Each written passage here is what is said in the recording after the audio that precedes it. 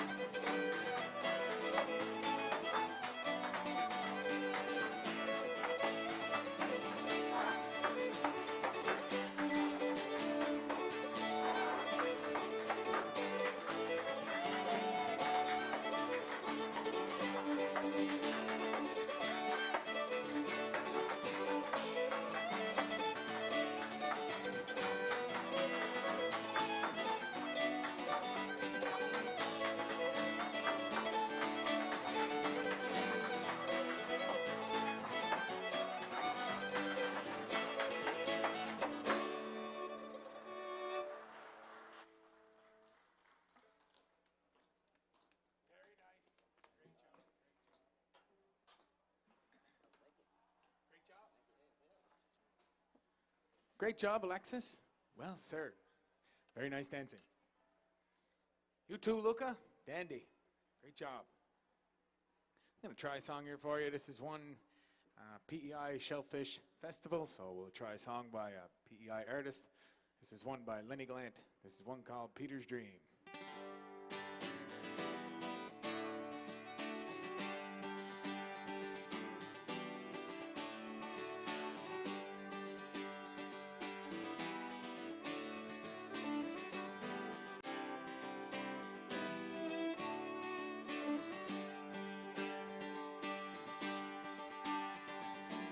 I still get up before the day breaks, and I still walk down to the shore. And I watch the sunrise from the eastern ocean, but I don't sail to meet her anymore. And how could they have let this happen? We saw it coming years ago.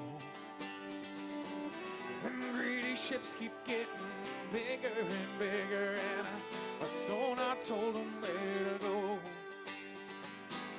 Last night I dreamed that I was sailing out on the Sea of Galilee.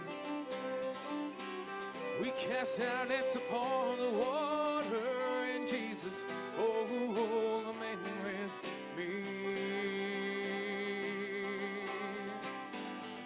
Where am I gonna go now? And what about this boat I'm on? And what about this old piano?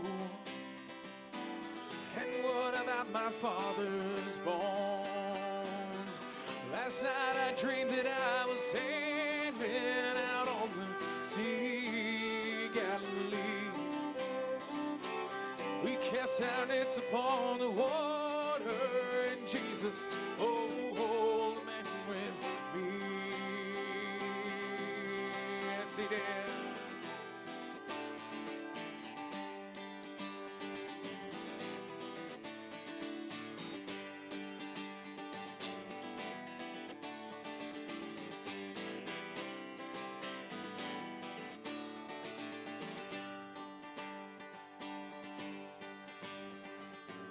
Well, someone sang an old sea shanty and nearly told a mainland joke. Kelly cursed and swore until his voice gave out, and then he asked me for a smoke. And then he took his father's shotgun, walked to the harbor through the town. He fired 14 times, woke everyone up, and we all watched that boat go down. Last night I dreamed that I was sailing out on the Sea of Galilee. We cast our nets upon the water, and Jesus, oh, the man with me. Yes, he did. Last night I dreamed that I was sailing Sea Galilee. We cast our nets upon the water, Jesus, oh, the man with me. Yes, say, oh, the man with me. And he pulled me with me.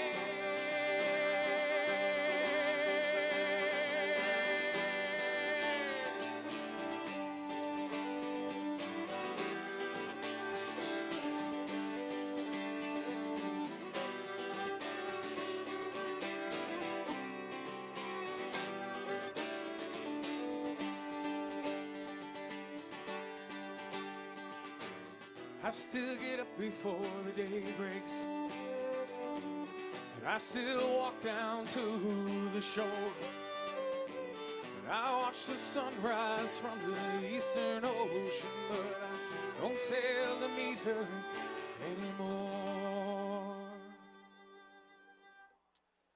Thank you.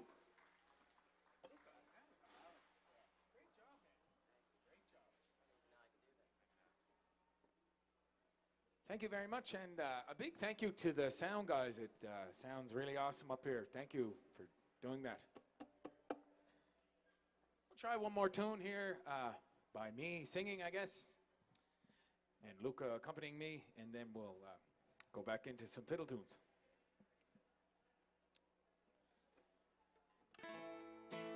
Try one by John Denver. This is one called Country Roads.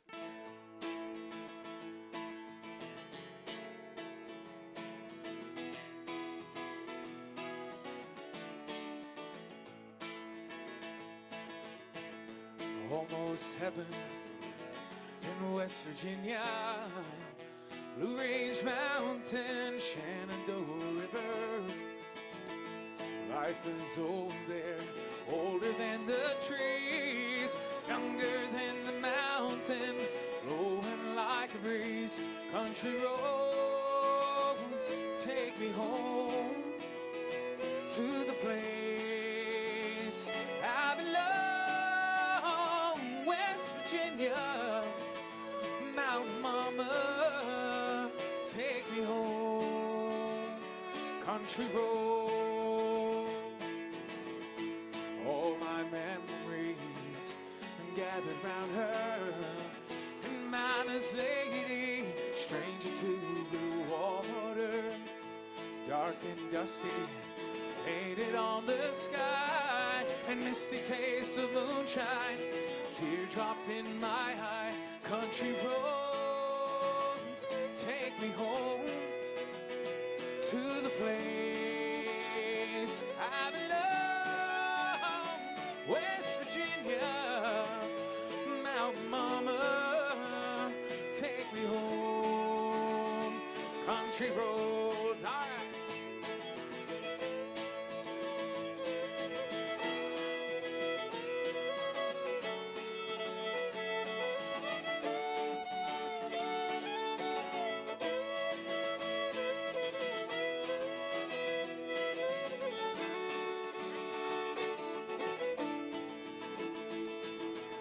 Will I hear a voice in the morning hour? She calls me. Well, radio reminds me of my home, far away. And driving down that road, I got this feeling that I should have been home yesterday.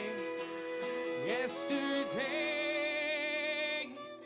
country roads take me home to the place I belong, West Virginia. Mountain Mama, take me home, country roads. One more time. Country roads take me home to the place I belong, West Virginia. Mountain Mama, take me home, country roads, oh, take me home, country roads. Thank you very much. One more, she said? So we'll do the ending. Works out perfect. Thank you very much, and you've been a great crowd. Hope you enjoy the rest of your day. We'll do one more set of tunes here and get Alexis back out to do some dancing.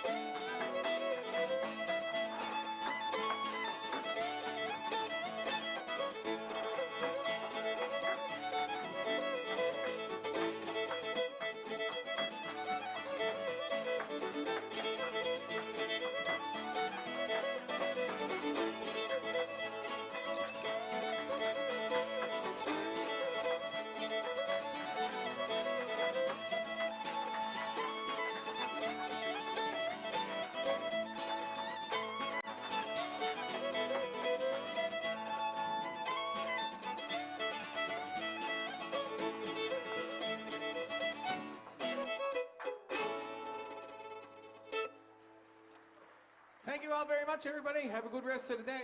Thank you.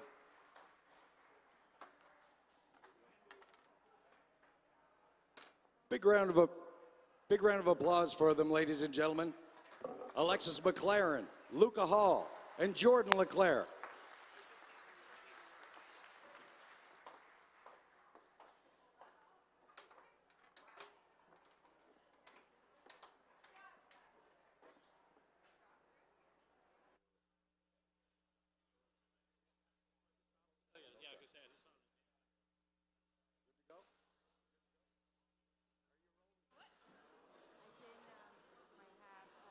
The competition is intense and the culinary mastery unparalleled at the Garland, Canada International Chef Challenge, the most prestigious competition of the 2022 Prince Edward Island International Shellfish Festival. The all-star lineup includes chefs from across Canada and the United States as they come together to compete head-to-head in this three-day event, competing for a grand prize of $10,000. Two chefs from Prince Edward Island will compete for the first time. Andrew Smith, executive chef at Red Shores Racetrack and Casino, and a finalist for 2020 National Chef of the Year, and Jamie Power, head chef at Blue Mussel Cafe and Slaymaker and Nichols Gastro House, as well as a three-time winner of the People's Choice Award for Best of Seas Appetizer and Main Course. Samantha Medeiros was a runner-up on Food Network's Master Fire Show and recently placed first plus fan favorite in the Restaurants Canada, Garland Canada culinary competition. She is the chef de cuisine of both La Palma and Casa La Palma in Toronto, Ontario. Michael Razel, the chef de cuisine at Quiet Lodge in Chase, British Columbia, recently competed in the Restaurants Canada, Garland Canada culinary competition and came in second place. Leia Gaccione has competed as Bobby Flay's sous chef in 3 episodes of Iron Chef America. She is the owner and chef of South Plus Pine American Eatery in Morristown, New Jersey. Imran Tixera was recognized as a 30 under 30 in Canada in KML Food Service and Hospitality magazine. Imran is owner and head chef at Wanderlust by Imran Tixera in Toronto, Ontario, a personal chef service focused on blind tasting menus. Jae Young Park is the junior sous chef at Boulevard Kitchen and Oyster Bar in Vancouver, British Columbia. His restaurant has received Canada's top 100 restaurants, Vancouver's Best Upscale, Vancouver's Best Seafood, and Vancouver's Best Takeout Awards. Edgar Gutierrez comes to PEI from his restaurant Canto Eatery in Edmonton, Alberta, that has received top-notch reviews in local magazines and been featured on Food Network. Carmen Ingold has been recognized as a leader in West Coast dining. Carmen is the executive chef at the Wickaninnish Inn in Tofino, British Columbia. Kyle Podester is currently owner and chef at Fork Restaurant in Mobile, Newfoundland. He is a medalist at various national and provincial Chef Wars competitions. Ruby Gott is ready to showcase her passion in PEI after coming in runner-up at the Restaurants Canada, Garland Canada culinary competition. She is the sous chef at Café Un Hodi Piu in Montreal, Quebec. William Kresge is used to working under pressure. Currently, chef de cuisine at Richmond Station, based in Toronto, Ontario. Cheer on these chefs as they compete head-to-head in the festival tent at the 25th anniversary of the PEI International Shellfish Festival. And ladies and gentlemen, it's time. It's time for the final of the Garland Canada International Chef Challenge. What started with 12, as you saw, amazing talents in that commercial we just ran, is down to 2. We have Chef Carmen Ingham. That's where you clap. And from the other coast, we have Chef Kyle Podester.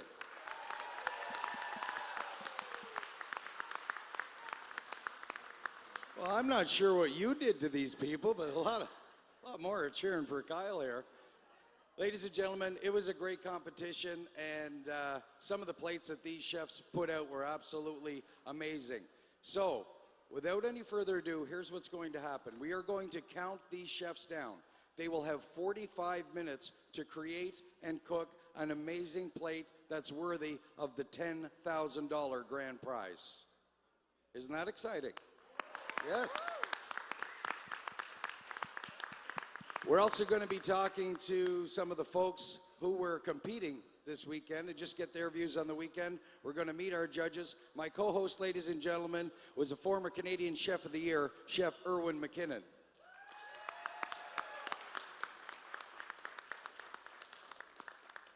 Chefs, are you ready to get going? So yesterday, what happened, the chefs, we counted them down, they went and shopped, but they have all their ingredients, they're ready to go. Once we count them down, and we want everybody to be loud and enthusiastic, count them down from 10, that is it. They're going to start cooking right away, and 45 minutes, we will be finished. Okay? All right. And this is the first time in 25 years I have a voice. This is a big day for me. Big day. All right, let's count them down, ladies and gentlemen. Let's get this started. Big round of applause and count them down in 10, 9, 8, 7, 6, 5, 4, 3, 2, 1. Start cooking.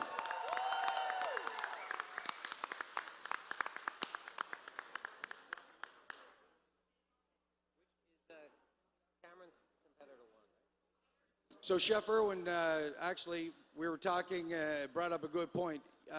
Yesterday we did staggered times in order for the plates to come out at staggered times, so the judges had the plates at the optimal temperature and texture of the food. Today, both plates are coming to the judges at the exact same time. So, a little bit more of an element of difficulty on the judges who we're going to meet in a little bit. So anyway, great point, Irwin. That's why we're staggering them. Yeah, so here we go. These guys are very well organized. Their station is immaculate. I suspect it'll stay that through the competition.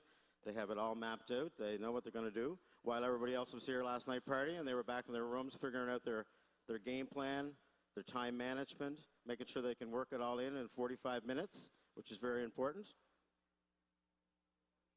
So, Chef Irwin, I think it's time that we turn up the heat a little bit on the chefs. Let's go chat with those guys and find out what they're doing and their menus. So, Chef, what are you going to be planning on doing today? What am I planning on doing today? Using all 5 shellfish today, and that's all I can tell you because I'm very busy. Okay. Get out of my face is what he really wanted to say. And for you, Chef, today, which shellfish are you using? All 5. All 5. There you go, guys. There you go. It's Some- head on now. Some chatty today, aren't they? Yep.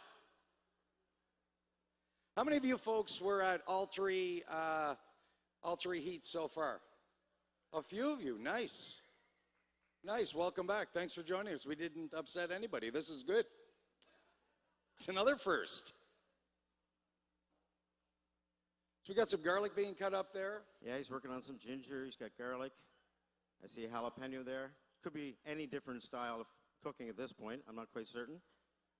But these chefs are very well trained, and they've been showing their technique and their skills in different fundamentals and different cooking styles. We've seen South American, we've seen Asian, Japanese. I think Chef Kyle today is a little bit of a turn on Italian, French style, which they know how to cook seafood.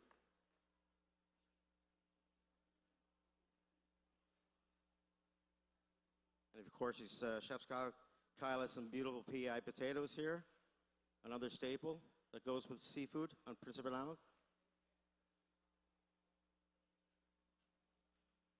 So Chef Irwin, Garland's he's working on his lobster here right now. He's getting the shells off the body. He's going to be working on some stock there, I suspect. So Chef Irwin, while these guys are just getting into the throes of things, I think it's time to chat with our esteemed judges. Are you on, Ned? I'm on. You're on. Ladies and gentlemen, Chef Ned, our celebrity host for the weekend. Round of applause for him, please.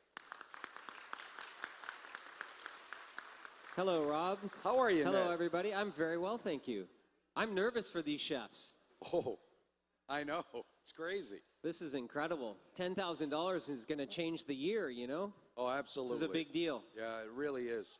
And that's something we were talking about throughout the weekend is how important this is for some of these young chefs because they're just kind of sharpening their teeth in the trade, although they've spent a lot of time behind the lines cooking in various restaurants and things and traveling and honing their skills. Something like this takes them out of their comfort zone quite a bit.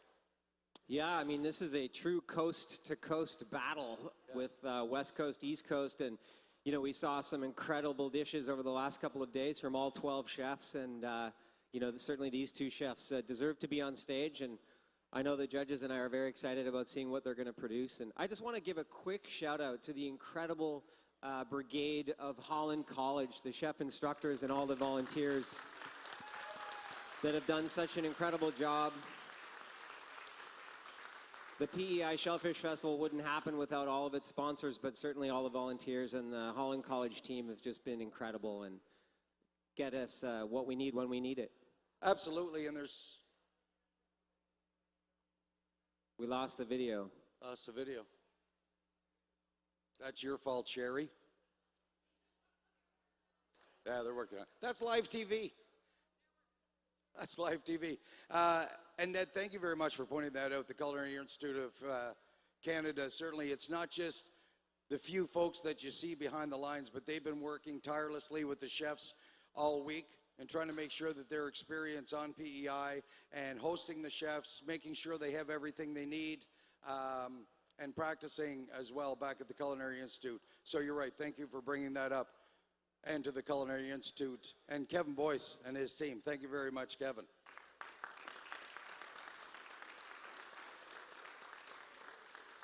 Chef Nui, definitely a rose between two thorns right here.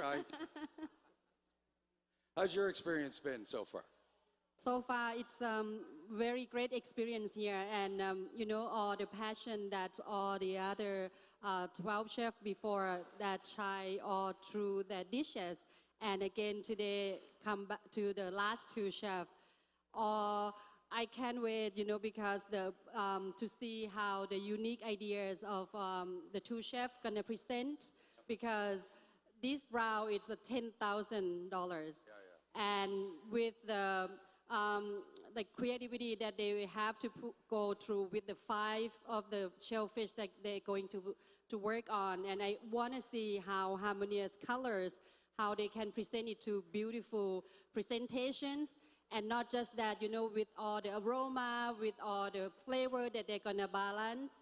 I am very, very big fan of the bold taste. And of course, with the down to the last round for today, I think I'm going to see very exciting dish for today. Yeah, I think you're right. Thanks, Chef. And Paul, you've been our host as well. You hosted Feast and Frolic on Thursday night, did a fantastic job. Apparently mine's in jeopardy. So thank you. Maybe I'll get to judge next year. That'd be awesome if I could. You should. You should. So, Paul, one of the things we were talking about yesterday, I believe it was, or maybe it was Friday. I'm not sure. It was yesterday, I believe. And we were talking about how sometimes where chefs try and do maybe a little too much, they try and incorporate all the seafood components, but sometimes the flavor profile gets lost a little bit. Yeah, I think that it's important to note both these chefs are very ambitious. You can see they both opted to treat all 5 seafoods in 45 minutes. That's a tough task. Very. And they've both chosen to take on the widest margin of error. So that's a risk that might pay off, but sometimes you do, I've noticed that, you know, if you try to do 20 things, you know, there's just more things to scrutinize. Right. So, you know, that's a risky move, but these chefs have both shown that they can pull off a lot in 45 minutes. So we're really excited, but I'm with Ned. You can feel the tension in the room, so I wish them luck. You can cut it with an F-Dick knife if you want. Their booth is right over there. You can get it engraved. Huh? Little plug there. You like that, didn't you, Andrew? I knew you would. So, Chef Irwin, how are they getting along back there? You've got some splatter happening in your face. That's nice. Yeah, Chef Kyle's got some cylinder-shaped potatoes. I saw him counting them earlier. Very important. He wants every plate to look the same, so making sure he's got. So I don't know if you guys can see that, but basically those are a poor man's scallop. It's just a potato. And he just put a beautiful big dollop of ADL butter in there, so they're going to be good. Speaking of ADL butter, yesterday we put you folks to work and we filled a mason jar full of their 36% whipping cream. And Chef Irwin said, you know what, let's get them to make some butter. So we tried it. And I'm not sure, sorry, Chef, I'm not sure where the jar ended up. The jar of butter's out back in the green room. It actually turned to butter. It did turn to Oh, yeah. butter. Yeah. Well, give yourselves a round of applause. You just made butter. Now, you didn't get to try it. You didn't get to take it home. You did all the work for us. I feel like this is government. This is awesome. I think Rob probably put it in his biscuits there this morning, I suspect. We're going to have a little look in here at Chef Carmen. He's chucking the clams and mussels that he steamed earlier and some aromatics, some ginger, some green onion, looking good. Now he's putting them in a marinade. Could be a pickle. I'm not quite certain. I can't stick my finger in there. He's also got some sesame seeds toasting over here, which is important if you want to extract that flavor. You want to get the oil out to the surface and brown them a little bit. He's got lobster simmering here for a sauce, I suspect. Oh, never mind, Kevin. I'll get one here. Chef Kyle is working on some tomatoes. If you're going to go Italian, you have to have a few tomatoes in your recipe for sure. His potatoes are still pan frying over there. Looking good. So, Scott, I'll get you to pan over to your right just a little bit.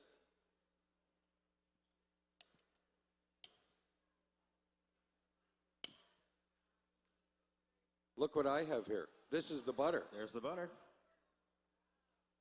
Isn't that cool? Butter. Just from shaken cream. Put a little shimmy in it. Anybody want a mouthful? No, you don't. My gosh, you could hear your arteries clogging from here if you got into that stuff. We missed putting some salt in there. We should have put some salt in the butter. Oh, we've got the double smoked bacon on the go as well. Oh, Yep, this is going to smell amazing back here, ladies and gentlemen. it's starting to smell that way already.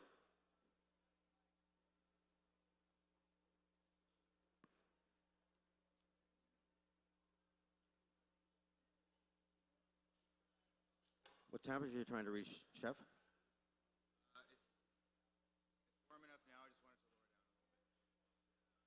So, ladies and gentlemen, while Chef Irwin is talking to the competitors, please draw your attention to the monitors, and let's have a word from our sponsor, Garland.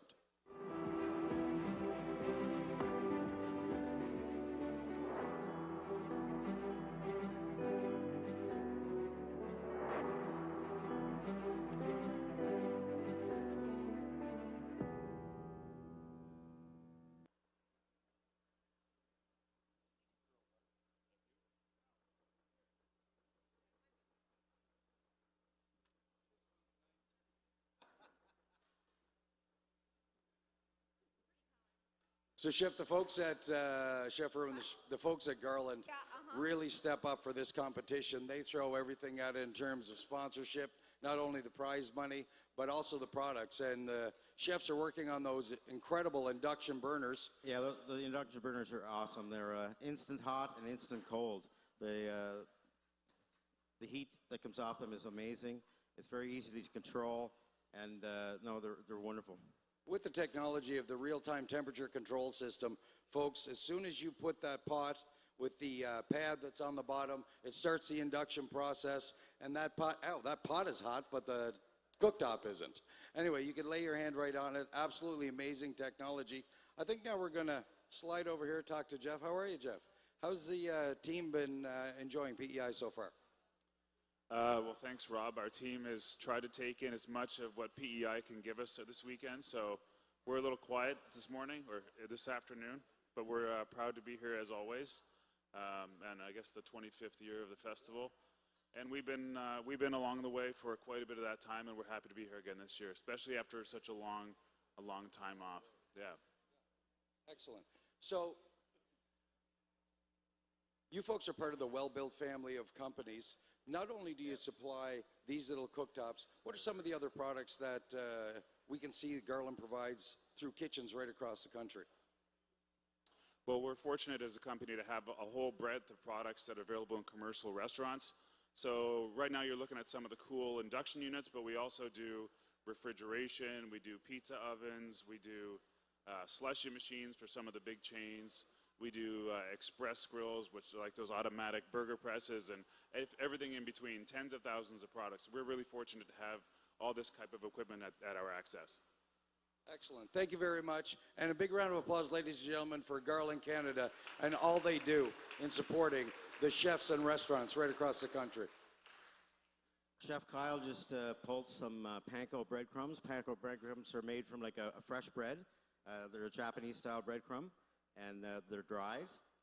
And he's put some herbs and stuff in it. I think he's planning on breading a lobster tail with it. And he's also got the bacon going over there now. He's going to be stewing it with some tomatoes and stuff, and the clams and mussels, I think, are going into that. Chef Carmen just finished shucking some oysters. He should have been in the competition last night. He was pretty good at it for a West Coaster. Yeah. They're just not as good. Now he's working on an orange here. He's going to take off the rinds, and he's going to segment it. That's taking the meat out in between the membranes of the orange, just so all you have left is the meat of the orange. There's no pit or no anything like that on there. So. And folks, we're already down 15 minutes, under 30 minutes left for this competition. So what seems like it's a little bit frantic and not a whole lot is coming together, it certainly is behind the time. And speaking of time management is certainly the key to this. Absolutely. Like I had said at the beginning, they have to realistically play this through in their head. Leading into this competition, when they're back in their own kitchens and whatnot in their restaurants, they probably did some dry runs to make sure that they could get what they wanted to do into that 45 minutes. But the uniqueness of today is they didn't find out that they were going to be here until last night around 5:30. So they really have to play it through realistically in their head. Can I get this all done within 45 minutes? Because when it's hands up, it's hands up. Absolutely. And we see the judges, they're coming up to the chefs, they're having a look to see what they're doing, they're looking at the techniques. There's a lot goes into this. It's not just the plate that's served itself. It's cleaning as you go. It's how does the station look.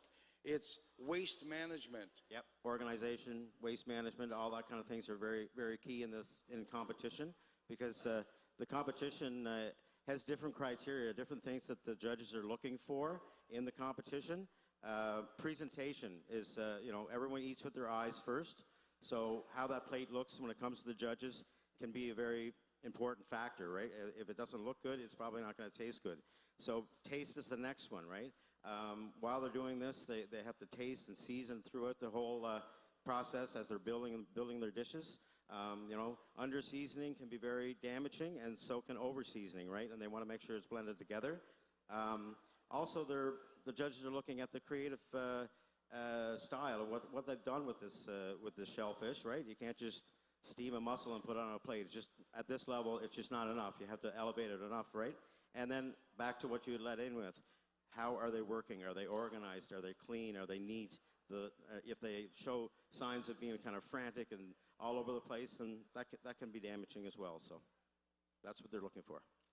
I should also mention, too, for those of you who are here for the first time, both of these gentlemen, both these chefs, are starting today with 100 points, right? When the plates go to the table, it's about deductions from that, right? So again, if there's something off on the taste or something off on the presentation, that's where the marks go down. But they both start at a level playing field.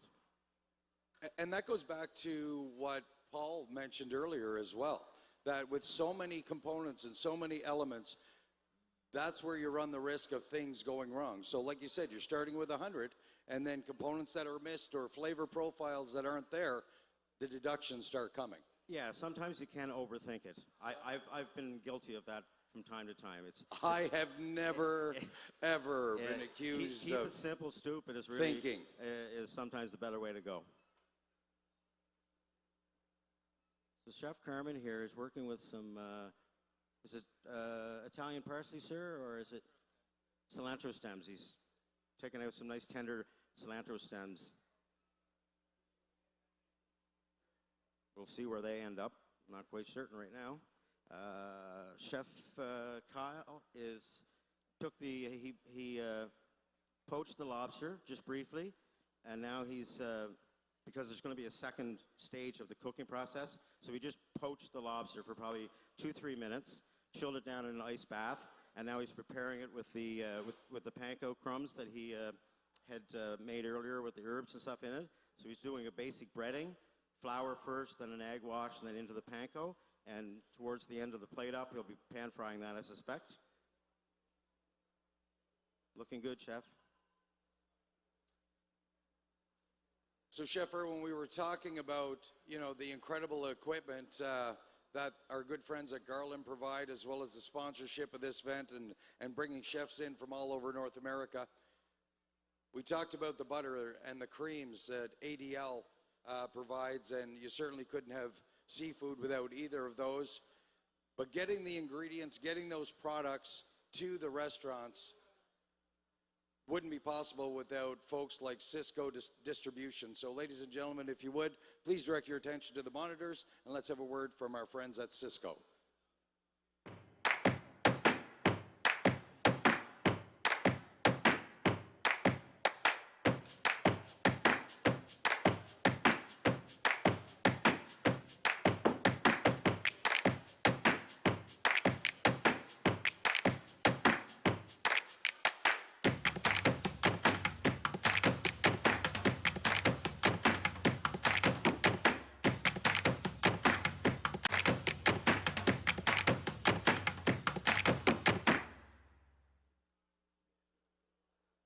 Things are really starting to heat up now, Rob.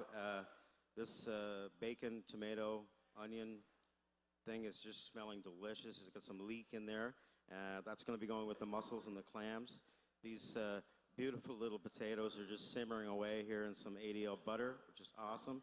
He's got his lobster pankoed and ready to go. And now he's starting to shuck oysters. He's taking the oyster out of the shell. He's reserving the liquor that's in with that.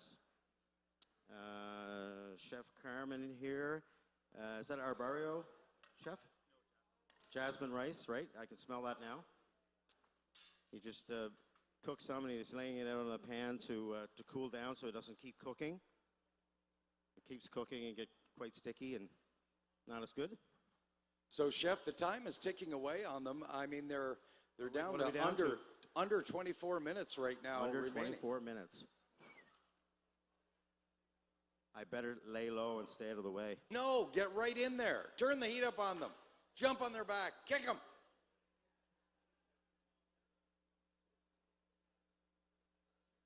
Chef Irwin, I think at this time I'll take a moment and talk to some of our other chefs that were competing in the competition. This year was an incredible lineup of chefs. They were so composed.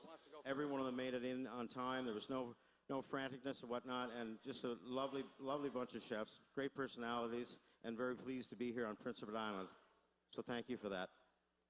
They don't want to talk to me. They don't? No. I think the chefs were out celebrating last night. Come on. Ruby will say something. I think Ruby has to say something. Ruby's the new spokesperson. Hi, I'm the hitchhiking chef. For those of you that weren't here the last couple of days, I told this story, poor Ruby. Her flight got canceled as she got on it, and she had to hitchhike here from Halifax. True story.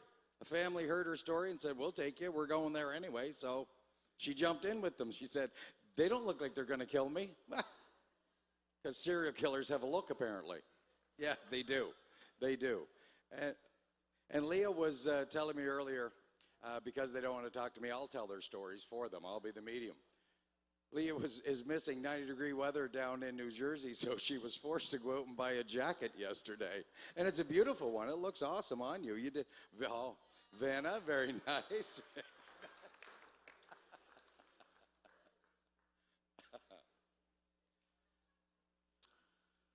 Chef Carmen just put some oyster sauce in a deli container that he made from scratch. Usually we go to the store and buy it in a bottle, but he made it with fresh PI oysters. Beautiful. I can smell it from back here. It's awesome. So obviously, I think we're getting a little bit of an Asian flair from this side of the table, and more Italian, French style on this side of the table.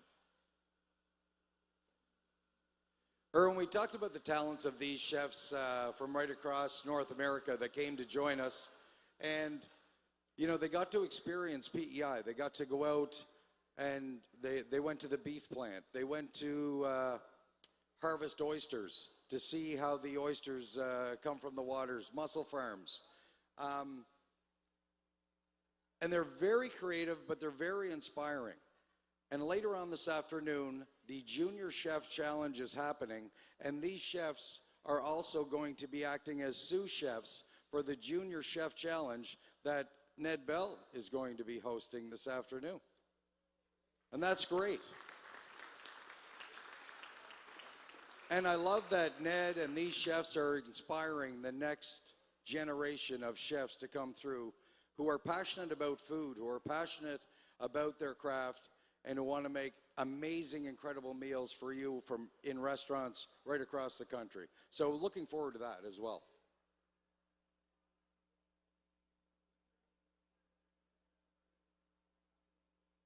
So Chef Irwin, what does he have on the go? He's got a herb and oyster emulsion. He's adding a little bit more of the broth from the clams and the mussels into that as well. That's very important. Anytime you steam mussels or clams or something like that, that liquor that's left over is so delicious. Great base for a good East Coast chowder with lots of ADL butter and cream, of course. Absolutely. Chef Carmen's using a mandolin now. He's thinly slicing some radishes that are going on his tray there with those cilantro stems and his orange segments. Probably finishing touch garnishes, of course, for his plate. He's got some shiitake mushrooms now that he's working on, taking the stem off. Stem's a little bit tough. Still lots of flavor. You can put it in your stocks and whatnot, but it can be a little bit chewy.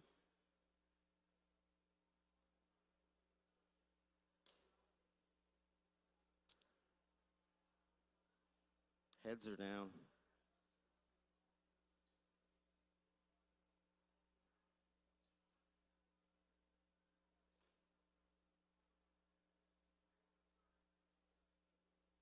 I love this. I love the focus. So I love Chef the... Kyle now has got his kind of his bacon tomato marmalade kind of thing going on here. He's got it cooked down. He's just putting some lemon zest in there, just the outer part of the lemon that he used a microplane to take that off. Really fine grater, and just takes the outside part of the citrus.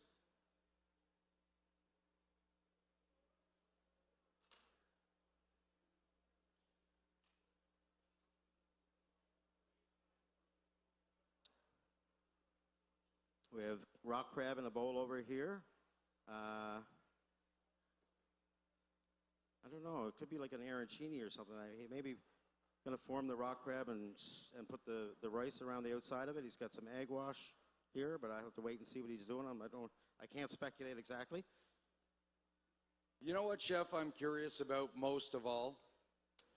One of the chefs yesterday and Friday in his bio video said if you won the $10,000, Chef Imran Texera was going to get engaged.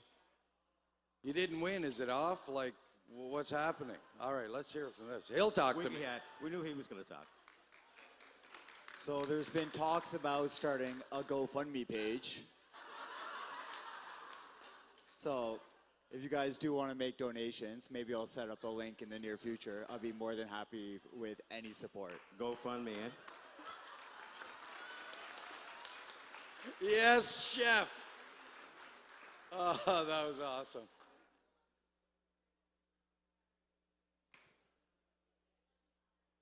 One of the things that I truly admired about this competition over the last couple of days is although their heads were down and they were focused on the daunting task of creating an amazing plate, hitting all the elements to try and win the $10,000, they never push their personalities down. They let their personalities shine through. And, you know, these men and women are just like rock stars here in the culinary world, and we sure are glad that they joined us here on Prince Edward Island. So a round of applause once again for all the chefs that competed. You guys did a fantastic job.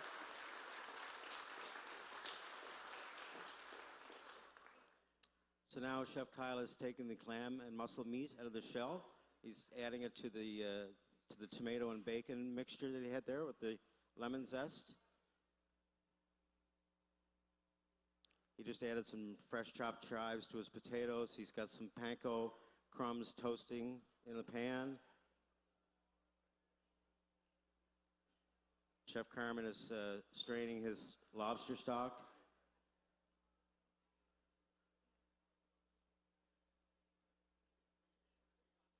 I could smell the kind of like the Chinese five spice coming off that. Beautiful. Now he's going to be working on his lobster tails that he poached earlier. So while this is happening, ladies and gentlemen, please direct your attention to the monitor once again, and let's hear from our sponsor, ADL.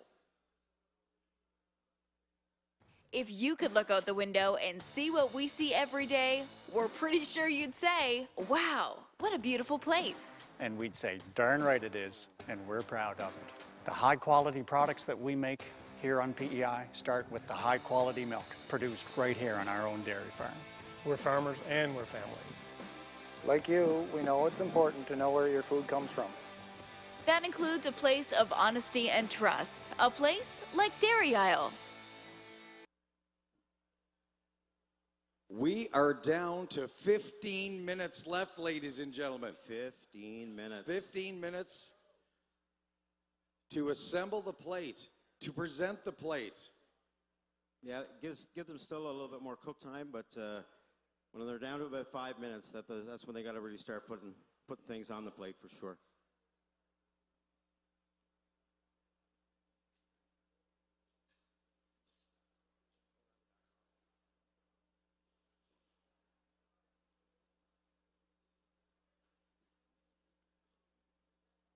It's almost like it's controlled chaos behind here. There's so many things, there's so many components that they're working with right now, so many dishes at various stages to make sure everything comes together at the perfect time, yet they're very, very focused. Chef Carmen's putting the jasmine rice into a fry pan now. He's got some sweating off some fennel. And he has lobster in a flavored oil here. Starting to put the finishing touches on things. Still waiting to see what he's going to do with this crab meat, but he'll let me know. I think the most difficult job for you and I, Chef, in hosting this event is we didn't get a chance to taste all the plates. No. Right? I know. We got to smell all the wonderful aromas. We got to see the beautiful presentation. And then they just took them away from us like they were gone. Nothing. We get to eat a jar of butter that you guys made for us at a whipping cream. He's toasting these crumbs. I can smell them from here. Beautiful. Getting a little caramelization on them, toasting them. See, he's from Newfoundland. He's making dressing right there. That's what he's making. Probably going to go on a poutine, huh? Fries with the works. Jig's dinner. If you had to come out of the gate with a seafood Jig's dinner, honest to goodness, I would have moved in with you. I would have lived on the restaurant side, though, and you could have stayed on the house side.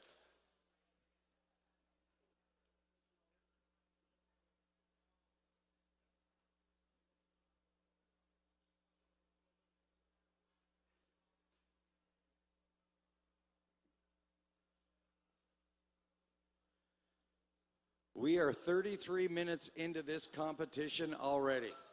Wow, 12 minutes left. Yeah, like I said, that 45 minutes just goes by in a heartbeat. I'm sure the chefs don't want me to remind them of that, but it's fact.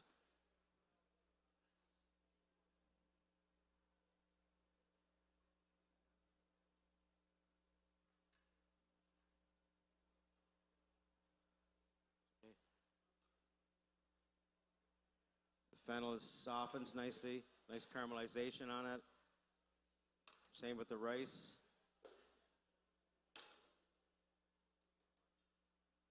Okay, he's putting some egg in there.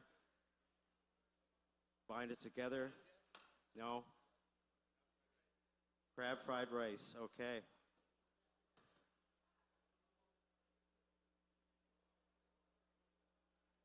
We're definitely going with an Asian flair.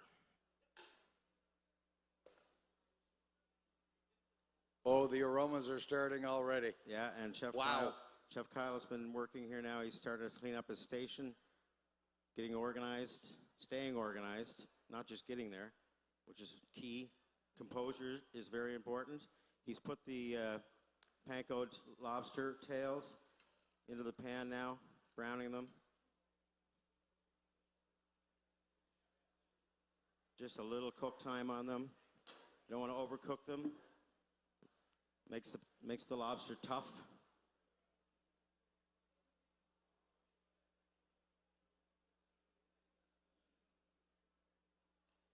I don't think you can get this at the Canton, Rob. This stuff. Oh, no, I don't think so.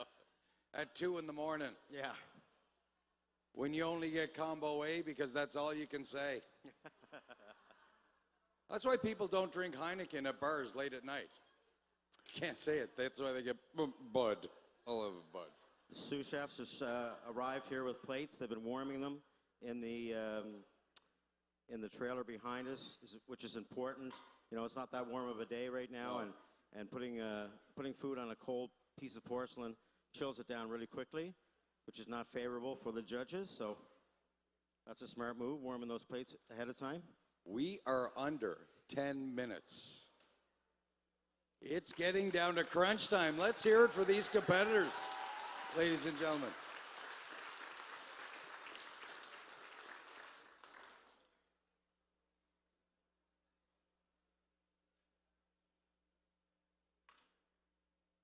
These chefs are sweating like they stole something right now. Look at them. This is awesome. Attention to detail now. Pulling all his components together. So that's that's another thing. Chefs don't have any feelings in their fingers. No. He just went into a hot pan and said, "Oh, I'll scoop that out. I don't have a ladle. To heck with it." Yeah, that's years in the trade.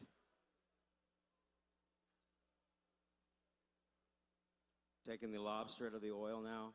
Again, just very, very lightly cooking it on that second step. Looks perfect. Oh my goodness, that looks incredible.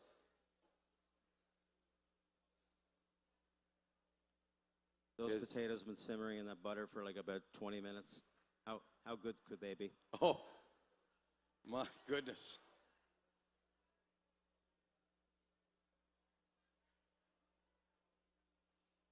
Chef Carmen's cutting up his lobster, making sure he's same amount of portions for each chef. Now he's brushing them with that oyster sauce that he had made earlier, glazing them. Another level of flavor. Here comes the plates. Isn't it amazing how each step builds a different flavor profile into the ingredients? And these judges, they can recognize that on the palate. They can tell the elevation of flavor as they're tasting it. Ring mold's happening? He's going to be putting that crab fried rice down in the ring mold first as a base as he builds his plate.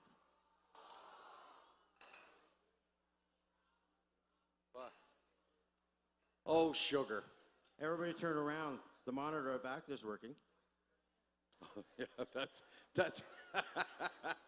I think we're down to about 7 minutes now, are we, Rob? I'm trying to find a TV that works here. I'm not sure where we're at. Yes, 7 minutes. Okay, Chef Kyle is putting that emulsion on there. I thought something earlier. happened with one of the chefs when I heard all the but now I get it. You thought somebody lost a digit or something. Yeah. Then I realized the mandolins weren't in use again. What sadistic individual came up with that kitchen tool? Right.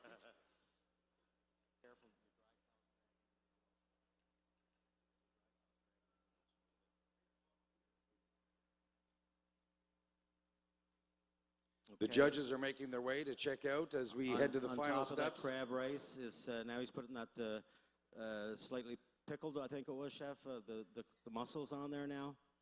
6 I minutes. See some orange peel in the pickle. 6 minutes left, and these chefs are already plating. That is amazing time management, ladies and gentlemen. You have no idea how difficult that is. Those potatoes are going on the emulsion over here now. Wow. He's putting those radishes that he sliced on the mandolin earlier. I'm literally in awe by these two chefs. Texture. He's switching up the texture now a little bit with some crunch. Chef has the potatoes on the plate. He's working on that tomato bacon mixture now with the clams and the mussels. And we talked about it earlier, Chef Irwin, we do eat with our eyes first. And the presentation on the plates and how they look and the plate design is equally as important. And right away we're seeing two opposite styles altogether. 5 minutes. But my stomach is rumbling just looking at these presentations. How mad would they be if I just reached in and grabbed a fingerful of something? Yeah, you definitely lose a digit. That would certainly throw the heat up in this competition a little bit. Where the heck did my lobster tails go? Oh no, oh no.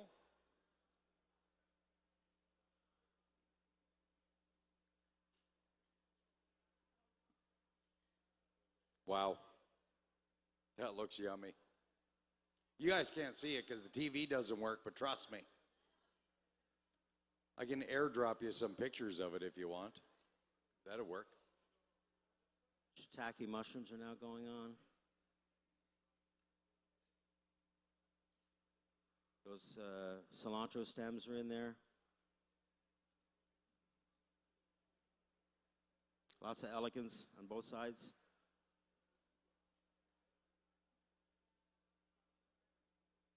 And if you can't, there are TVs on the sides, folks, if you can see those as well. Look at the beautiful colors on those plates. Wow. Lobster tail Toasted done to sesame perfection. seeds are going on there now. Another layer of flavor, also texture. They were toasted. The fennel.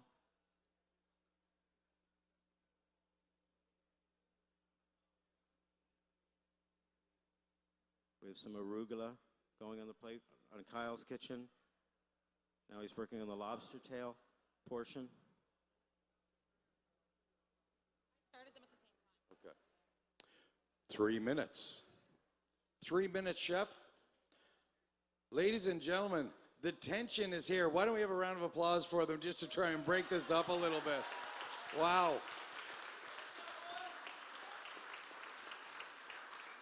There should be tension, right? They're going for some big dollars here. $10,000, ladies and gentlemen, top prize, and they are literally just over 2.5 minutes away from determining their fate. Oh, that sounded a little ominous, didn't it? We don't shoot them afterwards if they lose. Or those toasted panko crumbs are on the plate now. we don't kick them off the island, say you're banned. Or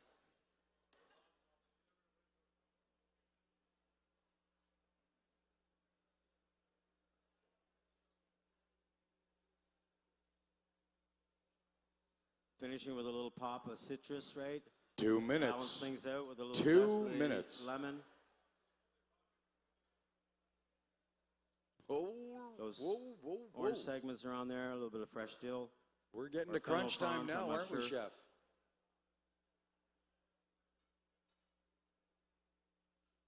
Again, two well-composed professionals here. You done, old buddy?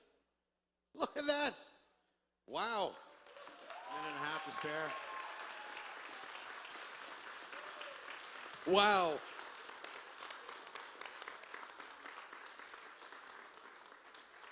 No, he's not. Get back to work.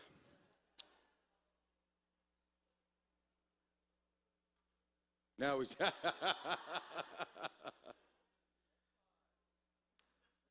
Chef Carmen is just unmolding. I think he's going to finish with a little bit of that lobster oil that 1 tails were minute. poached in. 1 minute. Not that it matters. This is pretty anticlimactic.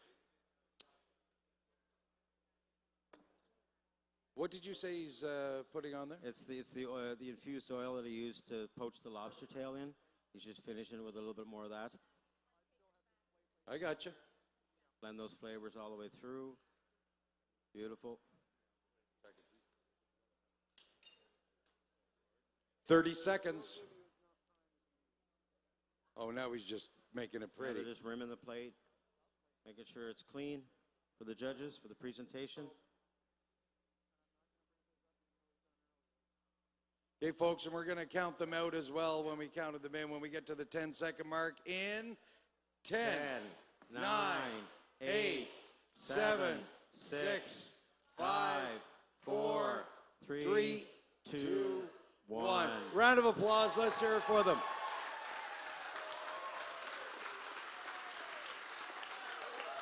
From British Columbia, Chef Carmen Ingham. From Newfoundland and Labrador, Chef Kyle Puttester.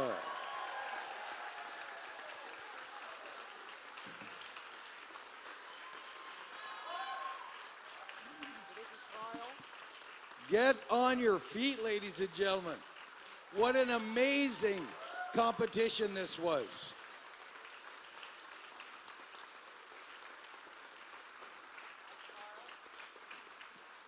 Wow.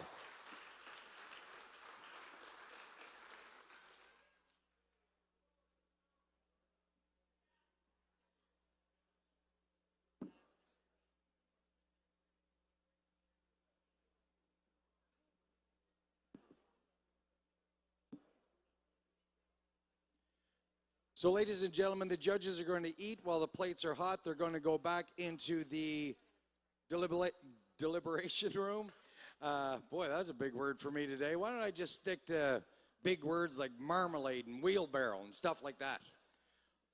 Right now, we're going to have the chefs talk about their plates, and I know they're going to be eating, going back and forth, but not only for the judges' benefit, but for the people that are watching. Who wants to go first? All right, Carmen, here we go. Okay, thank you very much. Again, an honor to be here today. The dish I made today, I want to use some flavors that I would cook for friends and family, but really elevate all 5 types of shellfish that we have here. So I have 5-spice oil poached lobster. The oil was infused with shells, lots of different aromatics, as well as 5 spices. That's glazed with an oyster sauce made with the fresh oysters. And then beside that, there's a fried rice. The rice is cooked with mussel and clam nectar, topped with pickled clams and mussels, some raw crab meat throughout that, and then a little bit of radish, fried shiitake, cilantro, scallion, and sesame on top. Hope you enjoy it.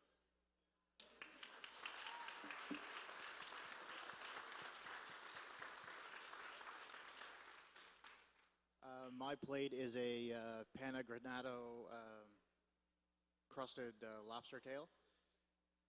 There is, hold on, my mind's boggled here for a second. Okay, there's a stew of tomatoes, fresh herbs, basil, parsley, and mussels, crabs, and clams. It's just been stewed out with bacon, shallots, garlic, white wine vinegar, lemon zest, parsley stems, basil stems. There's some lightly dressed arugula there with a lemon vinaigrette. There's also a herb and oyster emulsion. And there is potatoes that I cooked down in the shellfish stock with a pile of butter and some garlic. So, yeah, that's it. Just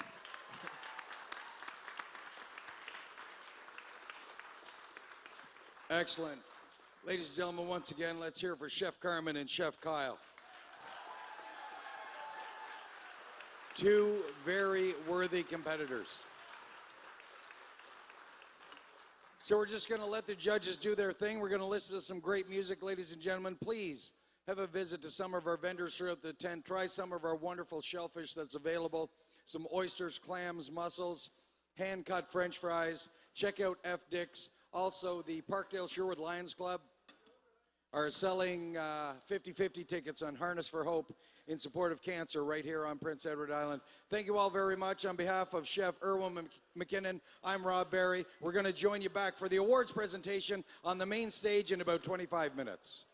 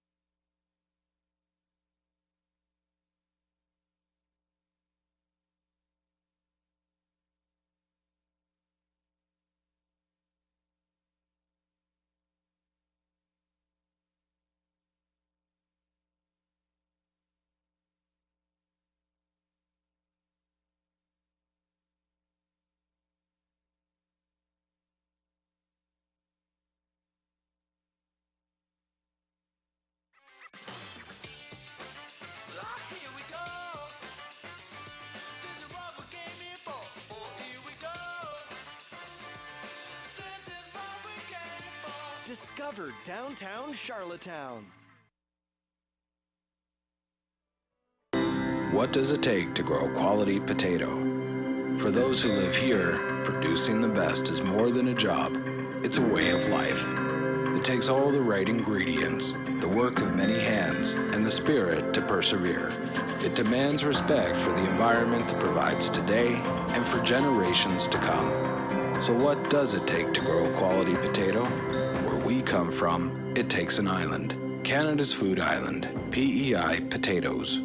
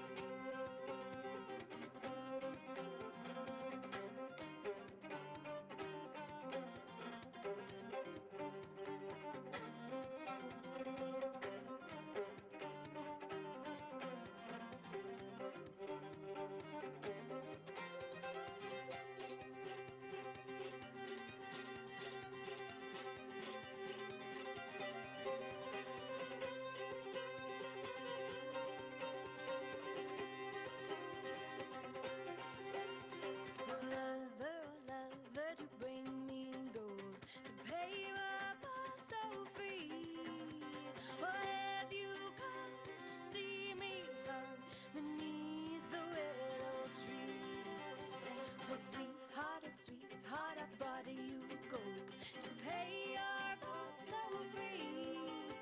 I had not come to see you, hon, but to take you home with me. I have not come to see you, hon, but to take you home with me.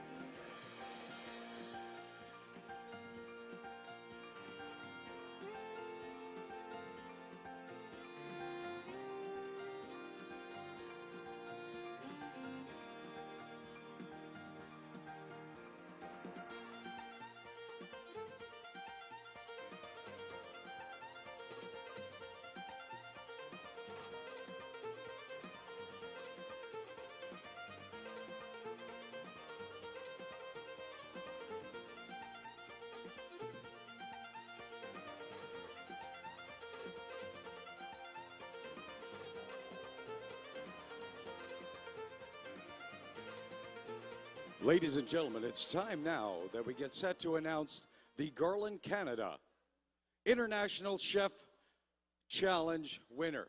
Could all the chefs from the Garland Canada competition please line up down front? We're going to get Carmen Ingham and Kyle Puddester to come up on stage.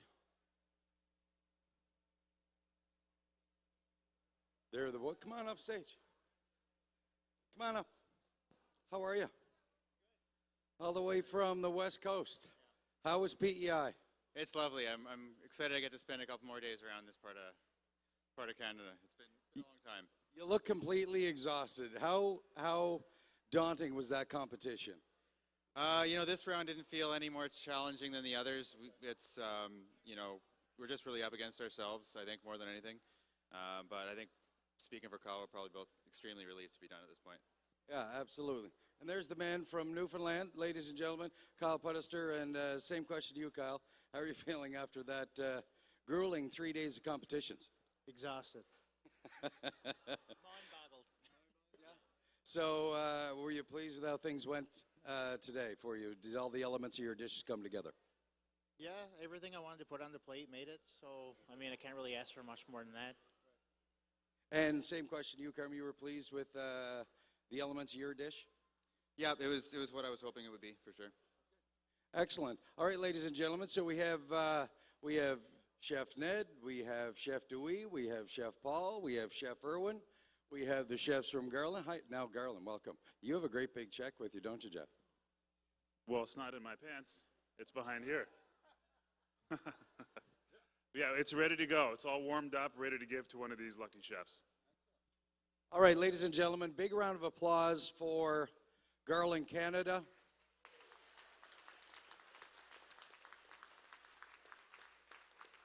Sponsoring what yet again was an amazing 3 days of competitions. Did you folks enjoy yourself and what you witnessed at the competition stadium?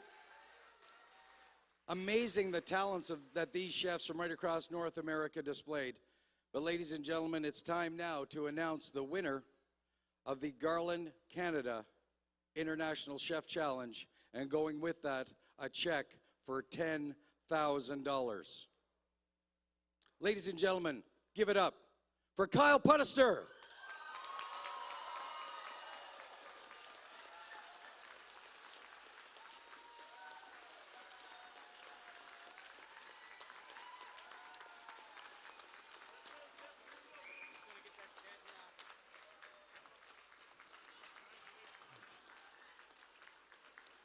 Someone's getting a new shed. Someone's getting a new shed. That's all he wanted was that new shed. And ladies and gentlemen, big congratulations to our second place finisher in the Garland, Canada, Chef Carmen Imran.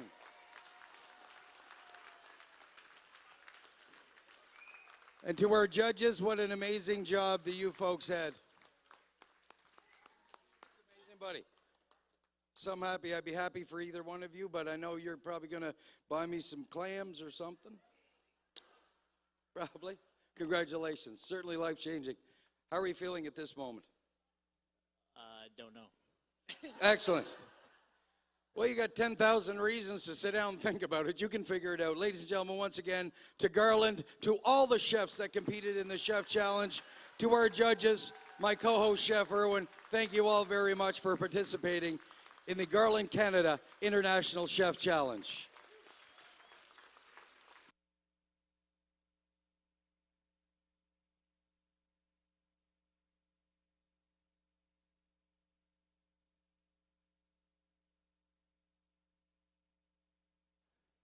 Ladies and gentlemen, now you're in for a very special treat. Our celebrity host for the entire Shellfish Weekend, thanks boys, appreciate it. Our celebrity host, Ned Bell, is going to be walking down the stairs right to this demo area in front, and he's going to be doing a lobster demonstration for you folks. So you're going to want to watch that.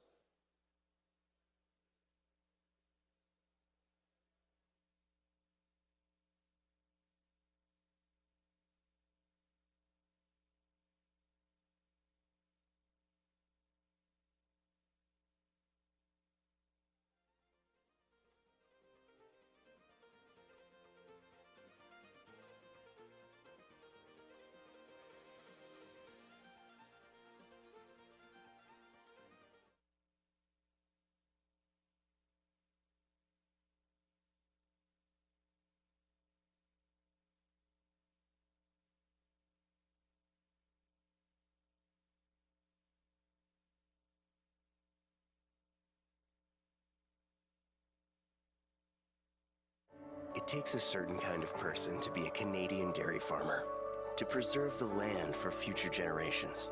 Who would do all that? I do. We always have. That's me. Reaching net zero greenhouse gas emissions by 2050 takes a lot of work. Who would commit to such a thing? We do. We've been working at it for decades. And we have big plans for the future. I'm in. I'm in. I'm in. I'm in. We're in.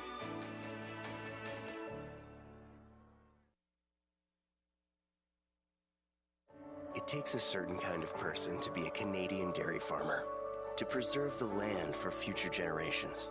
Who would do all that? I do. We always have. That's me. Reaching net zero greenhouse gas emissions by 2050 takes a lot of work.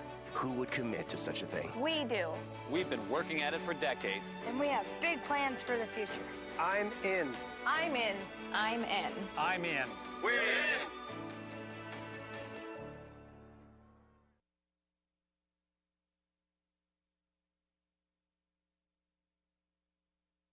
Oh, hello, friends.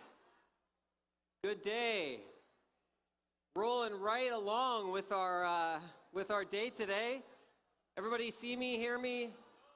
No, we got some friends up for standing room only. My name's Ned Bell. I'm excited to be, I'm first of all really proud of the incredible chefs over the last couple of days. The 12 chefs that started the Garland Chefs Challenge, whittled down to 6 and then down to 2 today. And there was 1.3 points between first and second place. 1.3 points. So that tells you how incredibly close today was. And Kyle and Carmen put all their hearts on the plates and really showed some incredible creativity and some deliciousness and use of PEI shellfish. It was a very difficult task that I had. But I'm here to do a really quick demo. A really quick demo brought to you by Dairy Farmers of Canada, along with PEI Lobster. And you will get a sample. So for those that pay attention, you will get to taste some of this wonderful dish. It's basically a lobster grilled cheese, but if all goes well, I'm going to show you how to crown the lobster grilled cheese, maybe like the king and the queen at the same time. I'm very excited to be here today. My name is Ned Bell. I'm a chef from out west. I've been coming to PEI for years and years. I love the culinary community here. I love the fishing community here, the wild seafood, and of course the responsible aquaculture, the shellfish that is famous for this incredible place, Canada's food island. There's so much tastiness that comes from this place, whether it be the dairy, the potatoes, or of course the mussels, the clams, the oysters, the lobster. It's just unbelievable. I've done a few demos over the last few days with oysters. This is my good friend, Chef Jesse McDonald. Chef Jesse, how are you? There's so many chefs that are here from PEI that are making the 25th anniversary of the PEI Shellfish Festival possible. The volunteers, of course, and all the hardworking islanders that put on this festival for the last 25 years. This is a special thing. We don't have something like this on the West Coast, so whenever I get a chance to come out east, I'm pretty honored. So, does anyone know how many lobster fishers there are on PEI? Pardon me? 1,183. You're almost right.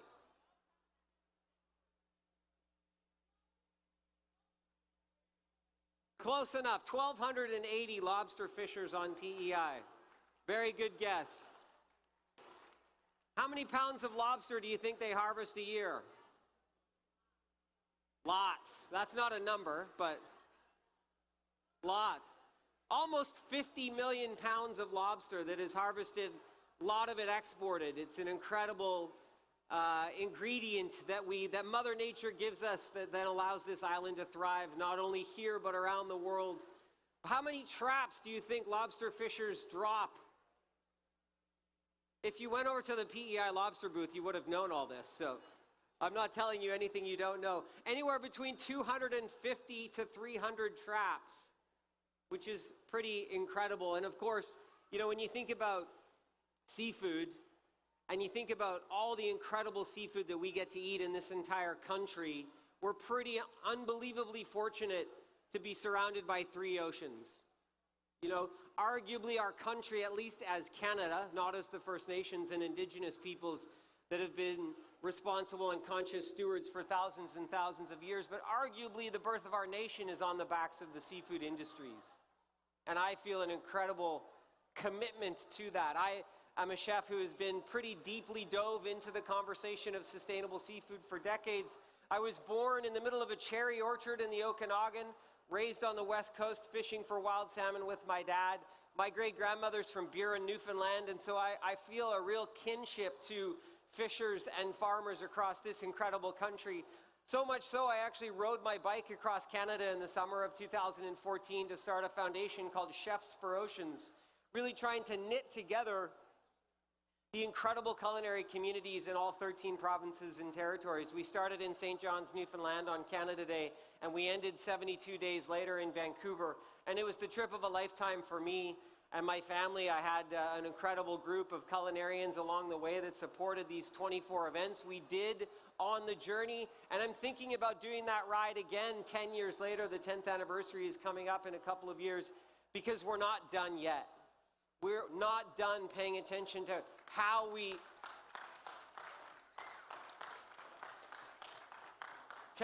harvest, where we harvest, when we harvest, what we harvest. We only eat 4 species of seafood in North America. Do you know what those might be? Somebody say shrimp? Shrimp. Fish. What's fish? Some sort of white fish, some sort of tuna, some sort of pink fish, and by far the most consumed seafood in North America is shrimp. Often not from here, often farmed somewhere else. And the conversation between wild and farmed is a heated conversation. You know, it's not wild or farmed. To me, it's wild and farmed. Whether it's farmed shellfish, whether it's farmed finfish, whether it's in the ocean or on land, yes, there are complicated conversations that surround all of those concepts. But I prefer to work with industry to challenge them to do the best job they can possibly do, to do better jobs at how they harvest, how they grow, where they harvest, when they harvest. I work with organizations like the Marine Stewardship Council that certifies PEI lobster. I work with the Aquaculture Stewardship Council. I work with OceanWise. I work with BAP, which is Best Aquaculture Practice. Really allowing me as a chef and my peers, of course, to make the best choices on the seafood that we put on the plate to feed you, and the seafood that goes into our grocery stores that you as Canadians or Americans choose to purchase. There's a great organization in California called Seafood Watch that was started in 1999, and it has a stoplight system. Green means go, yellow means maybe, and red means avoid. The OceanWise program, which was adopted from the Seafood Watch program, is really a binary system. You either are OceanWise or you're not. So if you're confused about seafood because, oh my gosh, I know I was, and sometimes still am, you look to those organizations and they'll allow you to make some good choices. I mean, 4 species of fish, that is just asinine. There is thousands of things in the ocean, at least hundreds of things in the ocean that you could be eating. And we should be eating, because when we put pressure on 4 things, the ecosystem collapses when you take it all. I mean, all you have to do is look at the cod fishery, right? The cod fishery that collapsed in the 90s that caused havoc for communities and families and fishers and provinces for decades. Probably still has effects for many of us. So for me, what I want to try and do is continue to challenge my chefs. This is maybe a preach, maybe it's a sermon, not a cooking demo. It's Sunday, isn't it? To challenge my chefs and the people that we cook with, shoulder to shoulder. We're blue-collar trades people. I am a proud blue-collar tradesperson. I get to do what I love every day. I get to make it delicious. And that's a pretty awesome thing to do. But if we inspire our cooks and future generations of culinarians, we inspire you as Canadians and Americans to make the best choices that you possibly can when it comes to the seafood we choose. When you get to live on Canada's food island, my gosh, it's pretty darn delicious, and it's pretty darn easy, because you have fishers in your communities coast to coast to coast. You also have incredible seafood, as I mentioned, mussels, PEI mussels, oysters from all over this island, and of course, clams and PEI lobster. And the list is broader than that. So I'm going to make a pretty basic lobster grilled cheese. But I'm going to try and make this really neat little thing happen in the pan. So if we have a cameraman, maybe we'll call upon you in a few minutes if this works or not. Firstly, though, what I'm going to do is make a mayonnaise. And I'm going to use lots of ADL butter. Sorry, ADL butter and ADL cheese. And so we're starting with 2 egg yolks. Actually, I had this really cool mustard that I found that was gifted to me. I can't see it. What does that see? Yes, I read it earlier, but I can't see it right now. Under the sea, this mustard, Atlantic Mustard Company, has seaweed in it. Who's eaten seaweed before? It's a superfood. It's so good for you. It being 10 minutes. I just got started. Have I been up here for 15? Oh my gosh. I guess I got to get going here. Well, at least your lobster sandwiches are already made, so I can just keep talking. Maybe it really is a sermon. There's thousands of different types of seaweed in the ocean. We should be eating more wild seaweed and cultivating more wild seaweed. It is so good for you. It is so delicious. In my lovely cookbook, Lure, because I want to lure people into the conversation of sustainable seafood, I have a ton of seaweed recipes in there, from putting seaweed in scones to putting seaweed in brownies. I tell this joke all the time, and I can't not tell it today. I was born in the middle of a cherry orchard. My father was a hippie. My name is Ned. I always hated my name. I wondered why my dad and mom named me Ned, but my father was a hippie in the early 70s. He was one of the first hydroponic tomato farmers in the Okanagan. I'm pretty sure he was growing other things hydroponically. And you know, he was maybe just ahead of his time. So, egg yolks, mustard. You know what I don't have? Oh, here, I do have it now. A little bit of lemon, just like so. Jesse, you want to help me? You want to add some oil in here? So now we're just making a homemade mayo, or aioli, drizzling Canadian canola oil into the bowl, slowly whisking it together. We have the little bit of the mustard in there, which is used as an emulsifier along with the egg yolks. You can make mayo with whole eggs, or in this case, we're using egg yolks. It'll just make a richer mayonnaise, that's all. Whisking it together, whisking it together, whisking it together. Perfect, I think that might be good. Thank you, chef. And then we're going to add a little bit of seasoning, a little bit of salt. Then we're going to add our lobster, chopped lobster. There we go. Anybody know how many years it takes for a lobster to grow to market size? Are you a lobster fisher?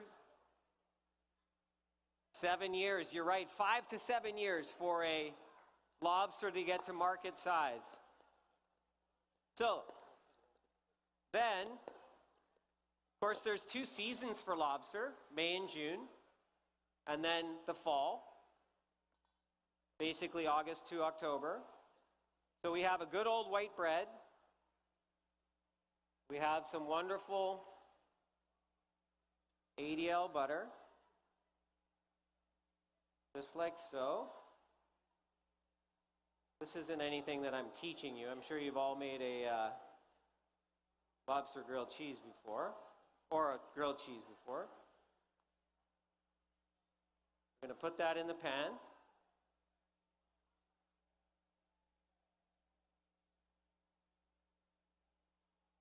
Amazing.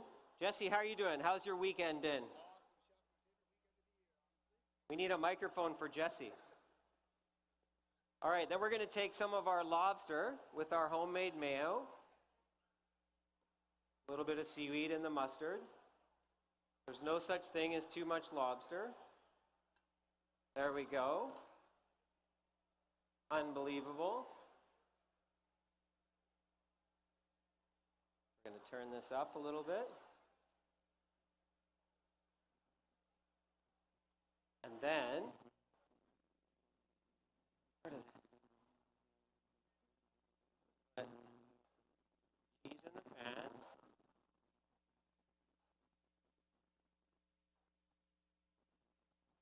There we go. We're going to put cheese on top. What kind of cheese? Good question. This is white cheddar. I love white cheddar. We're going to add a little more butter. Now, because we don't have a commercial break, we're going to have to wait for this to happen. If all goes well, it'll happen. Getting a little bit of... Now, of course, you want to make sure that you're paying attention to how crispy the sandwich is. Now what we're going to do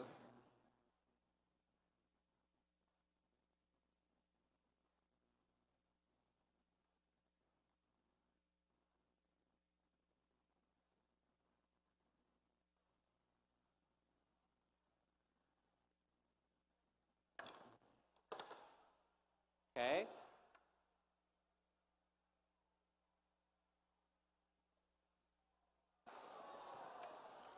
So, I don't know about you, but there's no such thing as too much butter in my world. I mean, you can eat this if you want, but I'm going to eat it, that's for sure. The trick of this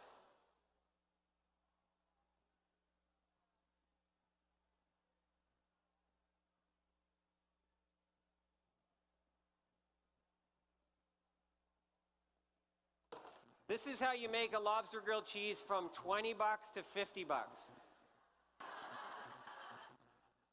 So what I'm trying to do is put enough cheese in this non-stick pan so that by the time it all comes together, basically you're getting like these cheese and cracker type ideas with the crispy cheese in the bottom of the pan. Does that make sense? I'm also trying not to burn the sandwich, because burnt cheese is no good, but crispy cheese is darn delicious.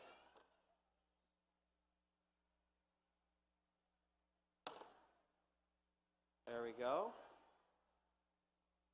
Maybe the cameraman just said it smells good, so. Do you think I'm done with the cheese yet? I'm definitely not done with the cheese yet. I just heard a lady go, "What?"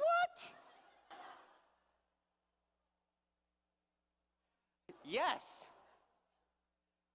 This is like, basically it's like layers of deliciousness, right? So it's kind of like crispy, crunchy, buttery, soft, seaweed, mustardy awesomeness. Like, I think I'm being kicked off the stage. No, you're not. I'm just making you pretty. Jeez. Rob, I've never had to deal with you so much in my life. We're just going to set up Chowder behind you. Okay. I love the PEI Shellfish Festival. Yeah, I love you too. Oh, I see. Okay. Sure. I believe you. Do I have that plate, chef? Or a plate?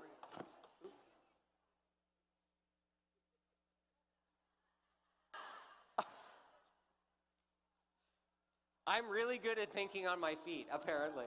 So, okay. So, what's happening here now is, oh my God.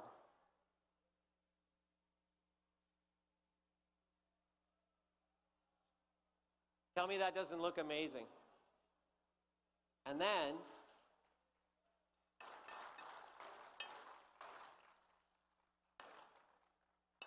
we have the little crispy, cheesy remnant bits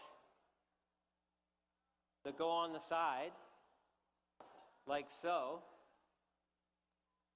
And then because we're going to have some lobster like so, and because there's no such thing as too much lobster, we're going to put the lobster... I'm just making it up at this point. All right, now I need a knife. Okay, so knife. You got to listen. Can you hear this? Watch. I heard that, but...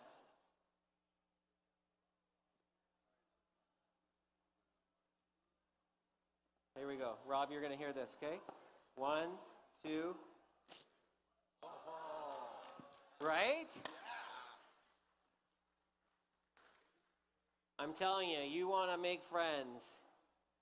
You make this lobster grilled cheese. I'm actually impressed myself. Jesse just said, I'm going to steal it. This might be a $50 lobster sandwich. Oh my gosh. And then, of course, you just garnish with more of the crispy bits, like so. All right. There you go, friends. That's the lobster grilled cheese demo.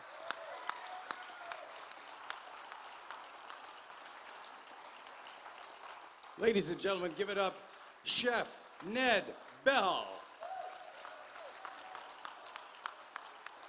There we go. Now, for those of you folks that would like to try this delicious masterpiece, we have samples of it on my left side of the tent, right under the Lobster Prince Edward Island sign. And you can't see the table. Just follow the swarm of people. Try not to get trampled and enjoy your lobster grilled cheese. Compliments of Chef Jesse and his team, as well as Chef Ned Bell. We're going to take a couple of moments, ladies and gentlemen, and get set up for the PEI International Chowder Competition.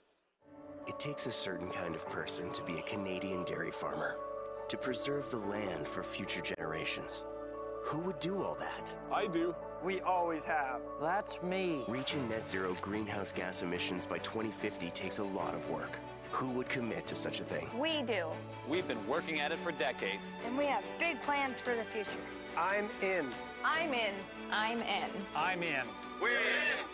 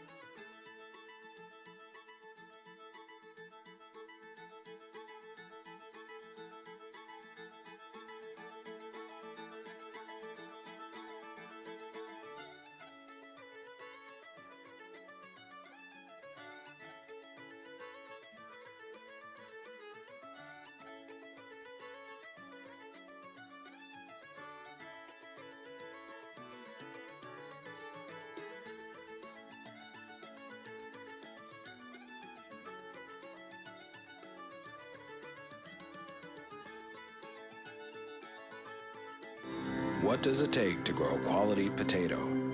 For those who live here, producing the best is more than a job. It's a way of life. It takes all the right ingredients, the work of many hands, and the spirit to persevere. It demands respect for the environment that provides today and for generations to come. So what does it take to grow a quality potato? Where we come from, it takes an island. Canada's Food Island, PEI Potatoes.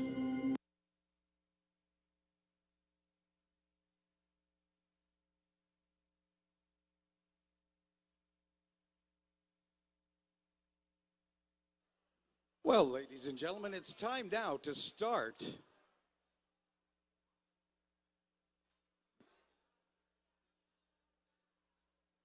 just had to open a water. Time now to start the PEI Potato Chowder Challenge. So, ladies and gentlemen, for those of you that have never been to the chowder competition before, here's how it is going to work. We are going to interview every chef all the way along the line. We're going to find out what's in their chowders. We're going to find out how they're going to garnish it. And you folks will be able to see that on the big screens behind me. Scott, probably the best cameraman in the world. I'm only serious. Yeah. He's going to be showing these chowders, folks, so keep an eye on the monitors.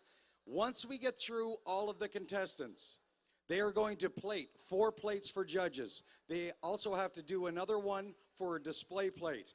After that, they are going to start portioning in smaller cups. I don't have any right in front of me, but smaller cups.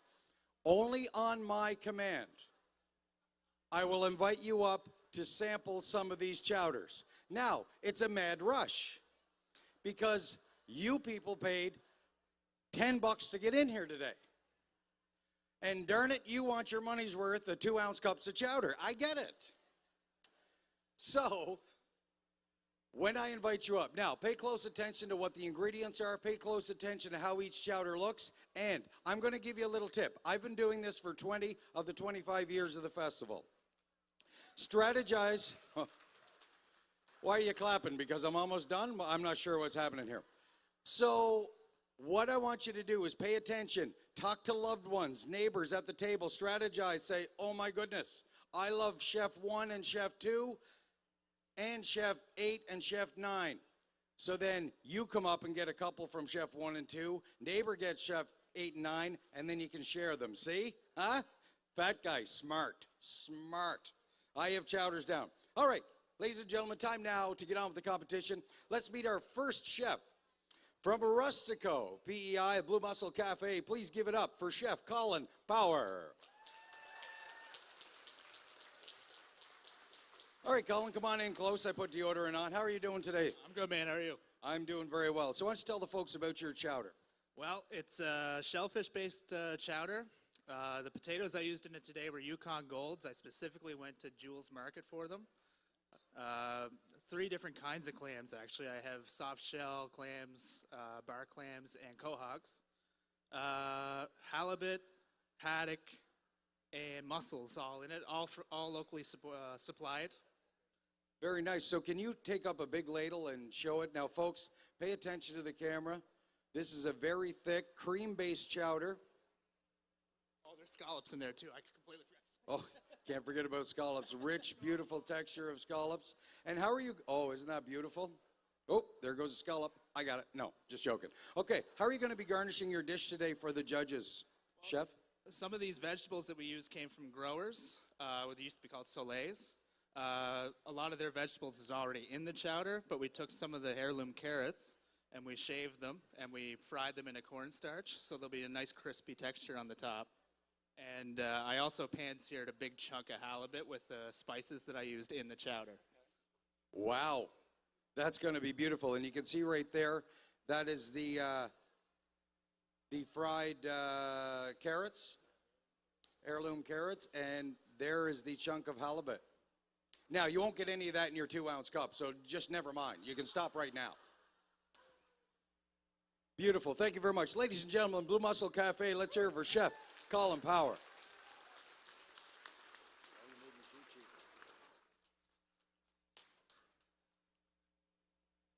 Okay. Next, we're going to Slaymaker and Nichols, who's a competitor. Oh, same owners. The same owners of Blue Mussel Cafe own Slaymaker and Nichols. So these two chefs are going head to head. Ladies and gentlemen, please welcome Chef Connor McCauley. So, Chef Connor, tell us about your chowder today. So my chowder today is it's a very traditional chowder, but just done very nice. Better than Collins? Well, we'll find out. So the base inside my chowder has cold water shrimp, smoked haddock, mussels, lobster, and scallops. I have some celery root, mirepoix, and of course PEI potatoes. The oysters are fried with a potato and panko crust with a little dill aioli on top.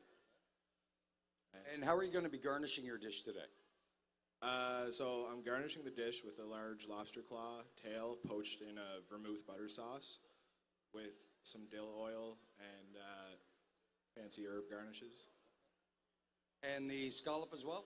Yes, a seared scallop as well.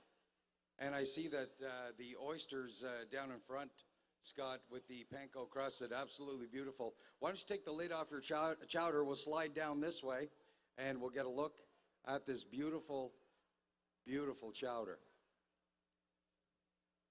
Wow, look at that. You can see how thick it is, how rich, how creamy. That's going to be a beautiful chowder. Ladies and gentlemen, Connor McCauley from Slaymaker and Nichols.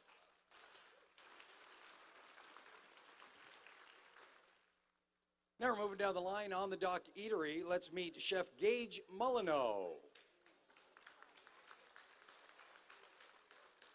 Chef, welcome to the chowder competition. Why don't you tell the folks what's in your chowder today? Well, obviously, you got to have those beautiful PEI potatoes, baby reds in there. Then I got some scallops, mussels, lobster, haddock, salmon, and some clams in there as well. If it swims, it's in it. Is that how you're doing it? That's the way it should be. Exactly. So why don't you take a ladleful up and show the folks that are watching. You can see the beautiful colors. You can see the scallops. You can see the lobster claw cut up in there. Absolutely beautiful. How are you going to be garnishing your dish today, Gage? I got a mustard pickle flavored gnocchi, some beautiful pea shoots and radish shoots from Grower's Station, some fresh herbs, bacon jam, and some fried capers. Wow. Everything in my power not to reach in and take a fingerful of that bacon jam, I'm telling you now. Ladies and gentlemen, on the Dock Eatery, let's hear it for Gage Molyneux.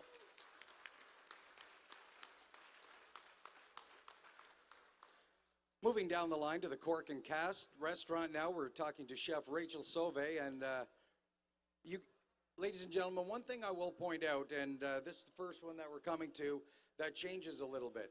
Every chowder that every chef makes, the creativity of the chefs that we have here on PEI is absolutely amazing. Some are going to be thicker, some are going to be thinner, some are cream-based, some are milk-based. You're going to see some various colors, some infused oils in them. And you're going to see how they change as we go down the line. And you're also going to see the creativity that each of these chefs have. So without any further ado, Rachel, sorry for holding you hostage here. Okay, why don't you tell the folks about the chowder you made for us today? Yeah, so it's not your traditional chowder, as we like to say. Definitely island potatoes. We have carrots, celery, onion. We have lobster. We have mussels. We have scallops. We have haddock. Wow, and you can see when you hold that ladle up there, you can even see some people peel the potatoes, some people leave the skins on of the new potatoes because the nutrients are beautiful. And what's causing this little oil that you have on the top, the flavoring?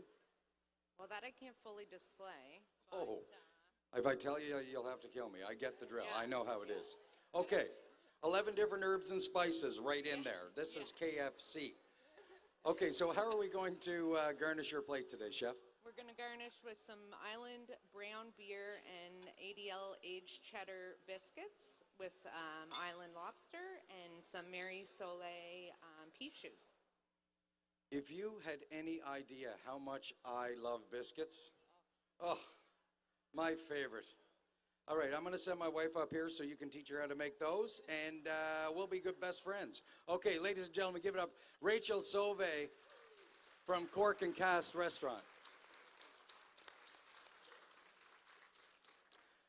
Jennifer, Rachel wants to talk to you about some recipes. Okay, now we're going to down to Landmark Oyster House and Chef Matthew McFadgen. Chef Matthew, why don't you tell the folks about your chowder today? Well, about 8 years ago when I was working in camp, I started making chowder, and it was just a little taste of home.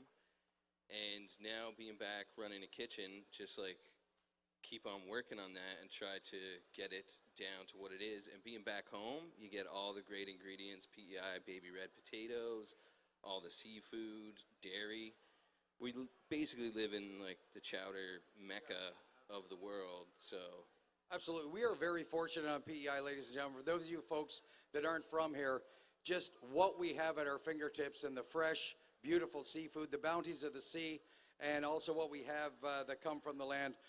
Now, this chef has decided to leave the mussels in the shell. Look at the beauty. Now, I will suggest the shells aren't edible for those of you that have never had a mussel before. We do have dentists on call, but just pluck them out. But that, leaving them in the shell adds to the broth, adds to the flavor, and it brings it out. So, you know, for the people who are wondering, oh my goodness, look at that fella, he's not very good at his job. No, he did it. He did it for a reason, so that we can get some of those flavors. So, well done, chef. So how are you going to be garnishing your plate today? Just gonna keep it classic. Like if you came and got a chowder, it's just black, like pepper and chives, just the way it comes every day. So you're not going to go all fancy and dress it up. You're going to let the quality of the chowder speak for itself. Yeah, the flavor's in there, so anything like that's just fluff. Yeah. Well, I don't know. I like black pepper and chives. Yeah, well done. Okay, ladies and gentlemen, give it up from Landmark Oyster House, and you can keep stirring your chowder for them. Chef Matthew McFadgen. Okay, now we're moving down the line. Oh my goodness, that's quite a chowder. Now you're going to see the colors change. So we went from a little bit of a milkier-based chowder back to then to cream-based chowders to a milk-based chowder, and very traditional opaque color. Now we have one with a little tinge of orange in it. And joining me to describe her chowder is Chef Alyssa Dignard and from Hop Yard Restaurant. Chef Alyssa, welcome back. Hi, thanks. Okay, Chef, why don't you tell the folks about your chowder? So we went a little bit different and we decided to do kind of a Mexican style inspired chowder. So instead of bacon, we use chorizo. And there's scallops, lobster, shrimp, haddock, and halibut. So it's a little bit spicy. Yeah, that's very interesting, going with the chorizo sausage as opposed to like double smoked bacon that you see in a lot of these chowders. And the chorizo will give it a little bit of a bite. A little bit of a bite, not as smoky to not smoke out the whole broth, but enough fat to still make it good. Make it good. And that chorizo won't overpower the seafood flavors in any way? No, everything should be balanced pretty well. Nice. That's your job, to balance flavors, isn't it? If you didn't, it's like, I messed up. Okay. How are you going to be garnishing your dish today?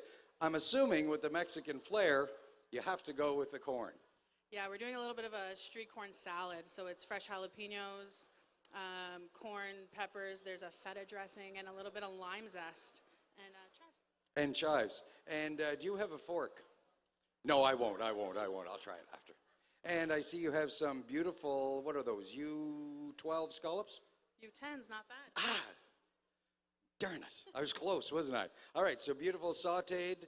Did you use any of the herbs or ingredients or spices from the chowder on them? A little bit of tahini and garlic butter. Well played.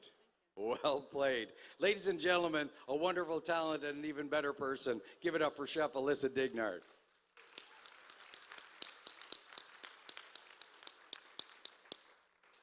Now we're moving on down the line from a wonderful chef to this guy. So anyway, from the culinary boot camps, ladies and gentlemen, Chef Mike Elfson. Chef Mike, you have been around the culinary scene on PEI for a long time, representing ADL, also representing the Culinary College and the boot camps as well. probably one of the biggest supporters of local restaurants that there is in the province. And ladies and gentlemen, please put your hands together. He's an amazing individual, and his job is to go around to help restaurants succeed, and that's what he does day in, day out, and he does an amazing job of it. Okay, Mike, that's enough pumping your tires. Now let's get back to business. What do we have in your chowder, sir? It's a Thai-based chowder, coconut milk, PEI potatoes from the Tiny Potato Company out in Pownell, lobster, scallops, halibut, some ginger, red peppers. Oh, a true Thai-based with the coconut milk and the ginger, right? And you said some chilies in there as well? Chili peppers in there, yes. And very nice. So, folks, I don't know if you can see that. Mike, can you... So those, you can also see Mike has some of the beautiful seafood, but the round discs are those are the scallops, and then you have some tiny potatoes in there as well. Absolutely beautiful. Look at those. Nice. Well played. How are you going to be garnishing your dish today, Mike? so I have some mussels in the shell, some lime wedges, some red chili peppers from over the hedge at the farmer's market, some lime chili oil, and some, to top it off, some coconut cream. Nice. Well played. Ladies and gentlemen, give it up for him, Chef Mike Ellefson.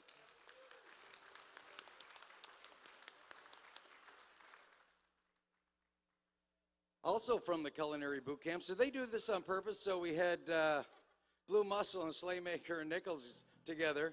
Now we have Chef Carrie Kitt, who's also from the Culinary Boot Camps, going head-to-head with Mike here today. How do you think you're going to do? Oh, well, hopefully better than Mike. Yes. Talk smack to him, please. Okay. Delicious, I tried it. Mike's is delicious? But yours is better. Yes. Okay, good. Why don't you tell the folks about your chowder?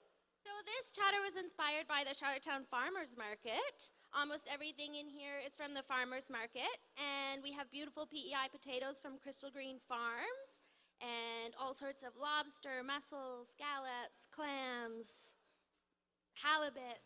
Yeah. Now, let's hold up a big ladleful so the folks out in TV land can get a great look at that. Look at that chowder. Now, I'm intrigued. We have some, again, back to being a big biscuit fan, we have some very unique biscuits. Why don't you tell the folks what you made for them today to garnish your dish? So it's a roasted beet and cow's smoked cheddar biscuit with bacon from Glen Lake, the red wattle pigs. That's in the butter. The red wattle pigs. That's how I can be described most days. And what else do we have here? All right, and we also have some snow peas and some roasted curry squash. We have a few mussels to put on top and some dill flowers and flat leaf parsley and a pea oil. Wow. You know, somebody would send you to the doctor if you peed oil, but there's pea oil right there. Ladies and gentlemen, I can't wait to try that biscuit. I'm not even going to lie, with the cow's cheddar and the beet. Ladies and gentlemen, give it up, Chef Carrie Kitt in the Culinary Boot Camp. Going down the line from the Wheelhouse Restaurant in Georgetown, Chef Jesse's pacing behind him. You don't win, you're getting it. Chef Kane Costain, ladies and gentlemen.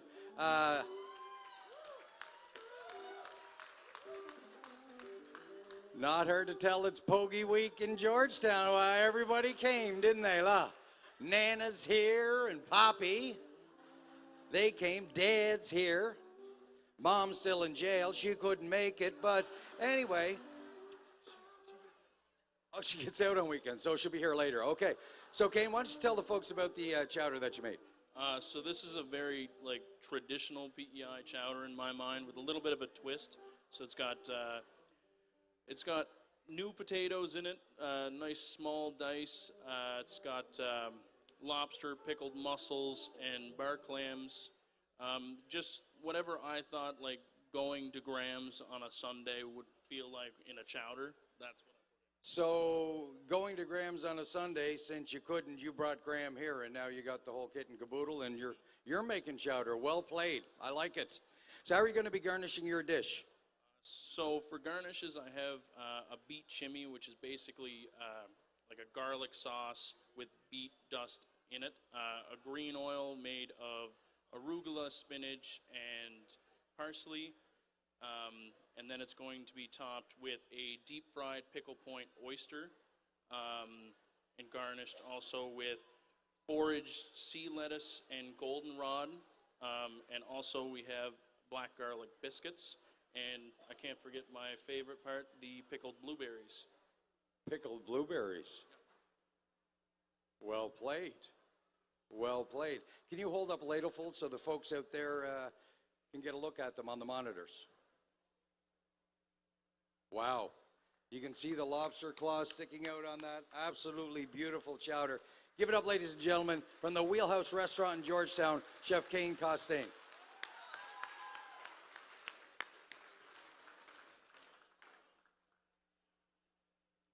Now we're heading out to the Brackley to Shaw's Hotel and Chef William Leake. Chef William, tell the folks about your chowder today. So today we're going to have a very traditional cream-based chowder. We have I wanted to highlight a lot of the industries that PEI had to offer. So for vegetables, of course, we have the potatoes that are phenomenal here, along with corn, carrots, celery. And then on the fishery side, we like to highlight all of the lobster, of course, because this is PEI, along with scallops. We have some soft-shell clams, along with a little bit of haddock as well. Very nice, and the haddock is a beautiful, flaky white fish, and it really holds up well in chowders as long as you don't stir the heck out of it and break it all down, right? Yes. So how are you going to be garnishing your dish today? So I'm going to continue with the idea of highlighting what PEI has to offer. So we have a lobster cream cheese filled wonton in the shape of a flower, because a lot of PEI has beautiful scenery with flowers. So what we're going to do here is we're going to have the wonton, a little stem of chive oil. The base of the flower is going to be our lobster claw, along with any thyme leaves that'll go down the stem. Absolutely amazing. And can you get a ladle full of that beautiful chowder, and Scott will get a shot of it? Look at the big chunks of scallops.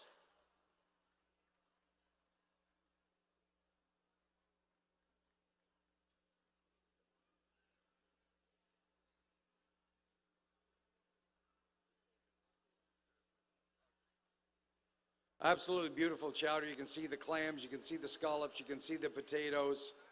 Oh, speaking of potatoes, the PEI Potato Board is going to have potato bread available at the side that you can grab a piece of that as well and to dip it into your chowder. Oh, how good is that? And also the judges, one housekeeping announcement, ladies and gentlemen, the judges for the Junior Chef Challenge, could they please make their way to the back of the tent right now as they're going to be starting that competition. So ladies and gentlemen, let's hear it for Chef William Lake from Shaw's Hotel.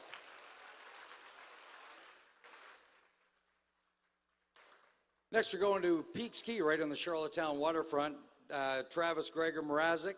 Travis, what do we got? What did you bring today? Is this the traditional chowder that you'd find at Peaks, or is this something that you came up with on your own for the competition? This is a little spin-off of what we do there at the restaurant.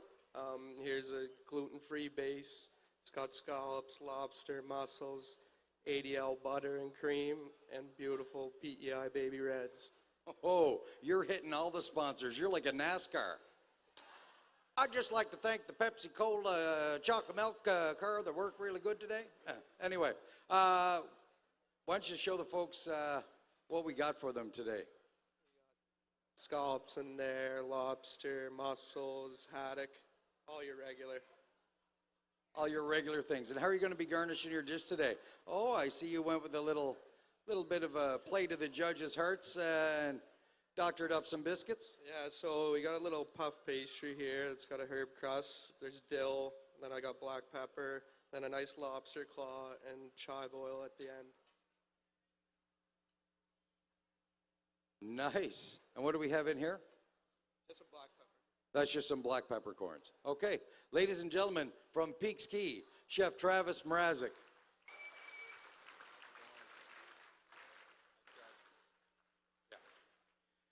So now we are talking to Chef Isaac McDougall from the Abbey in Borden, Carleton. Now, for those of you folks who aren't from here, the Abbey was the name of the vessel they used to cross the strait and bring islanders to the mainland so we could go to Costco and get canned pop. But now we have the bridge, and cans are legal on PEI. That's a true story. Cans were illegal up until a few years ago. But now we have cans. We've come a long way, PEI. A long way. And now people like myself go to New Brunswick and get themselves wives. It's great. Anyway, don't have to hang out with your cousin anymore. Okay, so Chef Isaac, why don't you tell the folks what you made for them today? It's a shellfish base with a blonde roux to help thicken. Heavy on the cream. It's got 14-year aged Scotch from Oban in it. It also has honey to bring out the caramel flavors a bit. So you have 14-year-old Scotch in there. Doesn't last 14 minutes at my house. I don't know how you leave it in the cupboard that long. So if anybody is on the wagon, stay the heck away from this one. Or there's a meeting in your future. So how are you going to be garnishing your dish today, Chef Isaac? I have some creeping thyme straight from the West River. I have some chili oil that I made at home and some green onion that I'm planning on spiraling up and just making something really simple. Perfect. So you graduated from the Culinary Institute of PEI. How long have you been out of school and in the field? I've been out of the school now for 6 months, give or take. We graduated there in May. So, yeah.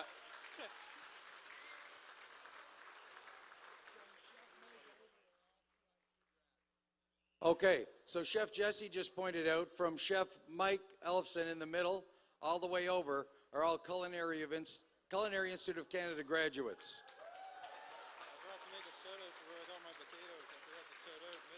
Okay. So now you do have some beautiful PEI potatoes. Where did you get your potatoes for today's chowder? I got my potatoes from Mid-Isle Farms in Albany. I owe them a great deal. They've always helped me every time I need potatoes. They actually hook me up every time. A1. It's always good to have a potato supplier in your back pocket. That's key. That'll get you a wife on the mainland, I'm telling you that. Look, I got my own truck and my own private stock of potatoes. Day or night, honey, you call me. I'll get you hooked up with some baby reds. All right, ladies and gentlemen, give it up for him from the Abbey Restaurant in Borden, Carleton. Let's hear it for Chef Isaac McDougall. And a round of applause for all the chefs, ladies and gentlemen.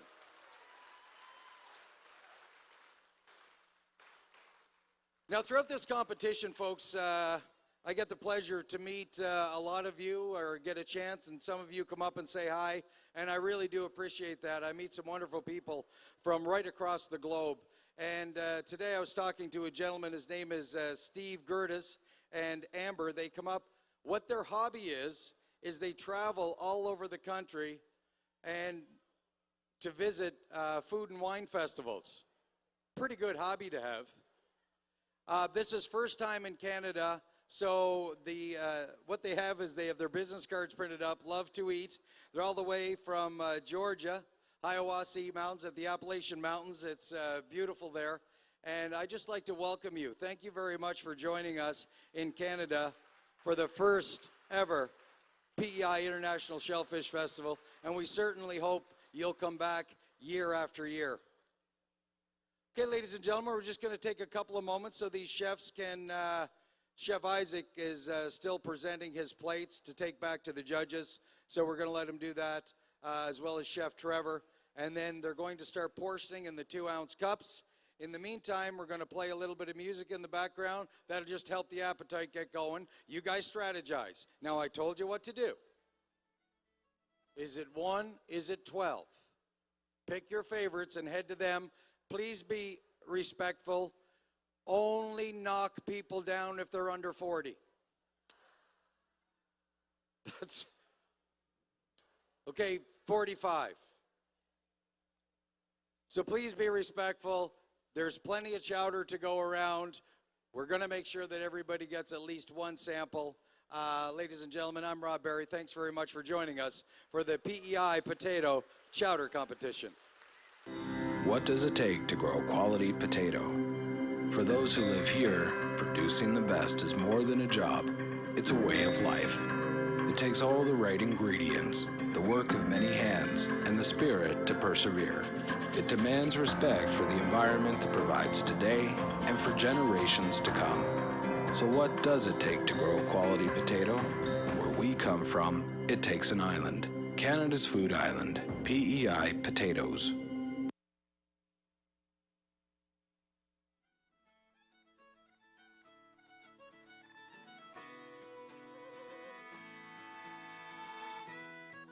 No, wait, folks. Whoa, whoa, whoa. Slow down. You're not really supposed to come yet. They're not ready. So hold it. Whoa. No, folks, please move back because we still have a contestant that's plating. I said we're going to get chowder. I said I'll call you up. Get back, you savages.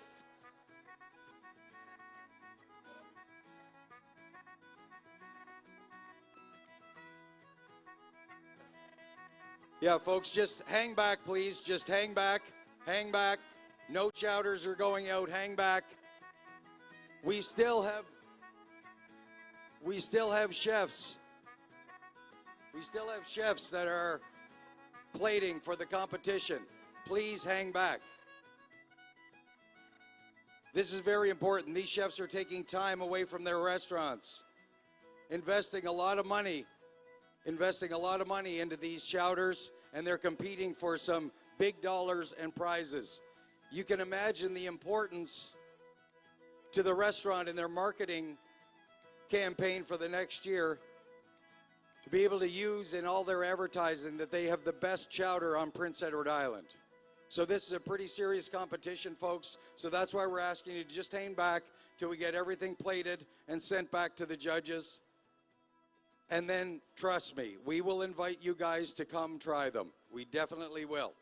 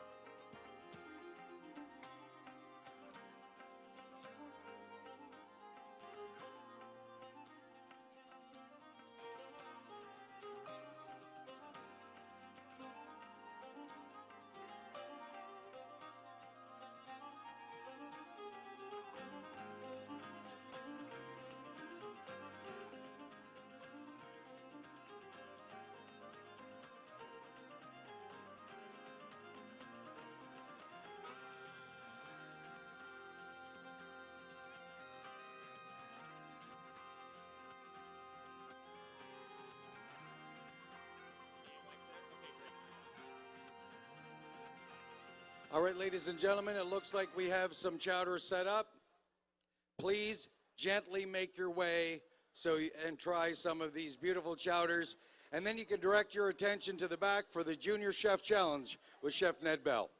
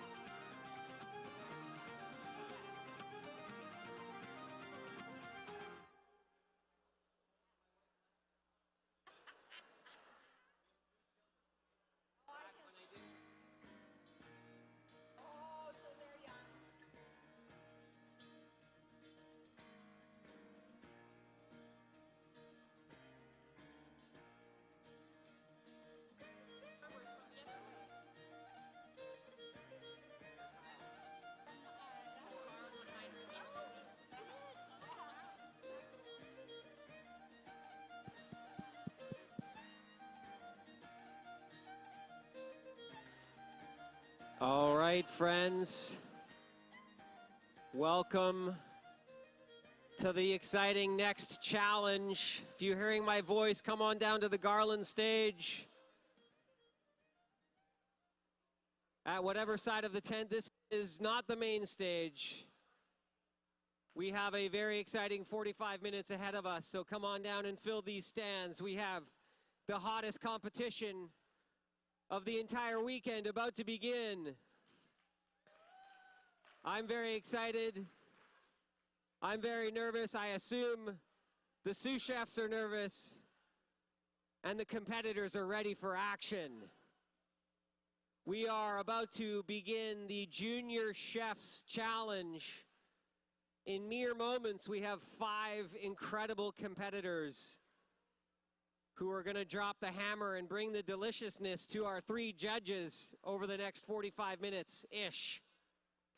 My name is Ned Bell. I am a chef, and I'm excited to see what these incredible chefs are going to bring us.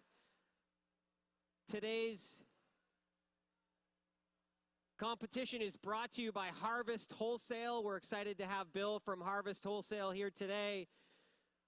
Bill has graciously donated the ingredients and all of the prize for these incredible young competitors. None of them over 17 years old, so oh my gosh. I started cooking I started washing dishes when I was 14, but started cooking when I was 15, and I'll tell you, I didn't know how to make Caesar salad, so I'm excited to see how these chefs have brought it. We're going to count them down. We have 45 minutes for this challenge. They have to make a plate for each judge and then a plate for us to judge if we choose after the fact. If they're done a little bit early, that's no problem. They can present to the judges when they are done. So if they're done after 20 minutes or 25 minutes, they can bring their plates out to the judges. Before we get going, I will introduce the young challengers. In position number 1, we have Hannah Burke. Hannah is number 1. I'll go into Hannah's CV after the fact, but hello, Hannah.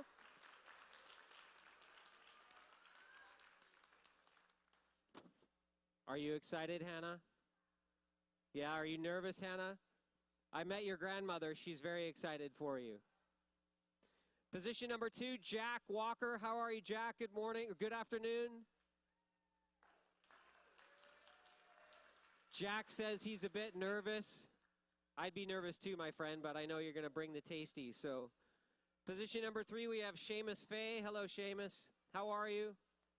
Nice to see you.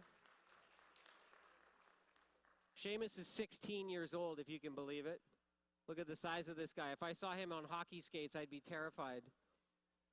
Seamus, you are going to bring it as well. And then position number 4 is Colin Headley. Colin, how are you? I think both of these young men work at the Wheelhouse, the famous Wheelhouse here in PEI, so excited to see what Colin's going to do. Good day, Colin. And then the last competitor we have is Hannah, and Hannah's last name. Hannah's last name is Nguyen, and Hannah is from Vietnam. Very excited. She's lived here for about 4 years, and she's from Ho Chi Minh. And I was telling her earlier that I've been to Vietnam, spent a lot of time there studying the shrimp farming industry there, and so it's pretty awesome to have a competitor that lives here and from somewhere else, which is classic for a lot of us. All right, guys, are we ready? Let's count them down from 10 down, starting in 10, 9, 8, 7, 6, 5, 4, 3, 2, 1, and begin. Good luck, competitors.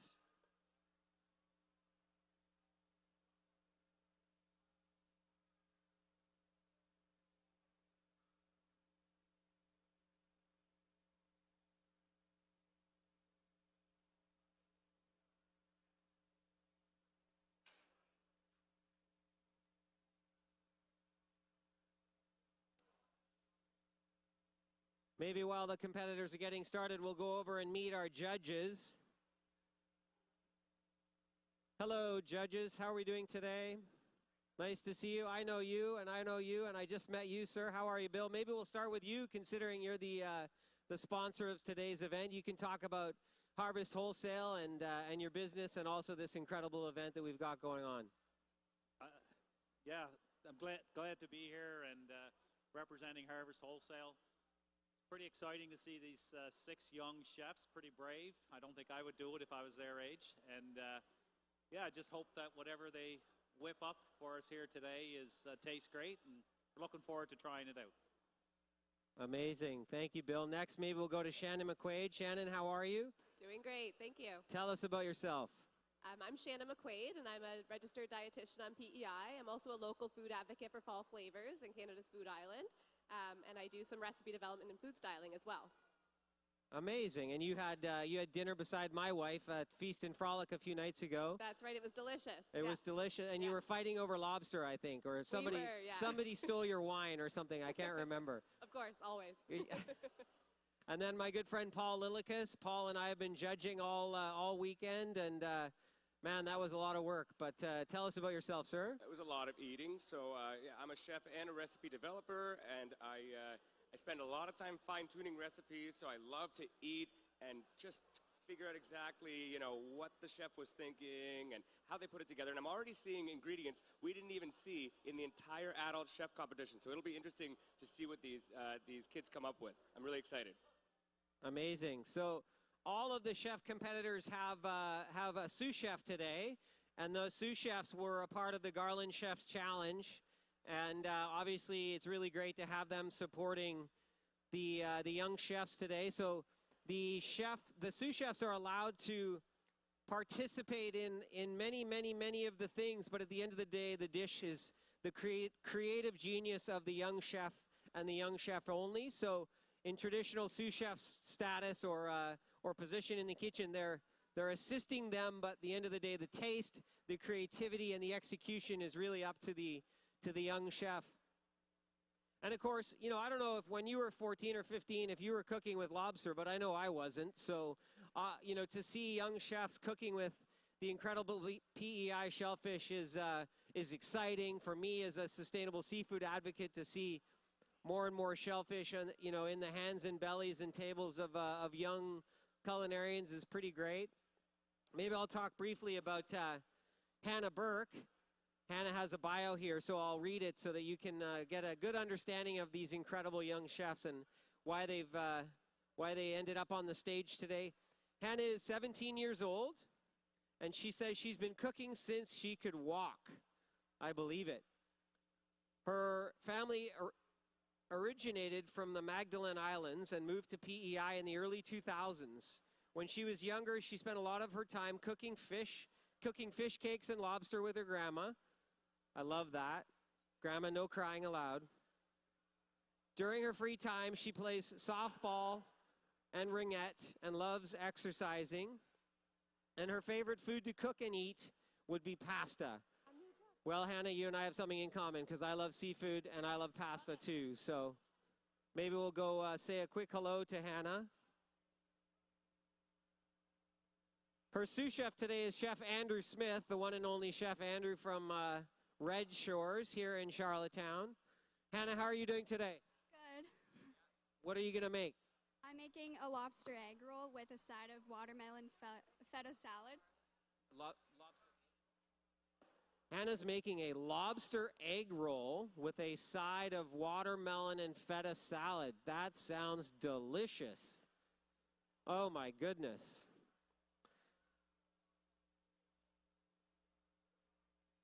Next.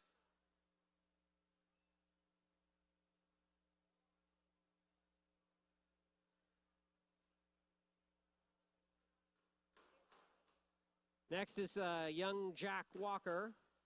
Jack, how are you? I'm doing pretty good. What are you going to be making today? Seafood dumplings. Seafood dumplings. Oh my goodness. Jack Walker, only competing chef from Austin. His love of cooking began when he started helping his mom make Italian food when he was 12 years old. And his favorite thing was meat lasagna. I love meat lasagna. Actually, one of the reasons why I started cooking is because I really got tired of frozen Costco lasagna that my mom fed me when I was younger. So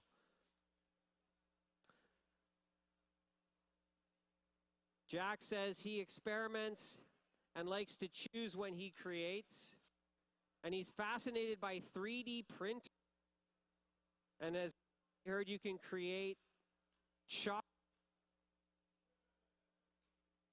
That sounds pretty amazing. Chocolate with 3D printers. I love the idea of that. He loves to make sushi. And today.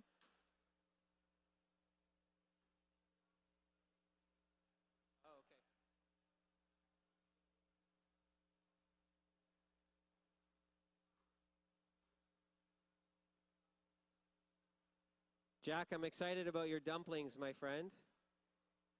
He's always looking for new recipes, and he lives in Windsor Junction with his long-haired dad, Bruce, his fun mom, Heather, his nutty sister, Julie. Is his family here today? And his hyper border collie, Lexi. Wow, he's got lots of, what an incredible sounding family you have, Jack. Good luck with your dumplings today. And his guest chef is Chef Leah. Chef Leah is from South and Pine in Jersey, and she was one of the competing Garland chefs. Obviously great to see her back. Now, the Garland chefs, as I mentioned, they can only take the dishes so far, so they're really just here to help and support, but they can't actually cook the dishes.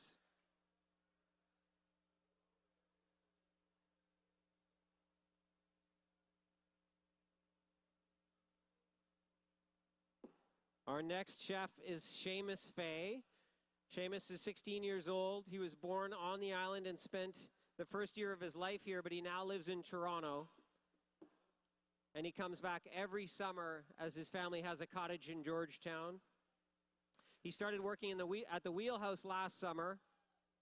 He loves the kitchen, and he works in a kitchen back in Toronto. And he's always loved eating and food. And I'm excited to see what he's going to be making today. And his guest chef, or sous chef, is Imran Texera from Wanderlust, a private dining tasting menu experience in Toronto. Seamus, what are you going to be making today? Shellfish crudo. Shellfish crudo. Wow. I love it. Raw seafood in its naked perfectness. Sounds pretty exciting. Any flavors you're going to impart on that? Pickled lobster and mussels steamed in beer and maple syrup. Wow, pickled lobster and mussels steamed in beer. Sounds very PEI.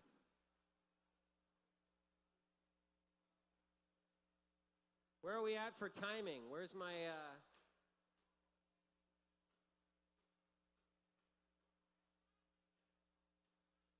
9 minutes in.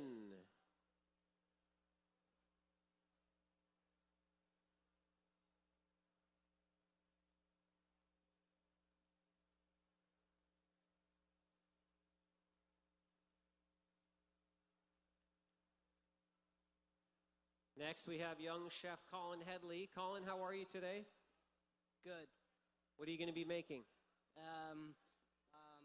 Making a lobster cream sauce right now for my East Coast tostada with deep fried oysters. Wow. Say that one more time. East Coast tostada with lobster cream sauce and deep fried oysters. That sounds delicious, my friend. Good luck. And Chef Ruby Gatt is Colin's sous chef today. You have a fan club wherever you go, Ruby. The people love me, she says. Young Colin. He started at the Wheelhouse 3 years ago, and he's washing dishes. He's done prep work. He's helped at the grilled cheese competition. Did you see my grilled cheese, Colin? It was pretty good. He's worked at the food truck, at Old Home Week, helped with caterings, and is currently working at the kitchen at the Lone Oak Brew Pub. He loves learning new skills, being challenged, taking risks, and having fun. I love that motto, my friend. Having fun in the kitchen is the most important thing. And he really appreciates this awesome opportunity. Good luck, Colin.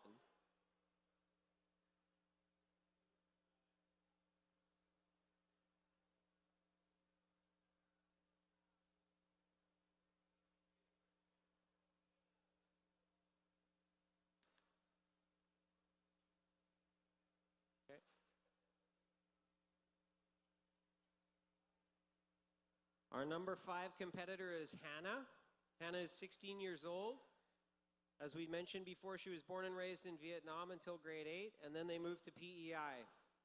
She became interested in cooking in grade 6, and at that time, her school had a cooking program for interested students. I love that. I'm actually the product of a great home economics teacher myself, who taught me when I was a young chef or a young cook, or, you know, one of the greatest mentors of my early career was my home ec teacher. So shout out to all the home ec educators and teachers out there who have inspired future generations. Yeah, like one girl has 3 black ones and 1 white one. Enough, right? So, but like Hannah and her classmates discovered new things about food and learned how to cook some really tasty snacks for her family. Her parents were shocked by how good the snacks were. And when her family moved to PEI, she had more free time to learn about cooking and some new things. She enjoyed lobster every summer with her family, and from that moment, she enjoyed being around food, knowing it was fun. She also is very excited to be here today.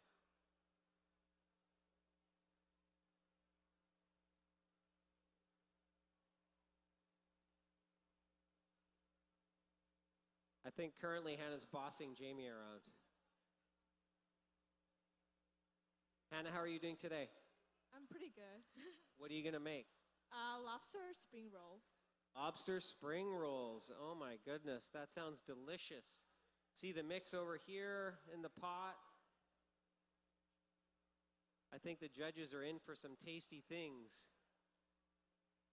Of course, not unlike the Garland cooking competition earlier today and over the last number of days, the chefs will be judged a little bit on cleanliness, of course. Cleanliness is important in the kitchen. Most importantly, it's deliciousness, but you got to work clean. If you work clean, your dishes will end up being a little bit tighter. And experimentation, of course, is always important, but yeah, a chef inspired me early on and said, you know, cook what you know. Whenever you go into competitions like this, cook what you know, because it's important to not go too crazy when you're trying to be creative, especially in these timed competitions. The minutes tick away. How many minutes do we have left? Or how many minutes have we expired? 14 minutes are done. About just over 30 minutes left, chefs. We got all kinds of different techniques going on. We have all kinds of different flavors going on. Cuisines, cultures, sounds a lot like PEI and a lot like Canada to me. We got deliciousness all over this country and all over this island. Pretty great. Oh, that looks good.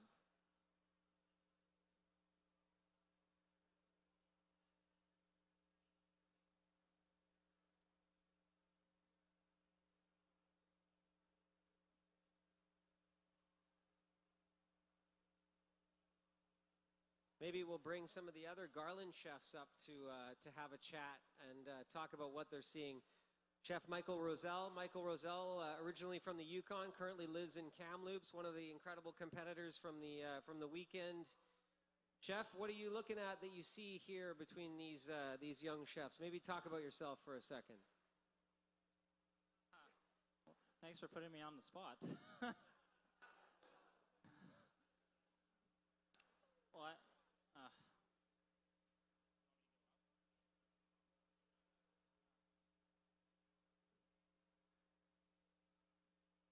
Well, I was trying. No. Well, I was trying to find who was cooking that delicious pasta. Oh. Wow.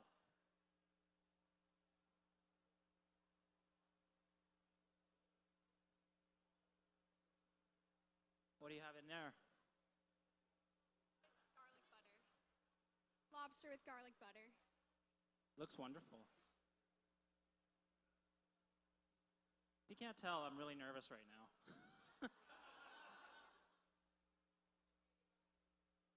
Much appreciated. Michael Roselle, everybody. Michael is a man of few words but many talents. Hosting is not easy. Competing is far more difficult. You guys were so incredible, the Garland chefs, the 12 chefs that started on Friday, and really the camaraderie built over the last few days was inspiring to see. The connections, hopefully they stay strong for the next number of years. Of course, the PEI Shellfish Festival celebrating its 25th anniversary. Big round of applause for the PEI Shellfish Festival. Liam Dolan and his incredible group and family of people and volunteers that work so hard to pull this together. Big round of applause to Garland and to all the incredible sponsors, Dairy Farmers of Canada, that have really made this weekend possible, and of course Harvest Wholesale today that have made this Junior Chefs Challenge possible. Sponsors and supporters, of course, make all these delicious things happen. Of course, a big shout out to all of you guests that have come here today to watch and to participate in the PEI Shellfish Festival.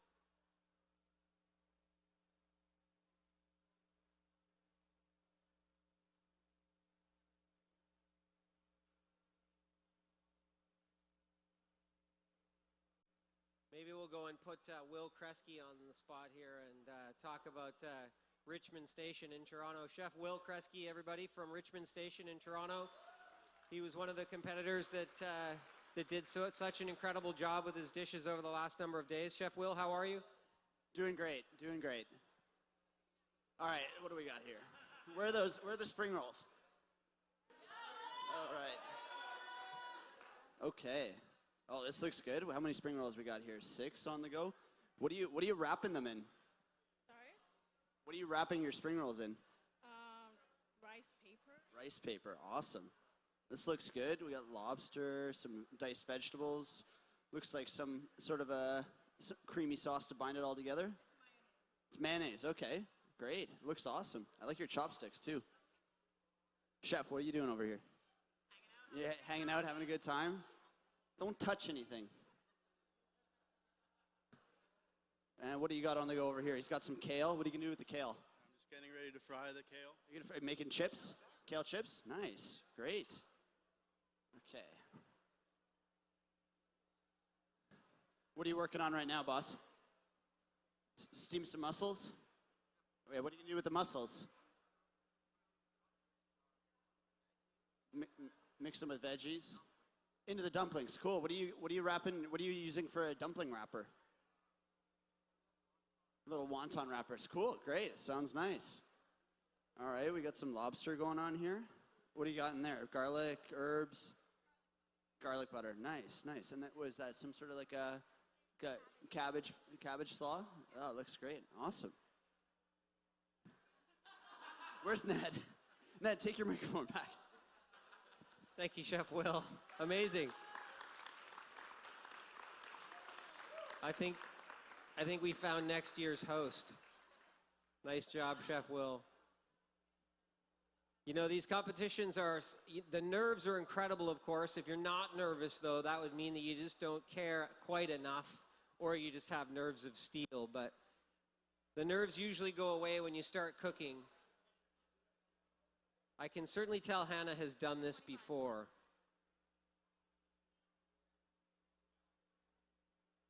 So everybody knows we have 25 minutes left before your plates should be up, please.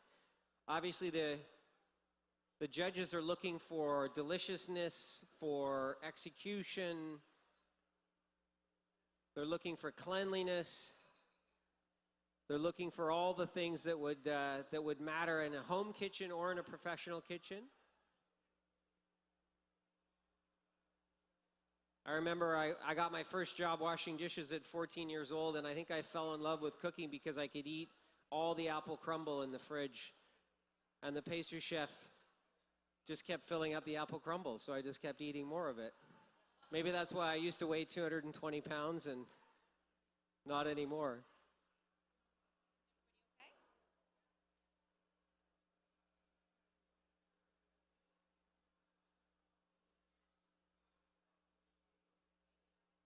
Anybody have any questions they want to ask these young chefs from the audience? No family members that want to put their kids on the spot? No, you wouldn't want to do that. Too nervous.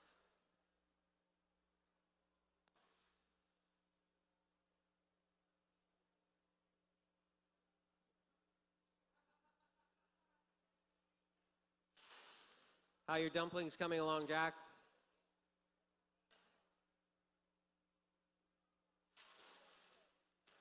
He says, good. He says, get out of my face. Ooh, crispy kale? Last time we had somebody frying something on the stage, a fire was started, and I almost put it out.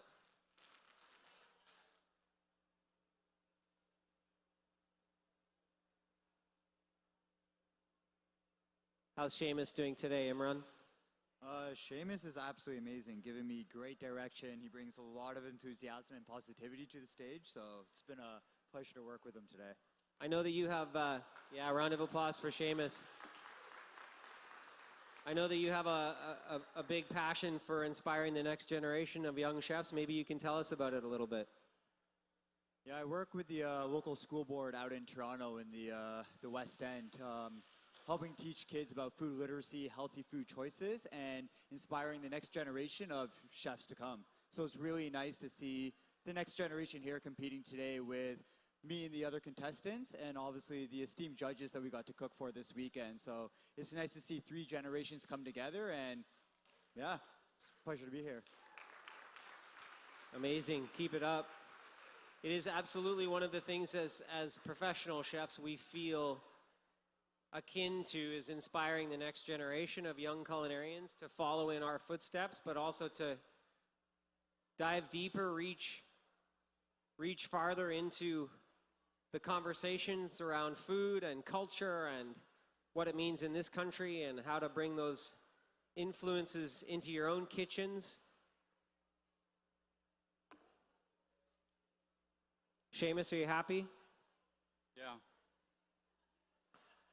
Man of few words. Colin, how are you doing? Good. Everything's coming together for you? Great. Ruby, how's he doing? He's fantastic. He's so prepared. He has his little list, little menu written out, and he's great. Calm, cool, collected. Amazing. Calm, cool, collected. I like it. Oh, wow. Hannah, that looks cool.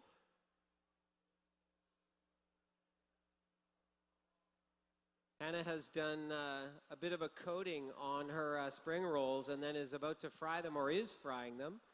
That coating will add to the extra crispiness. That looks outstanding.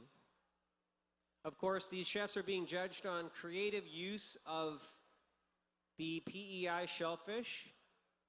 They got to choose what shellfish they would use or would create with. But it'll be interesting to see how they use what they use and how creative that is.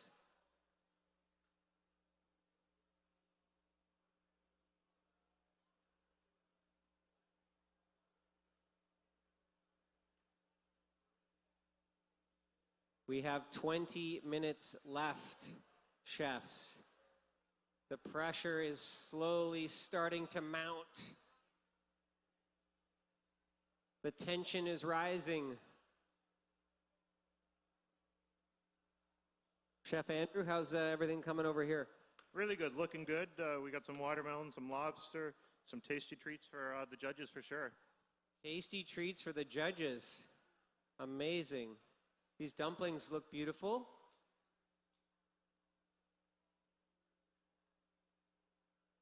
Leah has a restaurant in Jersey called South of Pine, where it's sort of, you said new American? Seasonal American. Seasonal American, so whatever is in season and locally available, we use as the muse to create the menu. Amazing. I've never been to Jersey. I'd love to go to Jersey one day. Absolutely.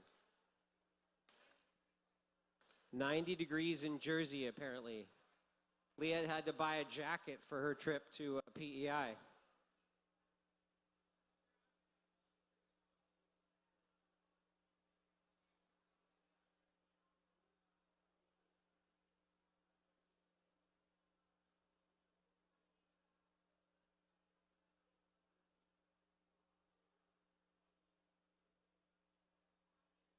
Looks like Hannah has got some spring rolls that she's wrapping.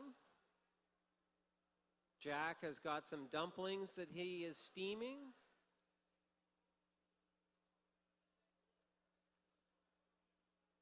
Seamus has fried some kale, has some sort of delicious looking maybe aioli or mayonnaise based sauce, some steamed mussels with a little bit of what looks like ADL cream or dairy.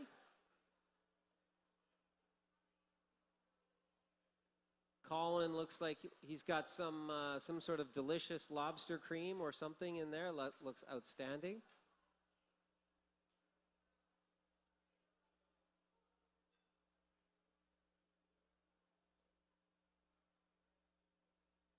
And Hannah's spring rolls look like they are slowly turning golden brown. Quick little announcement that F-Dick Knives, just over there behind below the ADL sign, is going to gift these young chefs with their own knife today, engraved with their name in it. after the competition, which is pretty great, something for them to cherish and as a reminder of the competition today, and I guess they can wield it against their family at some point if they want to bring out the creativity.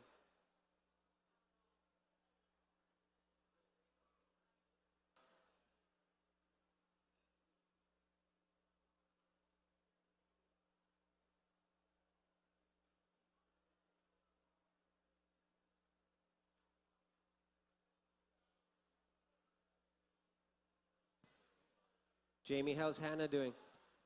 Looks great. Yeah, she's doing a great job. I'm actually learning from her today.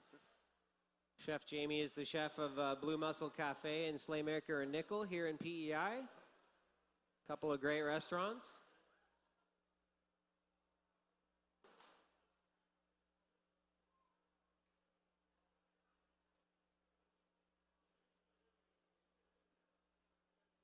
Shannon, what do you see here?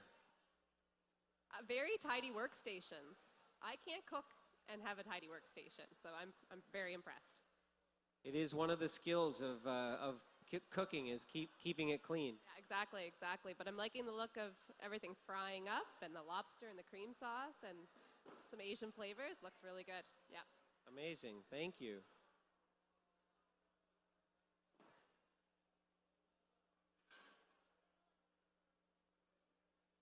This is pretty amazing to think of these young chefs, you know, putting it all on the table, so to speak, for this competition in front of a couple hundred people and family and friends. And I'll tell you, this is a ton of confidence up here putting out food. You know, food is the one thing that brings together every human, but I'll tell you, it's hard to get criticized. It's hard to get critiqued, and, you know, when you're critiqued as a young chef, it's slightly more difficult. I'm impressed by the confidence.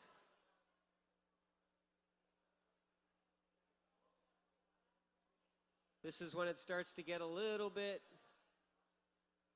tense. The official timer is coming. We got 15 minutes left, friends. 15 minutes left. My goodness.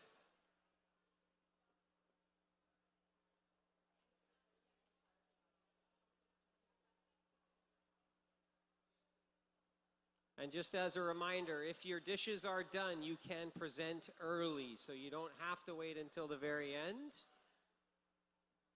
No pressure to finish early, but certainly if you do finish early, you can present a little bit early.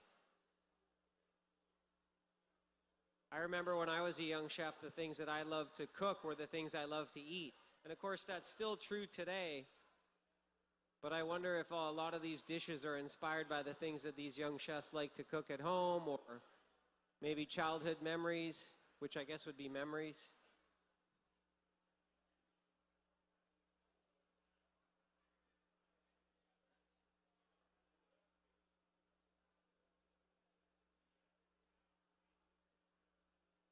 How are the spring rolls coming along, Hannah?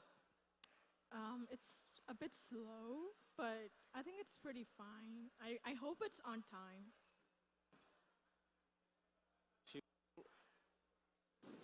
She was saying it maybe is a little slow, but it looks pretty great to me. I love the chopstick technique. Hannah has done this before.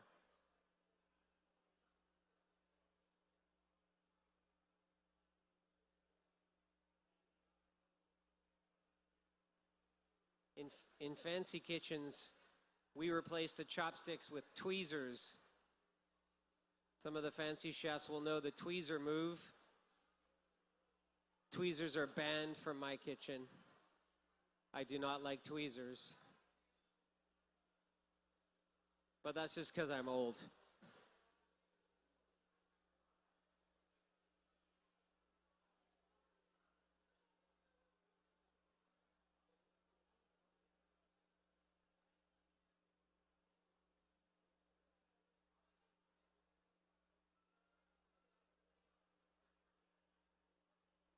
Dumplings, those dumplings smell amazing. Good job, Jack. Seamus has started plating already. He's using ring molds. Wowzers. Imran, this guy's got some game. He came with a plan, Imran says.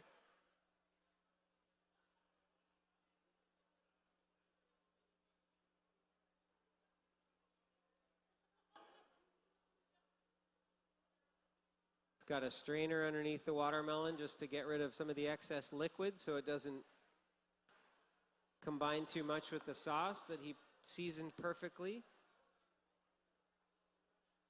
These are some elevated skills that these chefs have got going on.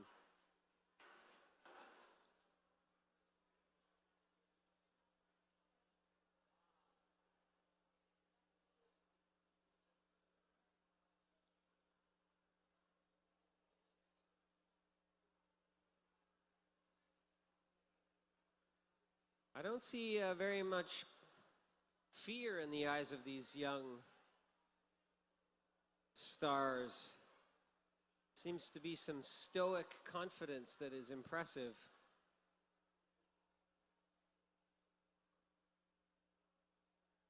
Oh, Chef Will has a question. Big surprise, Will. I want to know if you checked IDs. Because that guy doesn't look under 18. Seamus, how much do you bench? How much do you bench? Seamus is a tall human. I said earlier, if I saw him on hockey skates, I'd be terrified. Maybe we'll hand the mic to Chef Kyle, the winner of the Garland Chefs Challenge. Chef Kyle, come on up, my friend. Why don't you have a go at these young chefs and see what you got? I'm not in the state of mind to do that right now. I said I'm not in the state of mind to do that right now. How about you tell them they only have 10 minutes left? Oh, y'all have 10 minutes left, so you better boogie.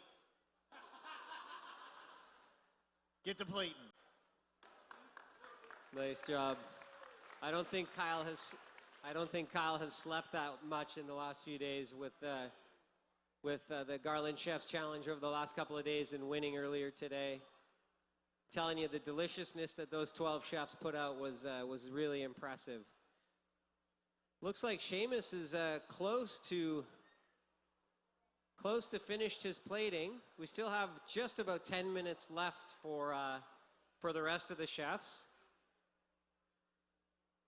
Oh, there's Chef Will's tweezers.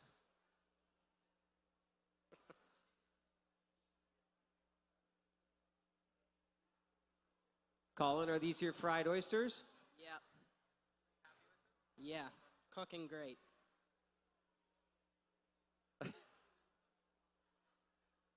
They look perfect.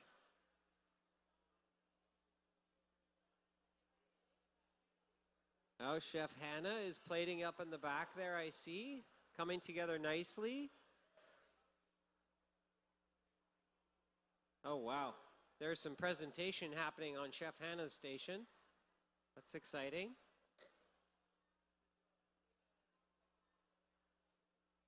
Colin is coming together. Seamus is coming together. Jack is coming together.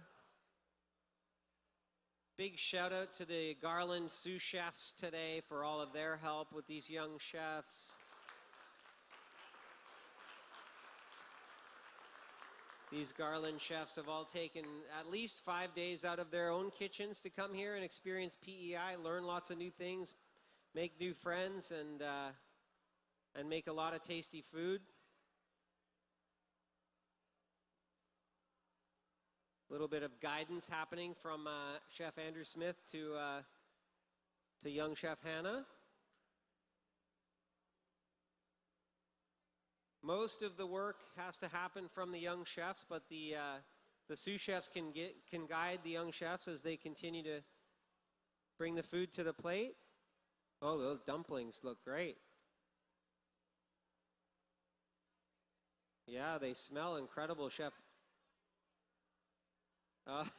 Chef Leah wanted to taste test one, but Jack said no. Sounds like most chefs I know.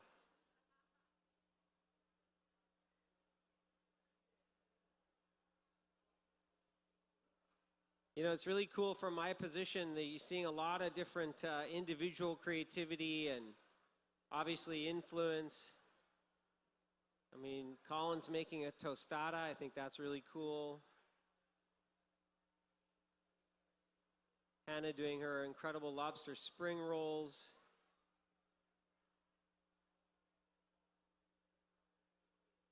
Got some influences from all over the place with these recipes today. We have less than probably 8 minutes here, guys, so starting to come towards the end. And you can serve your dish whenever you want to the judges.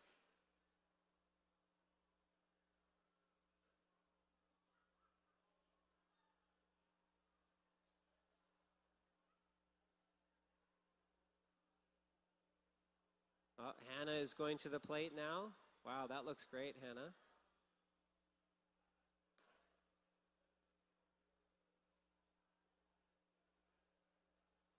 Each of these dishes are so unique. If you're ready, you can serve.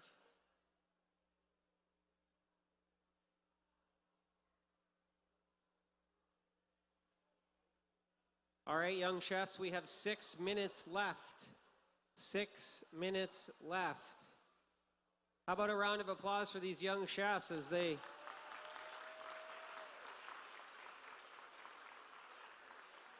There's some really high quality cooking happening over here, everyone.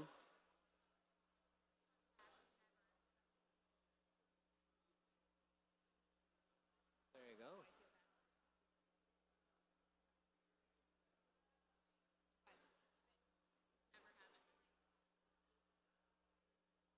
Over the last number of years, we've had obviously some great young chef competitions, but a number of the chefs have finished a little bit early. But today, the fact that all of these chefs are using all 40 minutes, 45 minutes is a testament to the creativity and to how deep they're reaching for their dishes today. So that's a round of applause for that for sure.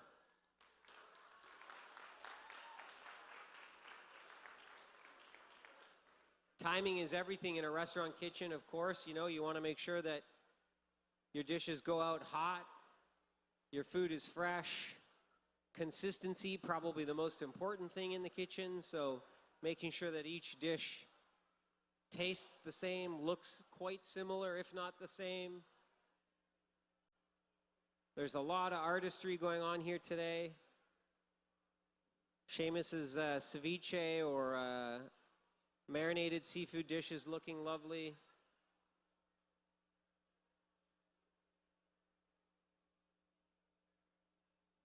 Colin's tostada is hitting the plate.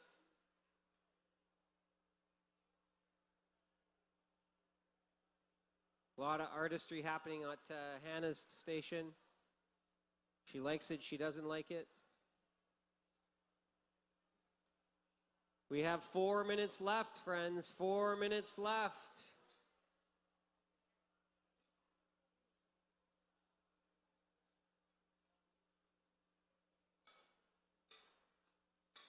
This is when even the sous chefs get nervous because you want to see everything hit the plate in a timely manner.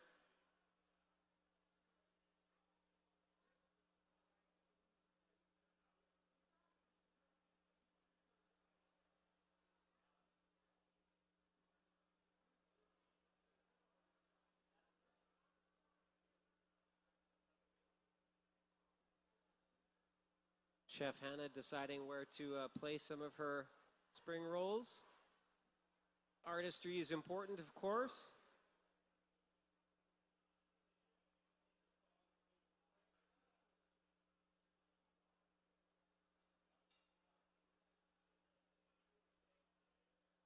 Three minutes left, friends. 3 minutes left. It's really crunch time now. Start hitting the plate.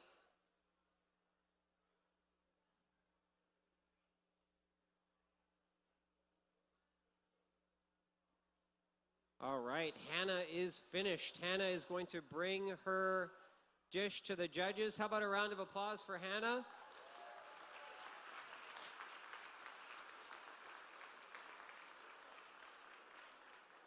You want to? That was for you.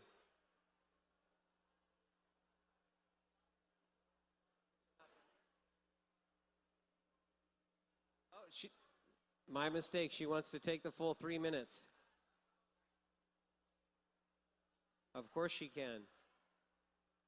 There's some beautiful artistry happening back there.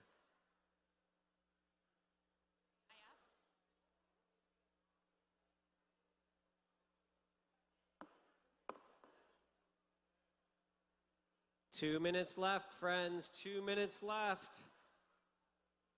If I was you, I'd start getting it on the plate. Wow, it smells amazing up here.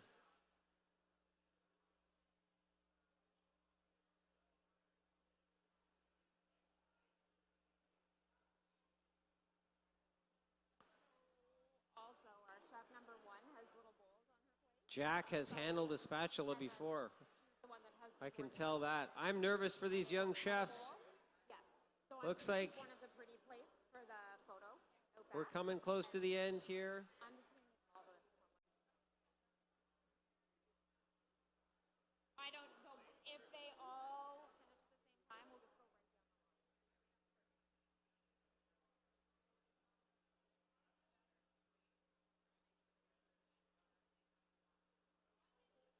line. Looks like Hannah Burke is done. Hannah Burke would like to present. Hannah, how about a round of applause for Hannah?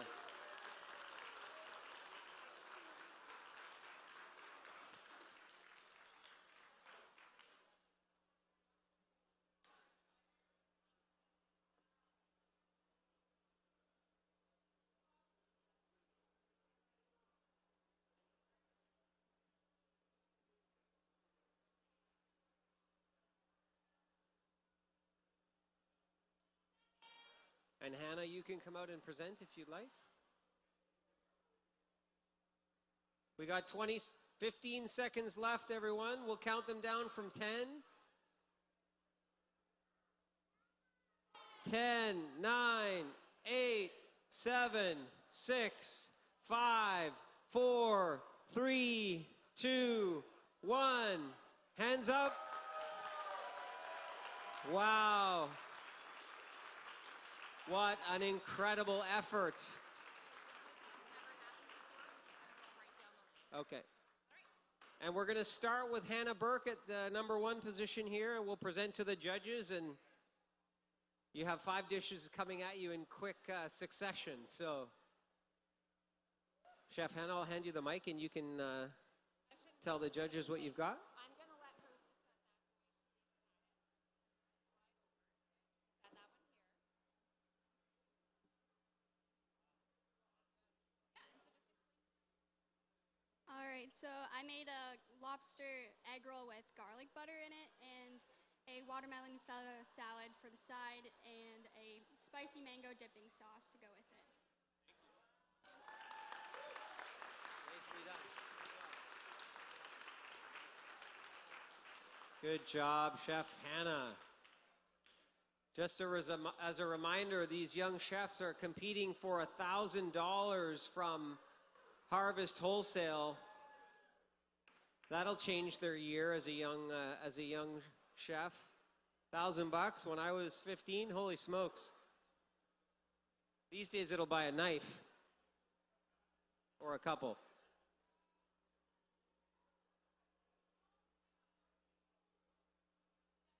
Young Jack discussing the way that the dish will be presented.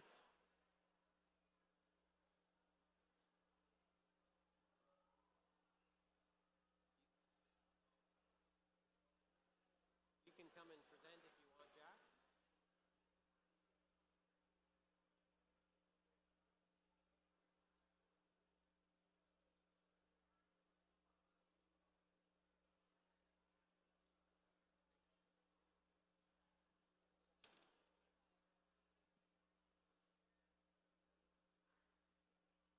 Jack Walker coming out to present his dish to the judges, his dumplings, handmade dumplings. Judges are eating furiously, scoring, being wowed by the deliciousness. Here's the microphone, Jack. You can explain to the judges what they're going to eat. All right, so this is what they're eating. All right, it's So it's just mussels mixed with carrot and cabbage, and the sauce is soy sauce with sesame oil with garlic and ginger, and that's about it.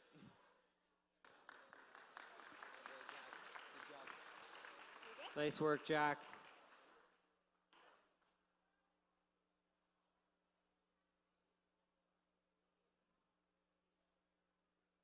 Having sat in the judge's chair a couple of times this weekend, it is not an easy task to find a winner amongst all this talent and all this tastiness. And of course, you're judging all things from execution to temperature to seasoning to use of ingredient, of course, PEI shellfish in this case.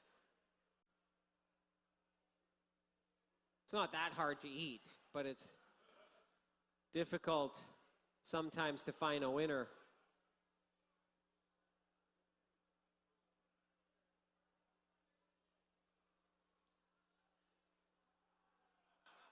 All right, and I think we can go with Seamus next. Seamus, if you're ready, you can present, please. Seamus Fay, born on the island, raised in Toronto, summered here his whole life.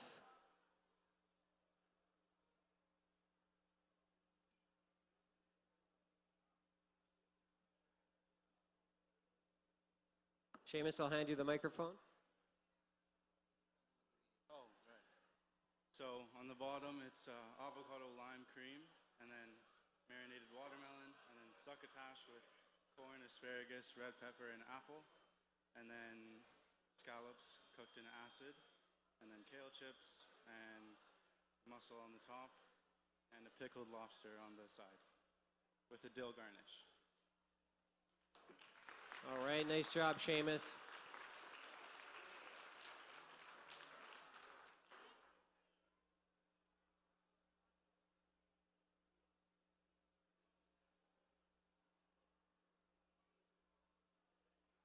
Judges, how are we doing so far?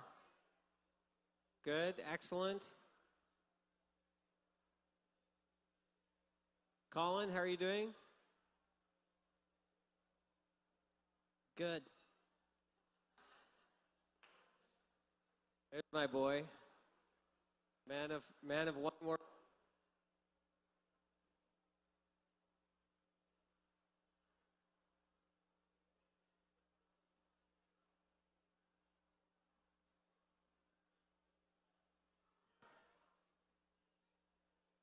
I saw Hannah's mom telling her to breathe. Are you her mom? Mom's obviously nervous. I would be nervous for my young chef too. Wow. Presentation. I'm excited for this tostada they're calling. It looks amazing.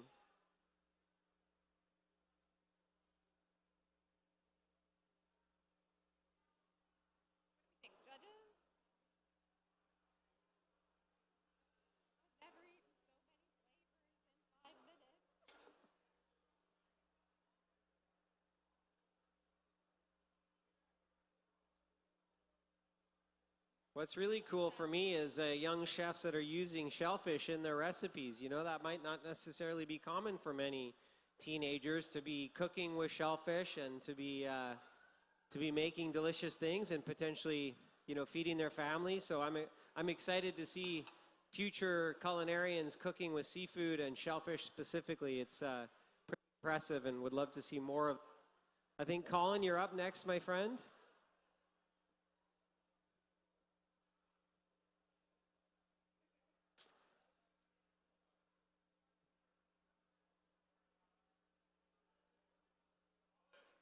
Colin Headley with his lobster tostada and some other deliciousness.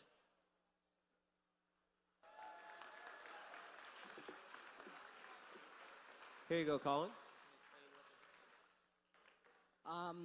It's a tostada with a pineapple slaw, a lobster cream sauce, a little bit of cheese on top, and some deep fried oysters.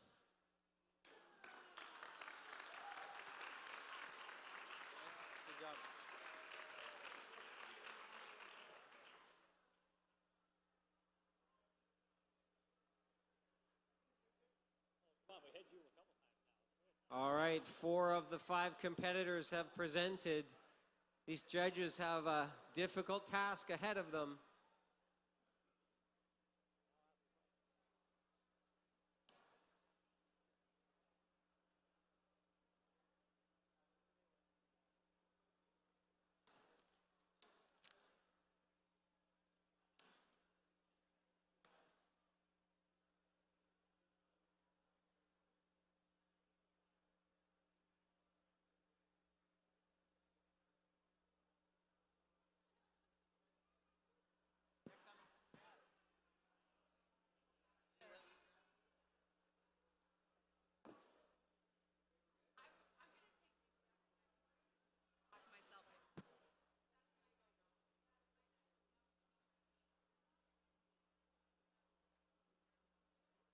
Leah was just saying that Jack's dumplings are so tasty, she's just going to take them all back to her hotel room for dinner by herself.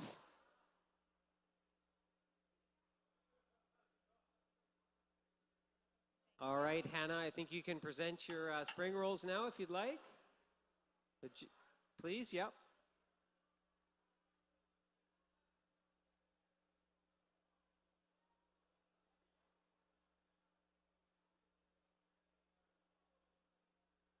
There's a lot of nervous parents and grandparents in the audience.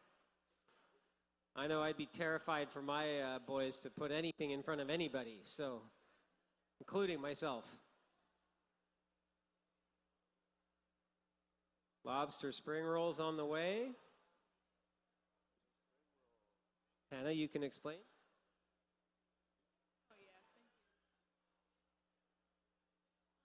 So today I make a lobster spring roll. In my country, spring roll is like a Vietnamese cuisine, and it's pretty famous. But it's usually go with meat and rice noodle. But for this competition, I make it with lobster and vegetables.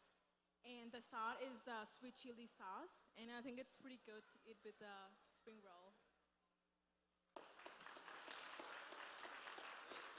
Nice job. Can you get your presentation platter and show it to them too, please? You need to show them that. Yeah, look at this presentation platter. Wow, that's amazing. That looks absolutely outstanding. Wow. That deserves its own prize. Nicely done. A little bit of extra love.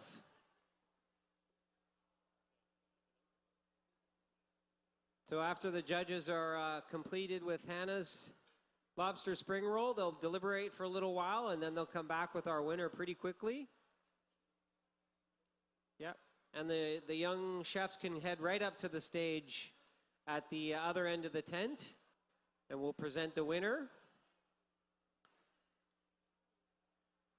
Big thank you to Harvest Wholesale, to the PEI Shellfish Festival, Dairy Farmers of Canada, and of course all the incredible PEI shellfish. And a big thank you to the young chefs, the Garland chefs for sous chefing today, all the guests who watched this competition, and here goes nothing.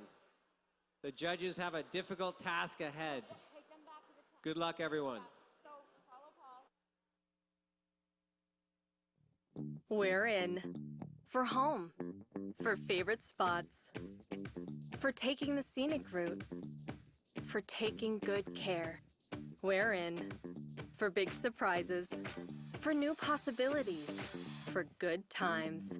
Every year, 100% of Atlantic Lottery profits stay here in Atlantic Canada. We're in for supporting things like healthcare and education and giving back to our communities. Learn how at askaway.ca.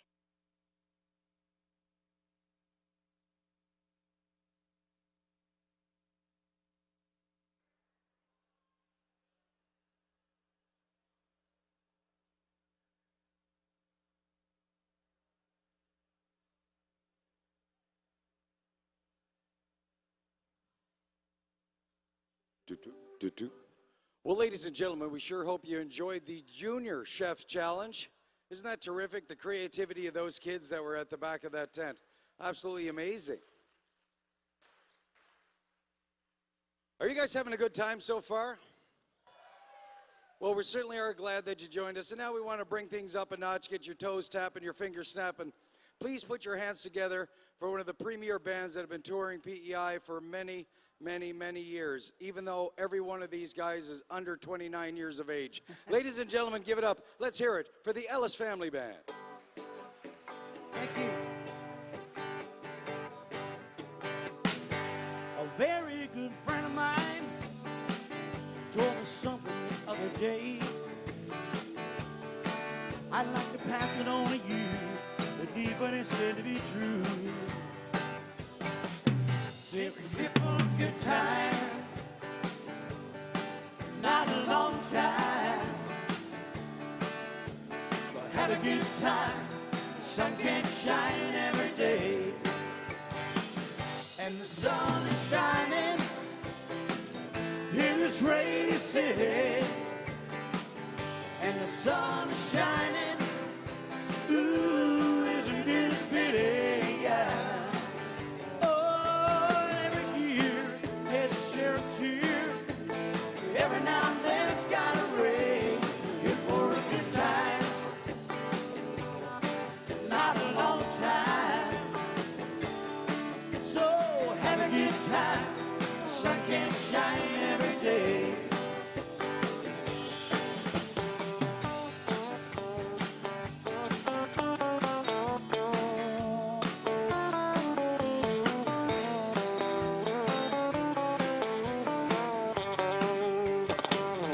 And the sun is shining in this rainy city, and the sun is shining, ooh, isn't it a pity, yeah.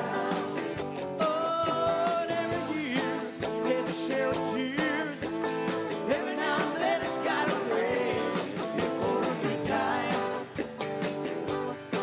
not a long time, so have a good time, sun can't shine every day. Say we're here for a good time, here for a good time, not a long time, not a long time. Oh, have a good time, sun can't shine every day, yeah. Say we're here for a good time, here for a good time, not a long time, not a long time. Oh, have a good time, sun can't shine every day. Oh, have a good time, sun can't shine every day.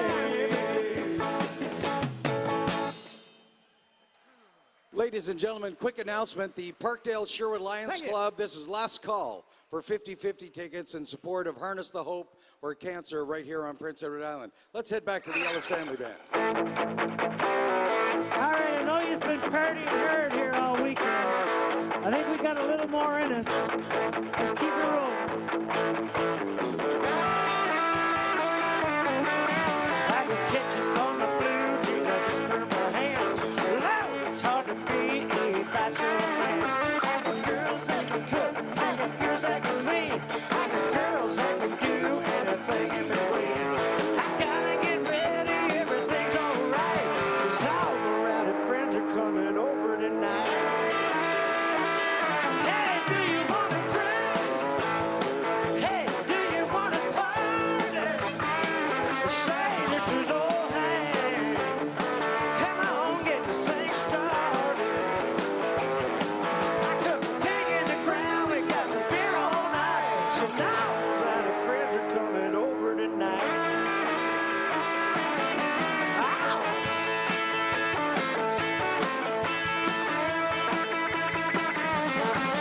Now my party van is out in the woods. It's a long, long way from here to Hollywood. I got some natural greens out on the floor. We roll this Mississippi just to walk through the door. Got a little whirlpool just made for 10. Well, you can jump out and you can jump in. You can do anything that you want to do. I'll let you step on my cowboy boots. Hey, do you wanna drink? Hey, do you wanna party? Say this is all hand.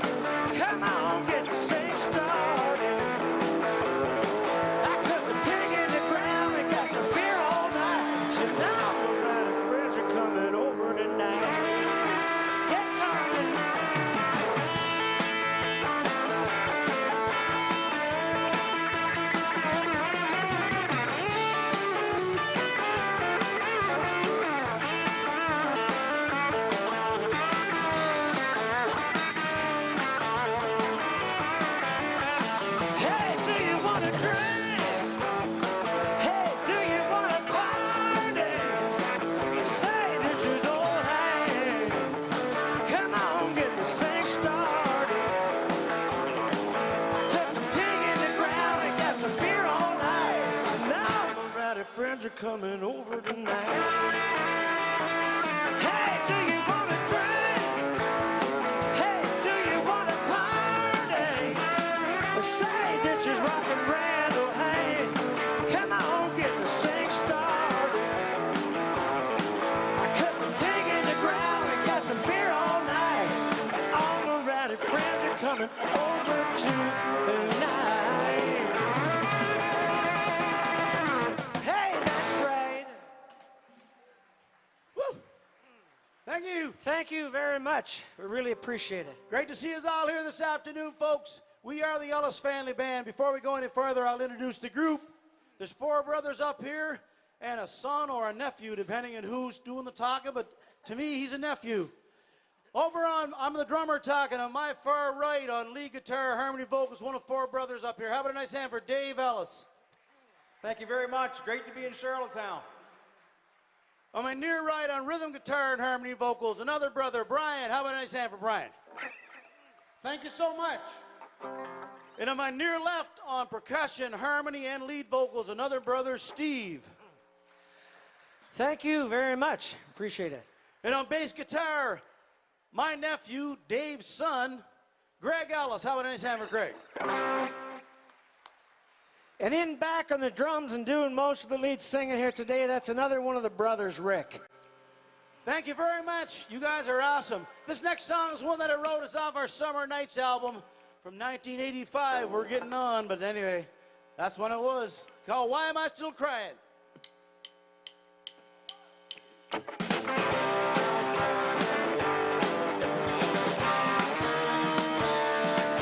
I didn't care, why am I still crying?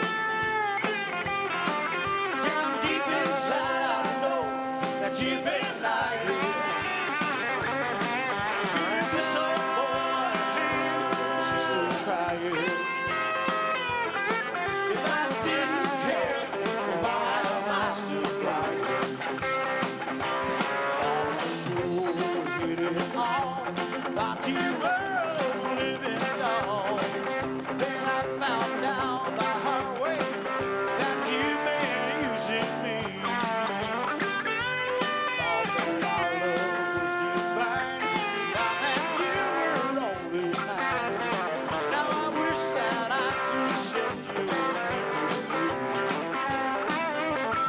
If I didn't care, why am I still crying? Down deep inside, I know that you've been lying. Give this old boy a hand, she's still trying. If I didn't care, why am I still crying?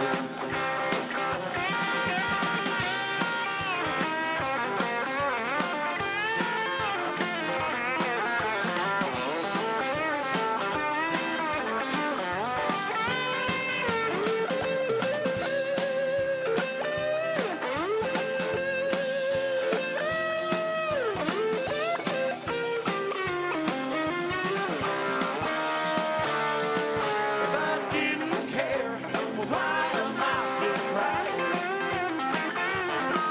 Down deep inside, I know that you've been lying. Well, give this old boy a hand, she's still trying. If I didn't care, why am I still crying? Yeah, if I didn't care, why am I still crying?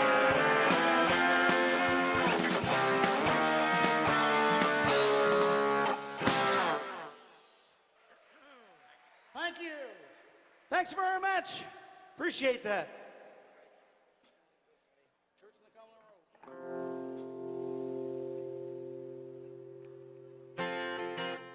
Lots of room up here to dance too, folks, if you want it. We don't mind that.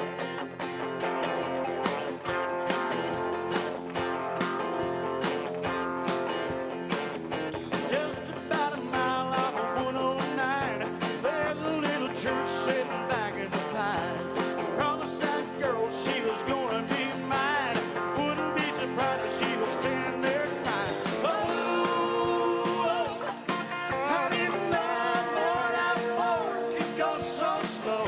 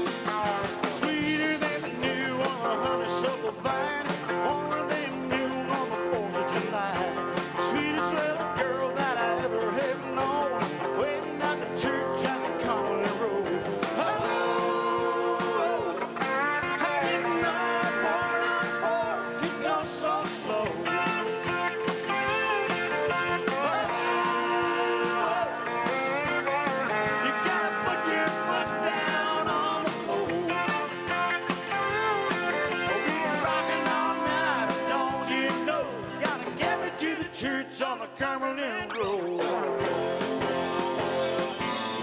We'll be rocking all night, don't you know? Gonna get me to the church on the Cumberland Road.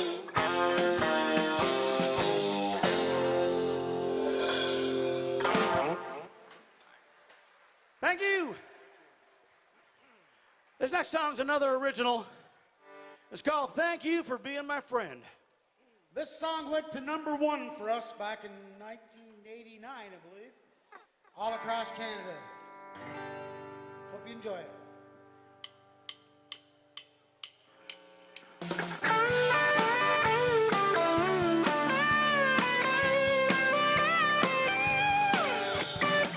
Thank you for being my friend. Staying with me even when it don't win. You give me love when I needed it then. You do it all over again.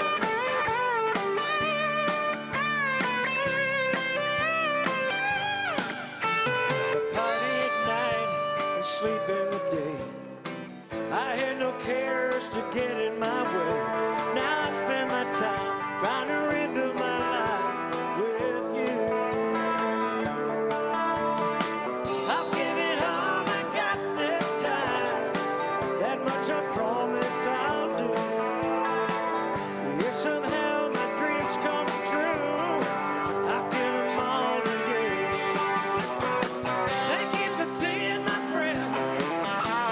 Stay with me even when it don't win. You give me love when I need it then.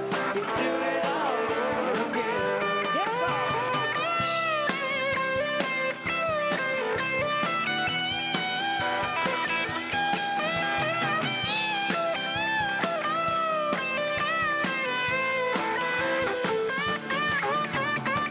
I'll give it all I got this time.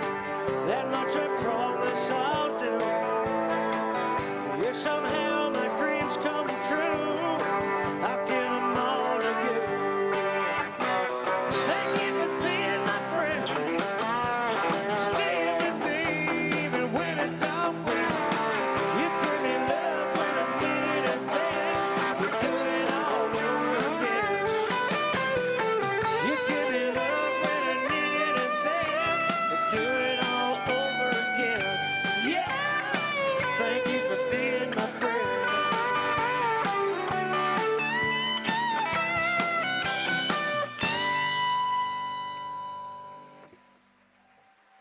Thank you. Thank you very much. This is an Alabama song for you. It's called Reckless. Curtis, can you bring my voice up and my monitor a little bit?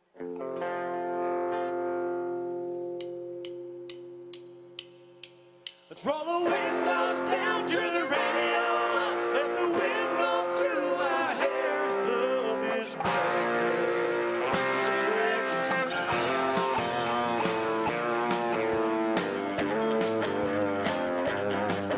Ain't nothing out here but a blue Texas sky.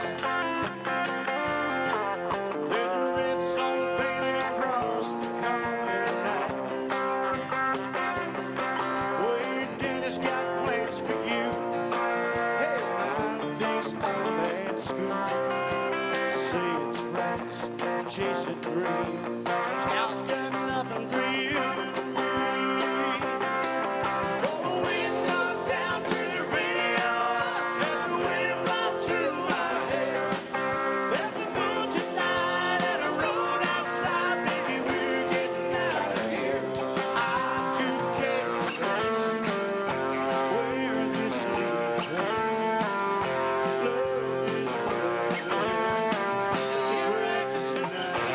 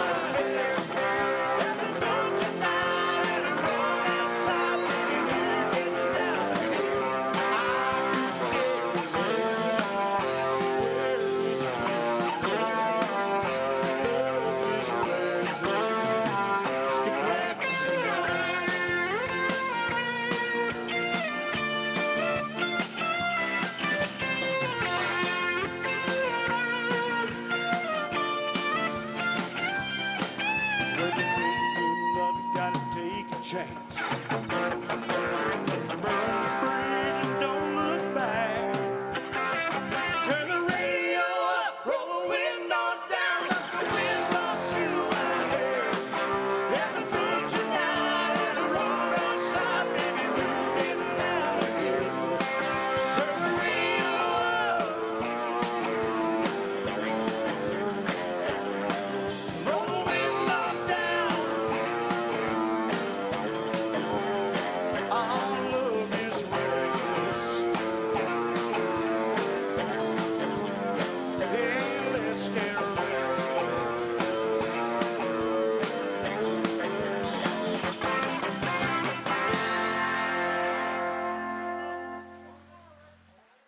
Well, ladies and gentlemen, all the chefs, participants, and those folks that were in the PEI potato chowder competition, please make your way backstage.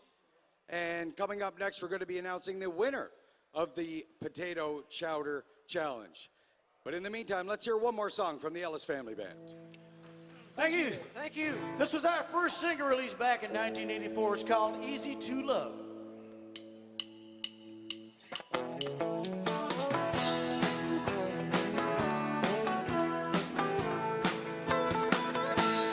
Easy to love, easy to love. I hear them say she must be easy to love. Easy to love, easy to love. I hear them say she must be easy to love. Sun goes down on the golden lake. She gets dressed up for another day. Oh, she's tired of these one-night stands. She's out to find another man. Easy to love, easy to love. I hear them say she must be easy to love. Easy to love, easy to love.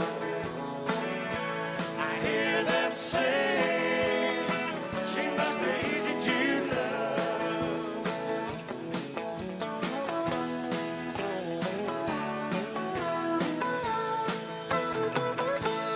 Here she comes, walking down the street.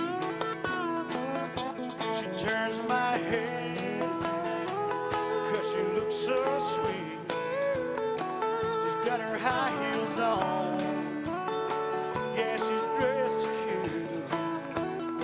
And if it's love she wants, she knows I will. Easy to love, easy to love. I hear them say she must be easy to love. Easy to love, easy to love. I hear them say she must be easy to love. If you know it, sing it. Let's hear it.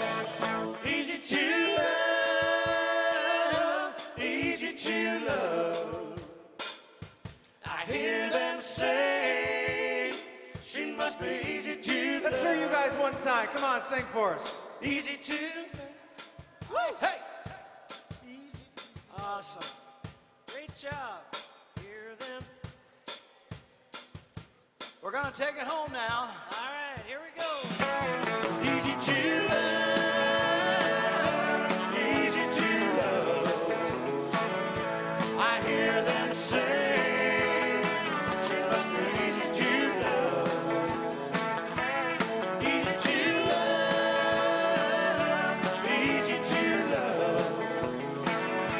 I hear them say she must be easy to love.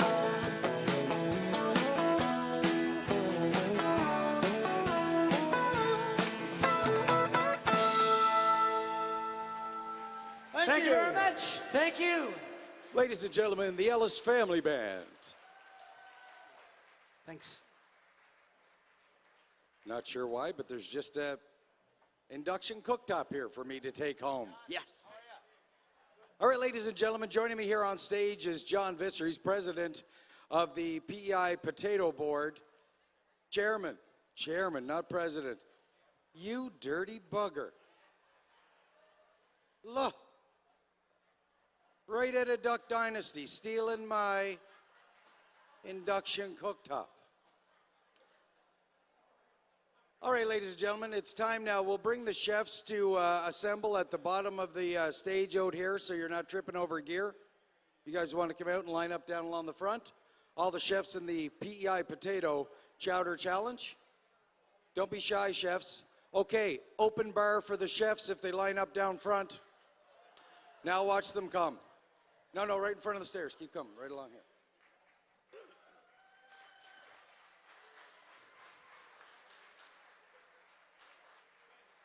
All the chefs in the Potato Chowder Challenge. See, you cannot keep a chef away from a bar. There was 12 chefs competing. We have 5 still standing. How in the heck does that happen? Oh, here comes a couple more. Yeah, there they are. All right, let's hear it for them. Yeah, they do.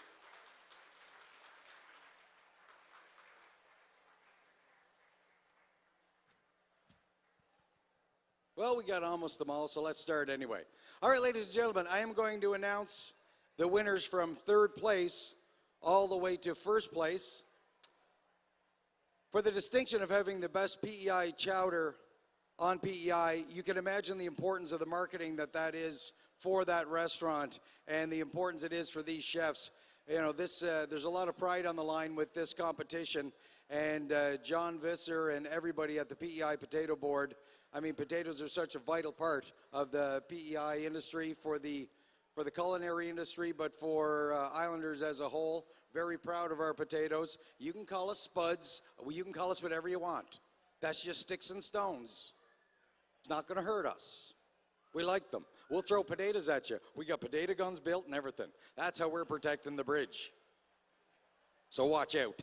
All right, ladies and gentlemen, in 3rd place, walking away with a check for $100 from Peaks Key, Travis Gregor Mrazek.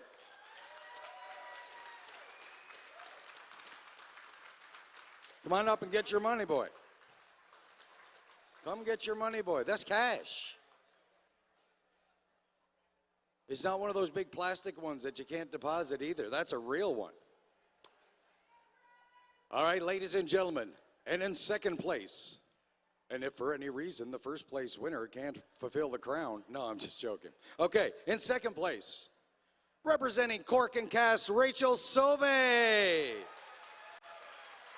And a check for $250.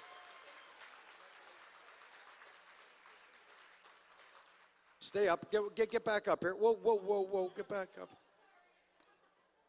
Not getting up here. You're the only pretty one on stage. Look at us.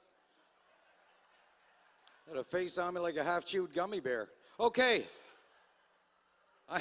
You guys thought it. I just said it out loud. I know. It's okay. And ladies and gentlemen, walking away with a check for $1,000 from Shaw's Hotel, William Leake.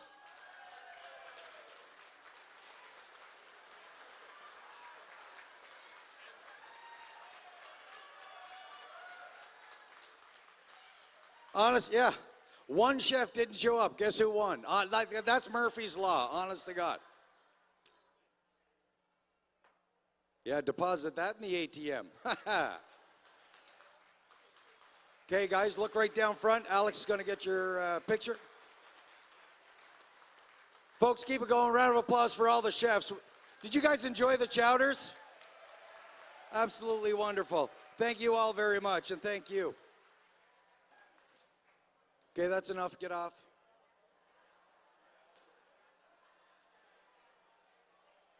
Congratulations. Good job. Congratulations. So you guys are going to go down here?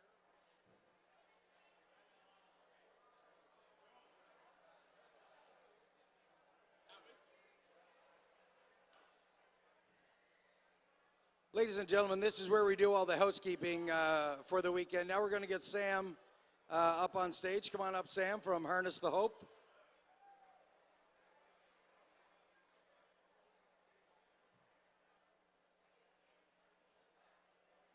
Hi, Sam. Welcome. So we've seen these pink T-shirts in the tent all weekend. Why don't you tell the folks what is Harness the Hope?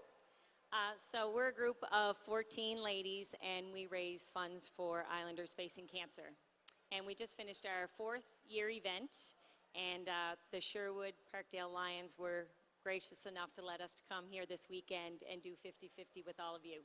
Oh, that is awesome. So coming into the weekend, oh, absolutely, give it up.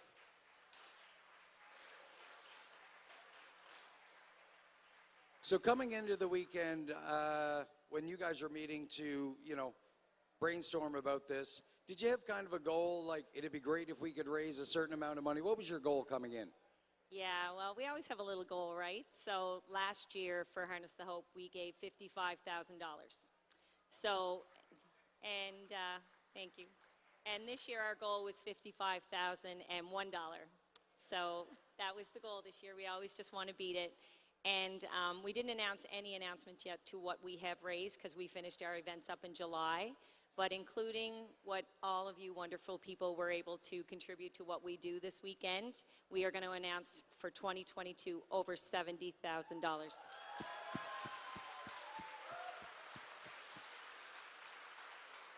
That is absolutely incredible. And do you have a number where the 50-50 is sitting at right now? Yes, the 50-50 is finished. I have the winning number. Oh, anybody wants tickets, come pay me. Jot a few numbers down on an Etch-a-Sketch for you. Okay, so the winning number, and what are they going to be walking away with? They are going to be walking away with $11,505. Yeah. So, and I'd also like to add too, like we raise this money for Islanders facing cancer, but what we do is we give money to the Canadian Cancer Society for PEI. We also make contributions to both of our main hospitals in our oncology departments. And then as well this year, near and dear to all of our hearts, we will be making a contribution to Hospice PEI. Okay, and this year it was done in memory of a couple of families. The driving force. So I guess a big part of this shellfish family, Jamie Casely and Pauline Taylor, they were,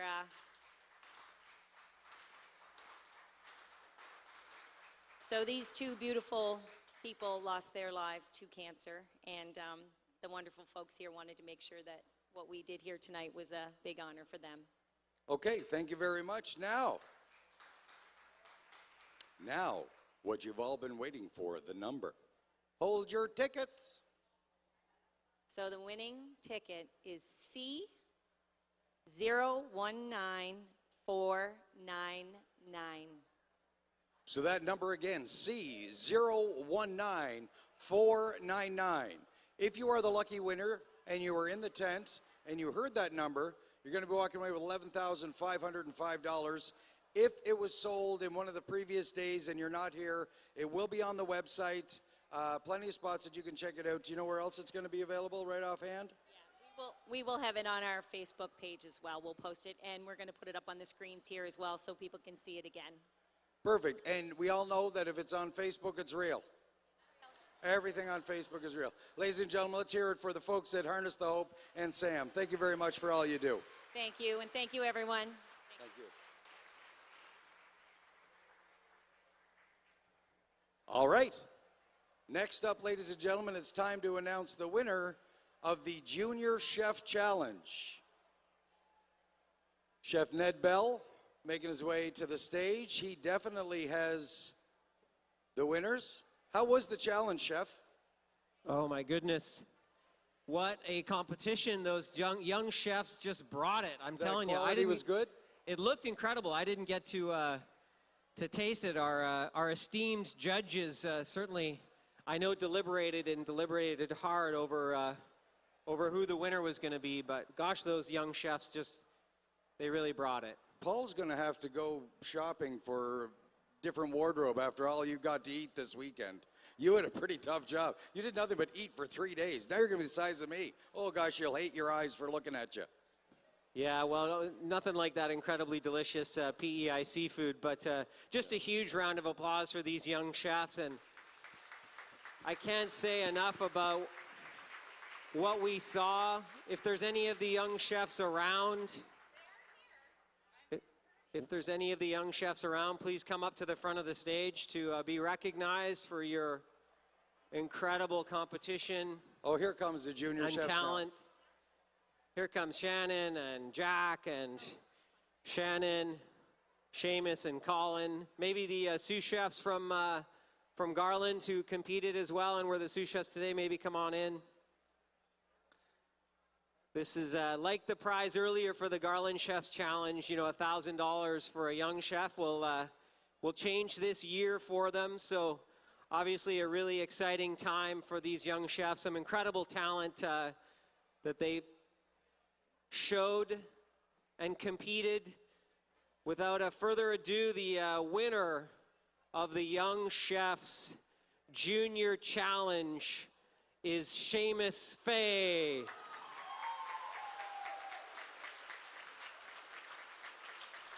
Congratulations, Seamus. Harvest Wholesale, of course, this generous prize of 1,000 smackaroos. That's pretty incredible. Congratulations. How does it feel? Good, really good.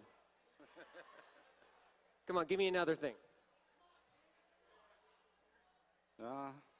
Yeah, I'm probably just gonna have fun with this money because I've saved everything else that I made this summer working.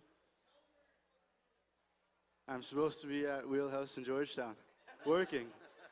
He's supposed to be working, but he just made $1,000, so he's not coming to work tonight. This is his chef.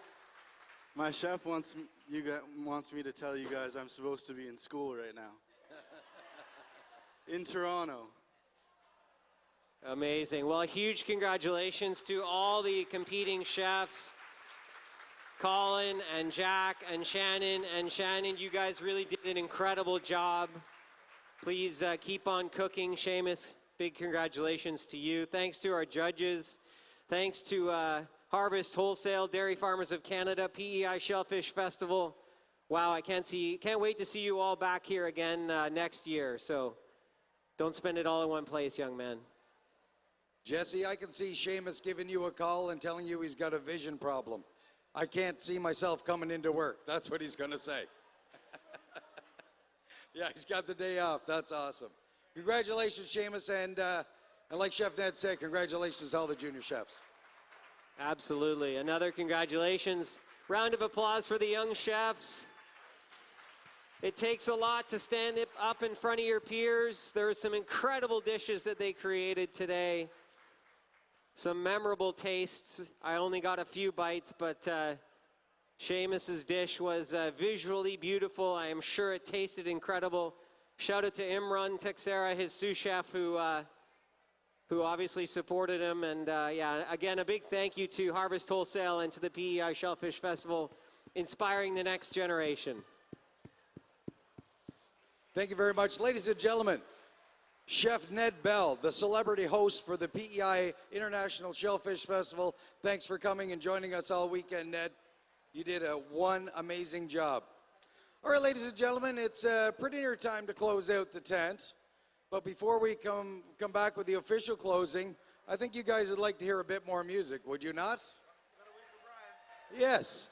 The dance floor, well, once Peter gets his carcass off it. Peter, nobody wants to dance with you. Get. Oh, you'll dance with them. Okay, Charles is going to dance with them. Ladies and gentlemen, the dance floor is open. Put your hands together. Get your hands clapping and your toes tapping. Let's hear it for the Ellis Family Band. Thank you. Thank you.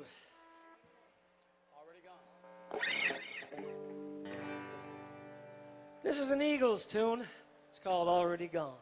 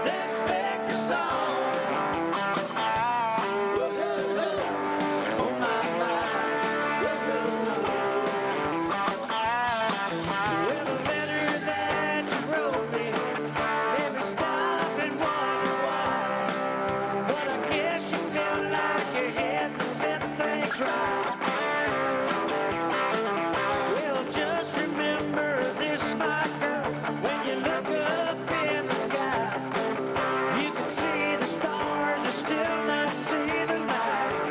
That's right, 'cause I'm already gone, and I'm feeling strong. I will sing this Vegas song. Oh my, my. It's hard.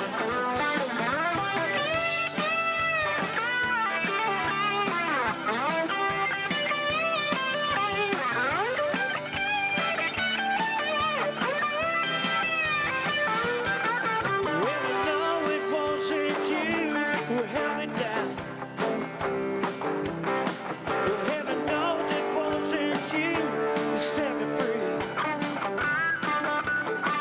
So oftentimes it happens that we live our lives in chains, that we never even know we held the key. 'Cause I'm already gone, and I'm feeling strong. I will sing this Vegas song. Oh my, my.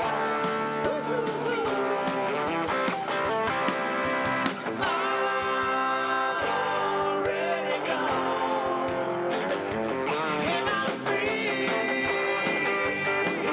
strong. I will sing this Vegas song. Oh my, my. 'Cause I'm already gone, and I'm feeling strong.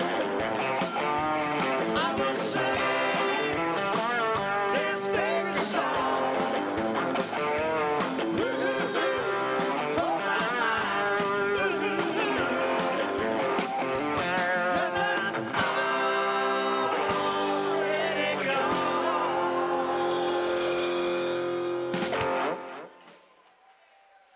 Thank you. Gonna turn it up front to Steve here for a Bryan Adams song. We got a request for this song. It's for Bernie and Rhonda Fian, and they're celebrating 24-year happy anniversary today. This is for you folks. Also for Neil and Tammy and Doug and Patty down there, and Clarky and my wife and Rabbit, and I don't even know what your wife's name is, but for you guys, sorry. For all you guys.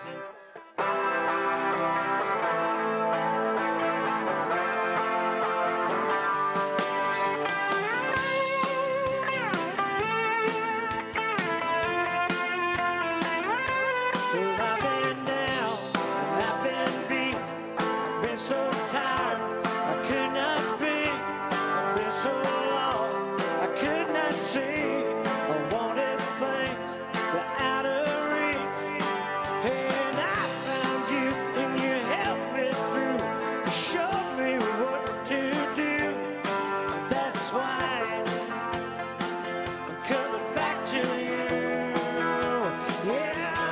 Like a star that guides a ship across the ocean.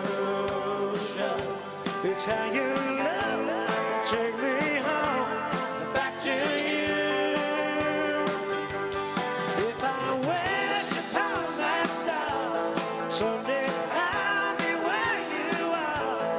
And I know that day is coming soon. Yeah, I'm coming back to you.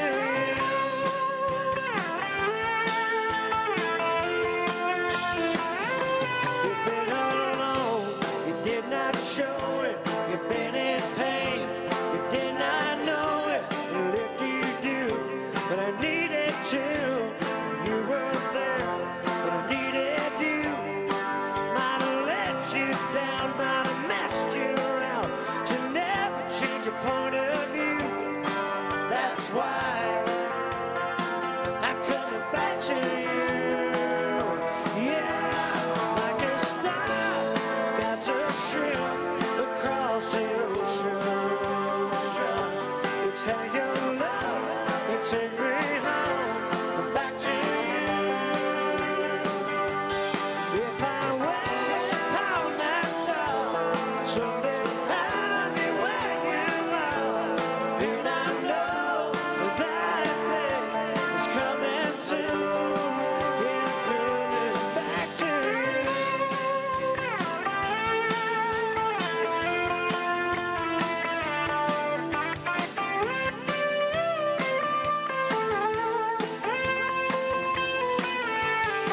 Might have let you down, might have messed you around. You never change your point of view. That's why I'm coming back to you. Yeah, like a star, got to ship across the ocean. It's how you love, take me home, back to you. If I wish upon that star, someday I'll be where you are. And I know that day is coming soon. Yeah, I'm coming back to you.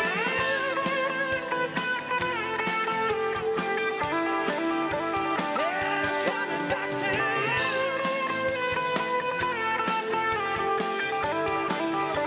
Yeah, I'm coming back to you.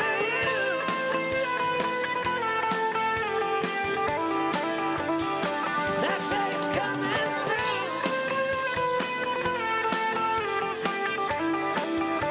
Yeah, I'm coming back to you.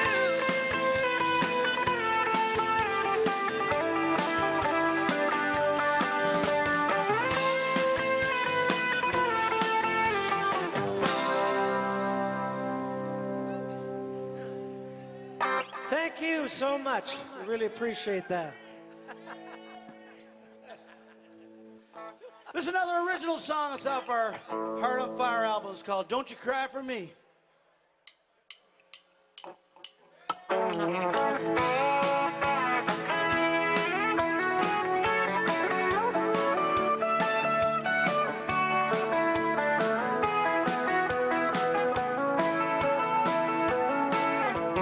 Don't you cry for me. I long love you, can't you see?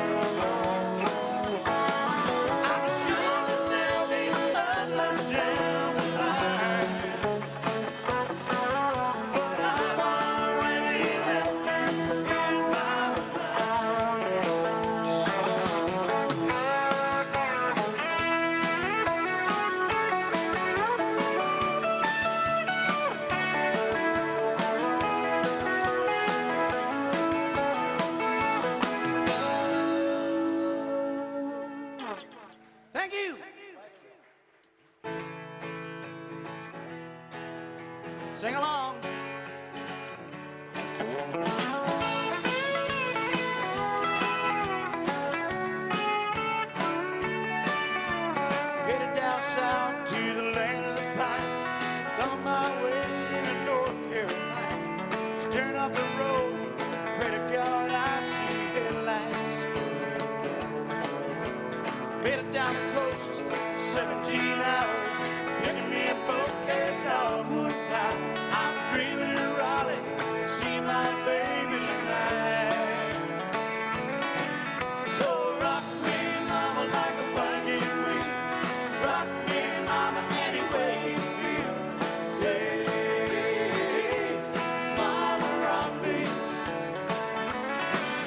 Oh, rock me, mama, like the wind and the rain. Rock me, mama, like a southbound train. Hey, mama, rock me. Running from the cold up in New England, I was born to be a fiddler in an old-time string band. Baby plays the guitar, I pick the banjo now. Oh, it's now turning when it starts getting me down. I'm a money playing poker, so I had to leave town. I ain't turning back, living that old life no more. So rock me, mama, like a wagon wheel. Rock me, mama, any way you feel. Yeah, mama, rock me. Oh, rock me, mama, like the wind and the rain. Rock me, mama, like a southbound train. Yeah, mama, rock me. Get down.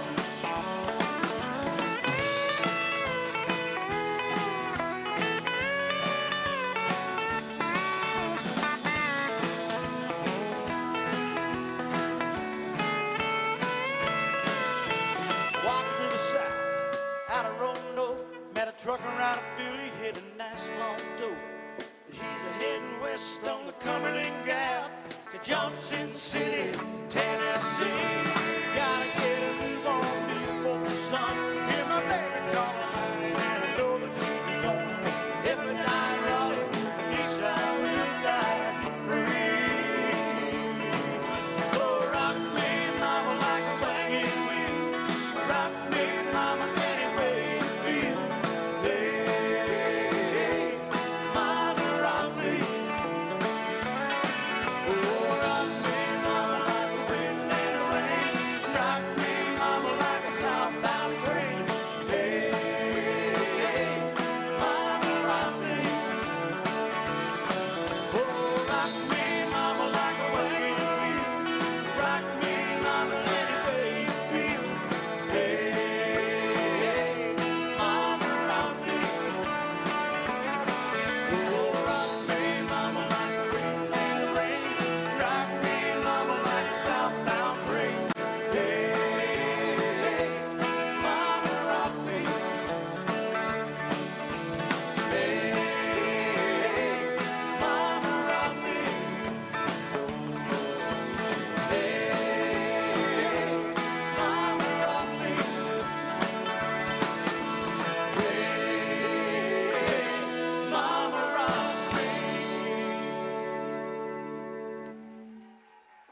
Thank you. Thanks very much.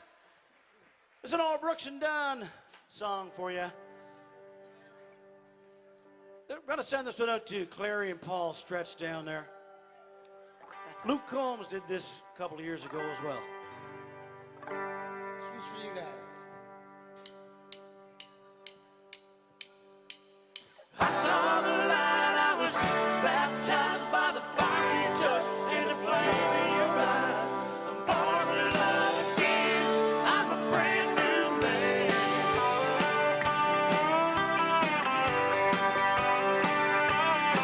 Well, the whole town's talking about the line I'm walking that leads right to your door. Oh, how I used to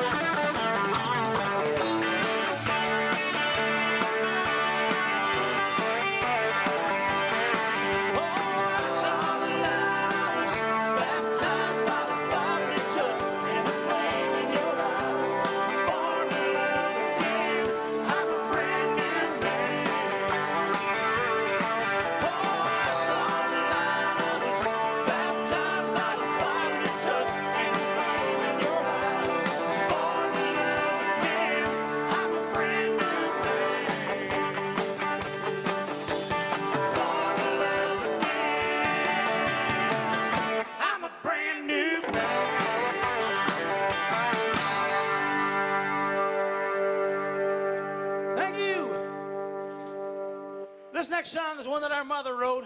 If you listen to the whole down here in Charlottetown, or anywhere, I guess you can get it on the web, wherever. It's called Mother of Mine. She wrote this about her mom.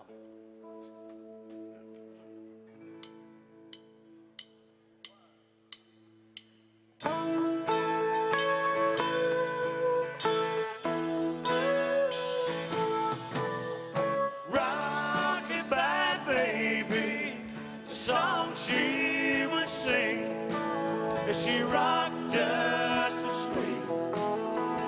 Who'd ever think the troubles and worries were clouding her mind?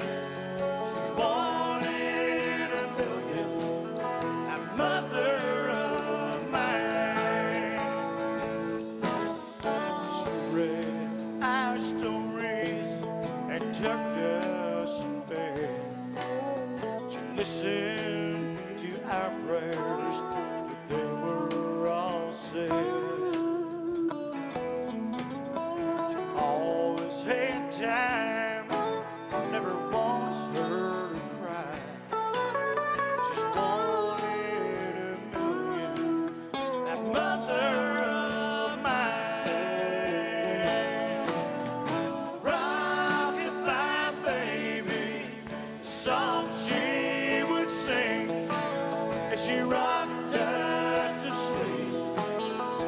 Who'd ever think the troubles and worries were clouding her mind?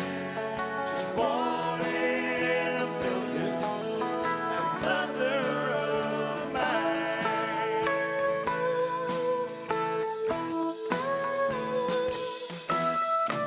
Years have gone quickly, her hair now is gray. More time on her hands, no children to play. Still find her rocking, but the kids are all gone. She dreams she still holds them and sings her same song. Rockabye baby, the song she would sing as she rocked us to sleep. Who'd ever think the troubles and worries were clouding her mind? She's one in a billion, that mother of mine. Yes, she's one in a billion, that mother of mine.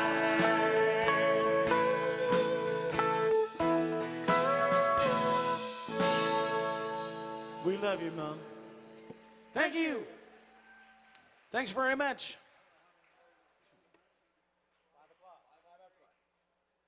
Cadillac Ranch.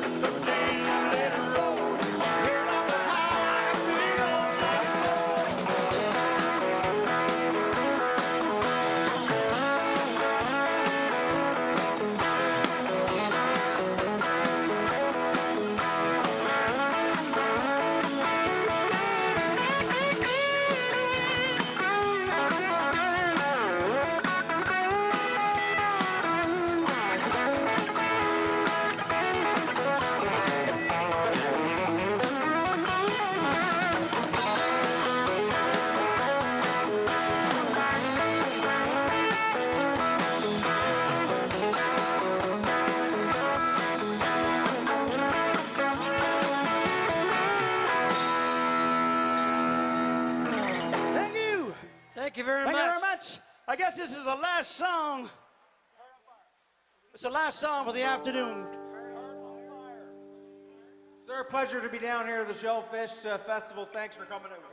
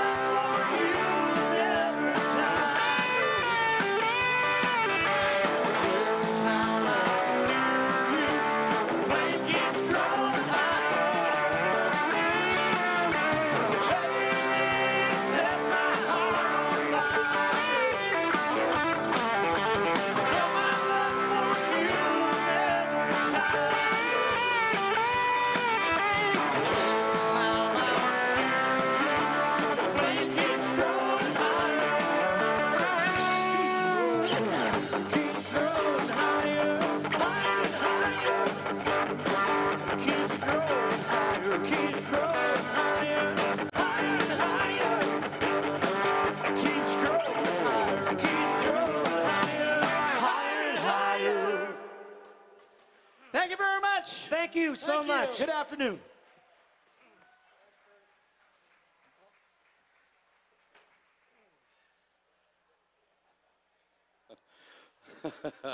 Ladies and gentlemen, the Ellis Family Band. Well, that's the end of the 25th anniversary of the International Shellfish Festival. And my little girl, Ivy didn't want to say anything, but my little girl, Danica, did. We hope you had a great time and hope to see you all next year. Yes, get your tickets early. Thank you, Danica. Great job. We hope to see you again next year, third weekend of September. Tell your friends. Thank you all for joining us. My name's Rob Barry. It's been a pleasure being with you for the last 3 days. Have a great night. Me. Say bye-bye. Bye-bye.